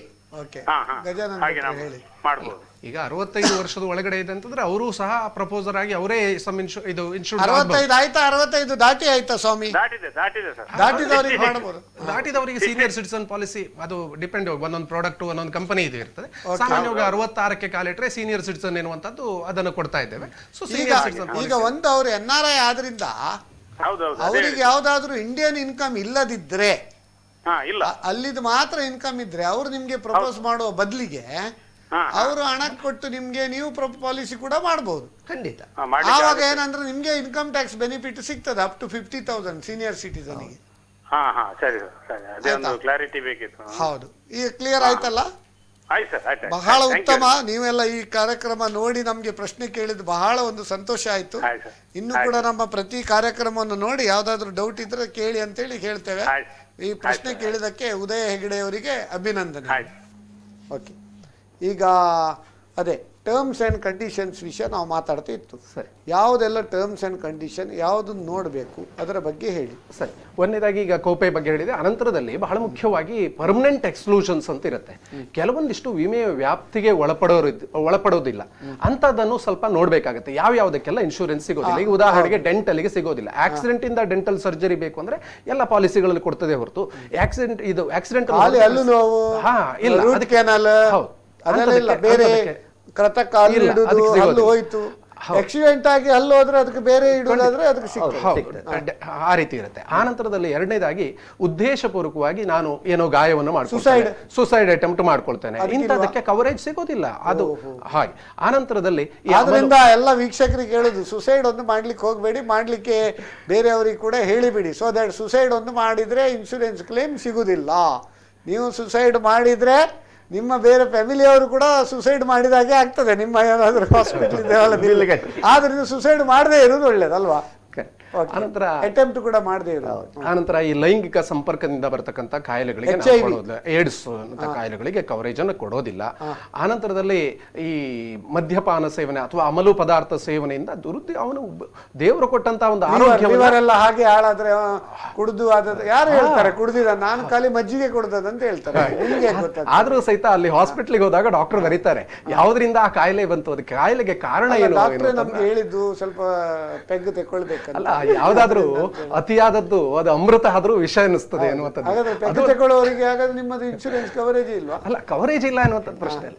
ಖಂಡಿತ ಇದೆ ಸರ್, ಅದರಲ್ಲಿ ತಗೊಳ್ಳೋರಿಗೆ ಇದೆ. ಆದ್ರೆ ಲಿಮಿಟ್ಗಿಂತ ಹೊರಗೆ ಅದು ಏನು ಹೇಳ್ತಾರಲ್ಲ ಸರ್, ಹೊಟ್ಟೆಗೆ ಕುಡಿಯುವುದಲ್ಲ ತಲೆ ಮೇಲೆ ಸುರ್ಕೊಂಡ ಅಂತ, ಅಂತವರಿಗೆ ಬರುದಿಲ್ಲ. ಆಯ್ತು, ಈಗ ಬೇರೆ ಕಂಡೀಷನ್ಸ್ ಏನಲ್ಲ? ಆನಂತರದಲ್ಲಿ ಬಹಳ ಮುಖ್ಯವಾಗಿ ಈ ಪ್ರಾಕೃತಿಕ ವಿಕೋಪ ಬಹಳ ದೊಡ್ಡ ಪ್ರಮಾಣದಲ್ಲಾದ್ರೆ ನಾವು ಕೊಡೋದಿಲ್ಲ ಎನ್ನುವಂಥದ್ದು ಒಂದು ಕಂಡೀಷನ್ಸ್ ಎಲ್ಲ ಇನ್ಶೂರೆನ್ಸ್ ಕಂಪನಿಯಲ್ಲೂ ಇರುತ್ತೆ. ಆನಂತರದಲ್ಲಿ ಮೊನ್ನೆ ಒಂದು ಗಲಾಟೆ ಆಯ್ತಲ್ಲ ಬೆಂಗಳೂರಲ್ಲಿ, ಆವಾಗೆಲ್ಲ ತುಂಬಾ ಎಲ್ಲ ಹಾನಿ ಮಾಡಿದಾರಲ್ಲ, ಅದಕ್ಕೆ ಸಿಗ್ತದ? ಯಾವ್ದಾದ್ರು ನೋಡಿ, ಕಾನೂನಿಗೆ ವಿರುದ್ಧವಾಗಿ ಹೋದ್ರೆ ಕೊಡೋದಿಲ್ಲ. ಯಾರಾದ್ರೂ ಹೊಡೆದು ಬಡೆದು ಮಾಡಿ ಅವನಿಗೆ ಕೈ ಕಾಲಿದಾಯ್ತು ಅಲ್ಲ, ಇವನು ನಿರಪರಾಧಿ, ಖಂಡಿತವಾಗಿಯೂ ನಿರಪರಾಧಿ. ಆದ್ರೆ ಈಗ ನಾನು ಹೋಗ್ತಾ ಇರ್ತೇನೆ, ಯಾವನೋ ಒಬ್ಬ ಬಂದು ನನಗೆ ಅಟೆಂಪ್ಟ್ ಮರ್ಡರ್ ಮಾಡ್ಲಿಕ್ಕೆ ಇದು ಮಾಡ್ತಾನೆ, ಅವಾಗ ಖಂಡಿತವಾಗಿಯೂ ಸಿಗ್ತದೆ. ಹೌದು, ಈಗ ನಾವು ಬೇರೆ ಬೇರೆ ಉದಾಹರಣೆಗಳನ್ನ ಉದ್ದೇಶಪೂರ್ವಕವಾಗಿ ನಾನೇ ಗೀಚ್ಕೊಳ್ಳೋದು ಇಂಥದ್ದೆಲ್ಲ ನಾನೇ. ಅಂದ್ರೆ ಈಗ ನಾವು 5 ಟರ್ಮ್ಸ್ ಅಂಡ್ ಕಂಡೀಷನ್ಸ್ ನಾವು ಹೇಳಿದ್ದೇವೆ. ಒಂದೇನಂದ್ರೆ ವೇಟಿಂಗ್ ಪೀರಿಯಡ್ ನೋಡ್ಬೇಕು, ಇನ್ನೊಂದು ರೂಮ್ ರೆಂಟ್ ಪ್ರೊವಿಷನ್ ಎಷ್ಟು ಉಂಟು, ICU ಗೆ ಆ capping amount ಏನಾದ್ರು ನೀವು ಇದೆಯಾ? ಅದಕ್ಕೆ ಸರಿಯಾಗಿ ನೋಡಬೇಕು. ಆಮೇಲೆ checking the network, wide network, hospital network. ಕೆಲವು ಕಂಪನಿ ಪಾಲಿಸಿ ಮಾಡ್ತಾರೆ, ಅಲ್ಲಿ ಹಾಸ್ಪಿಟಲ್ ನೆಟ್ವರ್ಕ್ ನಾನು ಕೂಡ ಒಂದು ಮಾಡಿದ್ದೇನೆ, ನಾನು ಕಂಪನಿ ಹೆಸರು ಹೇಳುದಿಲ್ಲ, ಇಲ್ಲಿ ನೋಡಿ ಯಾವುದು ಲಿಂಕ್ ಇಲ್ಲ, ಮತ್ತೆ ವೇಸ್ಟ್ ಕಡೆ ಕ್ಯಾಶ್ಲೆಸ್ ಸೌಲಭ್ಯವನ್ನು ಪಡೀಲಿಕ್ಕೆ ಆಗೋದು. ಹೌದು ಹೌದು ಹೌದು. ಸೊ ಅದು ಕೂಡ ಮಾಡಬೇಕು. ಆಮೇಲೆ ಪ್ರೀ ಟ್ರೀಟ್ಮೆಂಟ್ ಮತ್ತೆ ಪೋಸ್ಟ್ ಟ್ರೀಟ್ಮೆಂಟ್ ಎಕ್ಸ್ಪೆನ್ಸ್ ಯಾವುದೆಲ್ಲ ಕವರ್ ಆಗ್ತದೆ, ಯಾವುದೆಲ್ಲ ಕವರ್ ಆಗುದಿಲ್ಲ ಅಂತೇಳಿ ಅದು ಕೂಡ ನೋಡಬೇಕಾಗ್ತದೆ. ಮತ್ತೆ watch out for the deductible amount, ಎಷ್ಟು ಡಿಡಕ್ಟ್ ಆಗ್ತದೆ, ಎಷ್ಟು ನಾವು ಕೈಯಿಂದ ಹಾಕ್ಬೇಕು, ಅದನ್ನು ಕೂಡ ಕ್ಯಾಶ್ಲೆಸ್ ಅಂದ್ರೆ ಜನರ ಪ್ರಕಾರ ಯಾವುದು ನಾನು ನಯ ಪೈಸಾ ಹಾಕೋದು ಬೇಡ ಅಂತ ರಿಲ್ಯಾಕ್ಸ್ ಮಾಡಿದ್ರೆ ಅದು ಕೂಡ ಒಂದು ಇದು. ಸೊ ಆದ್ದರಿಂದ ಇದೆಲ್ಲ ಟರ್ಮ್ಸ್ ಆ್ಯಂಡ್ ಕಂಡೀಷನ್ಸ್ ಇರ್ಬೋದು. ಹೆಲ್ತ್ ಇನ್ಶೂರೆನ್ಸ್ ನಾನು ಎಣಿಸಿದ್ದು ಭಾರಿ ಸಣ್ಣ ಸಬ್ಜೆಕ್ಟ್ ಅಂತ, ಇಷ್ಟು ವಾಸ್ಟ್ ಸಬ್ಜೆಕ್ಟು, ಇಷ್ಟು ಟೈಮ್ ಅದಕ್ಕೆ ಹಿಡಿತದೆ, 2ನೇ ಸಂಚಿಕೆ ಮಾಡ್ತೇನಂತ ನಾನು ಎಣಿಸಲೇ ಇಲ್ಲ. ಆಯಿತು, ಈಗ ನಾವು ನೋಡಿ ಒಂದು ಒಳ್ಳೆಯ ಒಂದು ಇನ್ಶೂರೆನ್ಸ್ ಕಂಪನಿಯ ಬಗ್ಗೆ ಒಂದು ಬಹಳ ಒಂದು ಸಮುದ್ರ ಮಂಥನದ ಒಂದು ಇದಾಕಿದ್ದೇವೆ. ಇದರಲ್ಲಿ ಏನಂದರೆ ಒಂದು ಸೈಡು ವಾಸುಕಿಯನ್ನು ಇದೆಲ್ಲ ಡಿಸೀಸಸ್ ಅವರು ರಾಕ್ಷಸರ್ ಅಂತೇಳಿ ಅದನ್ನು ಬಿಂಬಿಸಿದ್ದೇವೆ. ಆ ಸೈಡ್ನಲ್ಲಿ ಇನ್ಶೂರೆನ್ಸ್ ಕಂಪನಿಯನ್ನು ದೇವತೆಗಳಾಗಿ ನಾವು ಬಿಂಬಿಸಿದ್ದೇವೆ. ಸೊ ಆದ್ದರಿಂದ ನೀವು ಈ ಎಲ್ಲ ಒಂದು ಡಿಸೀಸಿಂದ ನೋಡಿ, ಡಿಸೀಸ್ ಯಾರು ಹೇಳಿ ಬರುವಂಥದ್ದಲ್ಲ, ಸಡನ್ನೇ ಬರುವುದು ಅಥವಾ ಬರ್ತದಂತಾದರೆ ಯಾರು ಬಯಸಿ ಬರುವ ಕಾಯಿಲೆ ಯಾವುದು ಬಯಸಿ ಬರುವುದಲ್ಲ ಅಲ್ವಾ. ಆದ್ದರಿಂದ ಈ ಕ್ರಿಟಿಕಲ್ ಇಲ್ನೆಸ್ ಇರ್ಬೋದು, ಯಾವುದೇ ಇರ್ಬೋದು, ಕಾಯಿಲೆ ಅನ್ನೋದು ಸಡನ್ ಯಾವಾಗಲೂ ಬರ್ತವೆ. ಇಲ್ಲದಿದ್ದರೆ ಈ ರೀತಿ ನೋಡಿ, ನಿಮ್ಮದು ಈ ಸೈಡ್ನಲ್ಲಿ ಇನ್ಶೂರೆನ್ಸ್ ಕಂಪನೀಸ್ ಅವರಿದ್ದಾರೆ, ಆ ಸೈಡ್ನಲ್ಲಿ ದೇವತೆಗಳನ್ನು ಆಗಿ ಬಿಂಬಿಸಿದ್ದೇವೆ, ಈ ಸೈಡ್ನಲ್ಲಿ ರಾಕ್ಷಸರಾಗಿ ಎಲ್ಲ ಡಿಸೀಸಸನ್ನು ಮಾಡಿ ಸಮುದ್ರ ಮಂಥನ ಮಾಡ್ತಾ ಇದ್ದೇವೆ. ಸಮುದ್ರ ಮಂಥನ ಮಾಡುವಾಗ ಕಡೆಗೆ ಅನೇಕ ವಿಷಯವೂ ಬರ್ತದೆ, ಅಮೃತವೂ ಬರ್ತದೆ, ಬೇರೆ ಬೇರೆ ಬೇರೆ ವಿಷಯ ಬರ್ತದೆ ಅಂತ ಬಹಳ ಒಂದು ಉತ್ತಮವಾಗಿ ಇದು ಮಾಡಿದ್ದೇವೆ ಅಂತ ಹೇಳಲಿಕ್ಕೆ ಬಹಳ ಒಂದು ಸಂತೋಷ ಆಗ್ತದೆ. ಈಗ ಕೊನೆಗಾಗಿ ಈಗ ಸಮಯ ಮುಗೀತು, ನಿಮ್ಮದೊಂದು ಲಾಸ್ಟ್ ಕೊನೆಯ ಒಂದು ಕಿವಿ ಮಾತು ಜನರಿಗೆ ಏನು? ಎಲ್ಲರಿಗೂ ನಾನು ಇಷ್ಟೇ ಹೇಳೋದು, ಹೆಲ್ತ್ ಇನ್ಶೂರೆನ್ಸ್ ನೀವು ಮಾಡಿದ್ದೀರಿ ಅಂತಾದ್ರೆ ದಯವಿಟ್ಟು ಇದರ ಹಣ ನನಗೆ ಲಾಸ್ ಅಂತ ತಿಳ್ಕೊಳ್ಬೇಡಿ. ಈ ಹಣ ಊಟ ಮಾಡಿದ್ರೆ ನಮಗೆ ಲಾಸ್ ಅಂತ ಖಂಡಿತ ತಿಳ್ಕೊಳ್ಬೇಡಿ. ಯಾಕಂದ್ರೆ ನಿಮ್ಮ ಕರೆಂಟ್ ಬಿಲ್, ಎಜುಕೇಶನ್ ಬಿಲ್, ತಿಂಗಳದ ಹಾಲಿನ ಬಿಲ್, ಪೇಪರ್ ಬಿಲ್ ಮತ್ತೆ ಇನ್ಶೂರೆನ್ಸ್, ಆ ರೀತಿ ನೀವು ಕಟ್ಟಿದ ಹಣ ಎಲ್ಲರಿಂದ ಸೇರ್ಬಿಟ್ಟು ಯಾರೋ ಒಬ್ಬನಿಗೆ ಅದು ಉಪಯೋಗಕ್ಕೆ ಬರ್ತದೆ. ನೀವು ಕೂಡ ಆಗ್ಬಹುದು, ಅದು ನೀವು ನಿಮ್ಮ ಬೇರೆಯವರ ಹಣದಿಂದ ಖಂಡಿತ ಇಂಥ ಪುಣ್ಯದ ಕೆಲಸ, ಇದನ್ನು ನೀವು ಪುಣ್ಯದ ಕೆಲಸ ಅಂತ ಅಂತಲ್ಲ, ಅದು ಅವರಿಗೆ ಕೂಡ ಶೀಲ್ಡ್ ಆಗುತ್ತೆ, ಪ್ಲಸ್ ಇನ್ನೊಬ್ಬರಿಗೆ ಇದರಿಂದ ಉಪಕಾರ ಆಗ್ತದೆ. ಹಾಗಾಗಿ ಅಥವಾ ಅವರಿಂದ ನಿಮ್ಗೂ ಉಪಕಾರ. ಹೌದು, ಹಾಗಾಗಿ ಯಾವುದೇ ಕಾರಣದಿಂದ ಹೆಲ್ತ್ ಇನ್ಶೂರೆನ್ಸ್ ಅನ್ನೋದು ಲಾಭ ಅಂತ ಲಾಸ್ ಅಂತ ತಿಳ್ಕೊಳ್ಬೇಡಿ, ಅಥವಾ ಇದರಿಂದ ನನಗೆ ಲಾಭ ಆಗಲಿ ಅಂತ ಕೇಳಬೇಡಿ. ಆರೋಗ್ಯವನ್ನು ರಕ್ಷಣೆ ಮಾಡುತ್ತೆ, ಸಂಪತ್ತನ್ನು ರಕ್ಷಣೆ ಮಾಡುತ್ತೆ. ಆರೋಗ್ಯ ವಿಮೆ ದುಬಾರಿ ಅಲ್ಲ. ನಾವು ಒಂದು ದಿವಸದ ಒಂದು ಟೀಯನ್ನ ಸ್ಯಾಕ್ರಿಫೈಸ್ ಮಾಡಿದ್ರೆ, ಒಂದು ದಿವಸ ಕುಡಿಯುವಂತ ಒಂದು ಟೀಗೆ ಒಂದು 20-25 ರೂಪಾಯಿ ನಾವು ಖರ್ಚು ಮಾಡ್ತೇವೆ ಅಂತ ಅದನ್ನ ನಾವು ಸ್ಯಾಕ್ರಿಫೈಸ್ ಮಾಡಿದ್ರೆ ಆರೋಗ್ಯ ವಿಮೆ ಪ್ರತಿಯೊಬ್ಬರು ಪಡಿಲಿಕ್ಕಾಗತ್ತೆ. ಬಹಳ ಕಷ್ಟದ ಸಂದರ್ಭ. ಮತ್ತೆ ಈಗ ಆರೋಗ್ಯ ಸಂಜೀವನಿ ಬಂದದ್ರಿಂದ ತುಂಬಾ ಕಮ್ಮಿ ಪ್ರೀಮಿಯಂ ಒಳ್ಳೆ ಕವರೇಜ್ ಎಲ್ಲ ಸಿಗ್ತಾ ಉಂಟು. ಆದ್ರಿಂದ ಅದನ್ನು ಕೂಡ ಎಲ್ಲ ಇನ್ಶೂರೆನ್ಸ್ ಕಂಪನಿ ಅವೈಲೇಬಲ್ ಅಂತ ಹೇಳ್ತಾ, ಬೆಂಕಿ ಬಿದ್ದಾಗ ಬಾವಿ ತೋಡೋದಕ್ಕಿಂತ ಮುಂಜಾಗ್ರತೆಯನ್ನು ನಾವು ಮಾಡಿಕೊಂಡಲ್ಲಿ ಹೇಳಿದಲ್ಲ, ಲಾಸ್ಟ್ ಟೈಮ್ ನಾವು ಅದರಲ್ಲಿ ಹಾಕಿದ್ದೇವೆ. ಏನಂತ ಹೇಳಿದ್ರೆ, when insurance companies come to you, you show, if you don't show any interest, when you want policy, then insurance companies may not show any interest. ಅಂತ ಪರಿಸ್ಥಿತಿ. ಅಂದ್ರೆ ಇನ್ಶೂರೆನ್ಸ್ ಅನ್ನು ನಮಗೆ ಬೇಕಾದಾಗ ಮಾಡ್ಲಿಕ್ಕೆ ಆಗುದಿಲ್ಲ. ಆದ್ರಿಂದ ಹಿಂದೆ ಯಾರಾದರೂ ಇನ್ಶೂರೆನ್ಸ್ ಮಾಡಿಲ್ಲದಿದ್ದರೆ ಅದು ಹೆಲ್ತ್ ಇನ್ಶೂರೆನ್ಸ್ ಅನ್ನೋದು ದಯವಿಟ್ಟು ಕೂಡಲೇ ಇವತ್ತೇ ಫೋನ್ ಮಾಡಿ ಅಂತ ಹೇಳ್ತಾ, ಬಹಳ ಒಂದು ಉತ್ತಮ ಕಾರ್ಯಕ್ರಮ. 2ನೇ ಸಂಚಿಕೆಗೆ ನಾವು ಸೆಕೆಂಡ್ ಇನ್ನಿಂಗ್ಸಲ್ಲಿ ಕೂಡ ನೀವು ಸೆಂಚುರಿ ಬಾರಿಸಿದ್ದೀರಿ. ಇಬ್ಬರು ಫಸ್ಟ್ ಇನ್ನಿಂಗ್ಸಲ್ಲಿ ಸೆಂಚುರಿ ಬಾರಿಸಿದ್ರಿಂದ ಸೆಕೆಂಡ್ ಇನ್ನಿಂಗ್ಸಲ್ಲಿ ಪುನಃ ಸೆಂಚುರಿ ಬಾರಿಸಿದ್ದೀರಿ.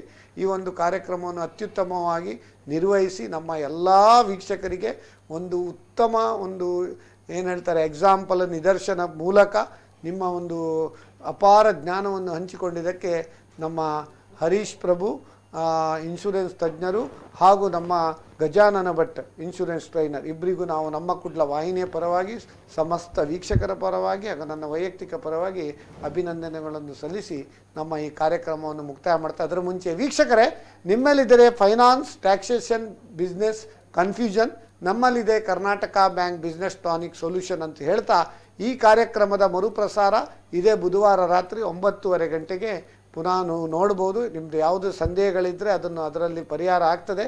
ಅದಲ್ಲದೆ ಈ ಕಾರ್ಯಕ್ರಮ ಫೇಸ್ಬುಕ್ಕಲ್ಲಿ ಕೂಡ ಬರ್ತದೆ, ಆಮೇಲೆ ಯೂಟ್ಯೂಬಲ್ಲಿ ಕೂಡ ಅಪ್ಲೋಡ್ ಮಾಡ್ತೇವೆ. ನಮ್ಮ ಎಲ್ಲ ಈ 79 ಸಂಚಿಕೆ ಇದಾದದ್ದು ಕೂಡ ಯೂಟ್ಯೂಬಲ್ಲಿ ಉಂಟು, ಅದನ್ನು ಕೂಡ ನೋಡಿ ಅಂತ ಹೇಳ್ತಾ ನಿಮ್ಮ ಎಲ್ಲ ಒಂದು ಸಹಕಾರಕ್ಕಾಗಿ ಧನ್ಯವಾದಗಳು. ಮತ್ತು ಈ ಶುಕ್ರವಾರ ಶನಿವಾರ ಗೌರಿ ಗಣೇಶ ಹಬ್ಬ, ದಯವಿಟ್ಟು ಎಲ್ಲರೂ ಗೌರಿ ಗಣೇಶ ಹಬ್ಬವನ್ನು ಮನೆಯಲ್ಲಿಯೇ ನಿಮ್ಮ ಮನೆ ಮಂದಿಯವರೊಂದಿಗೆ ಮಾತ್ರ ಆಚರಿಸಿ.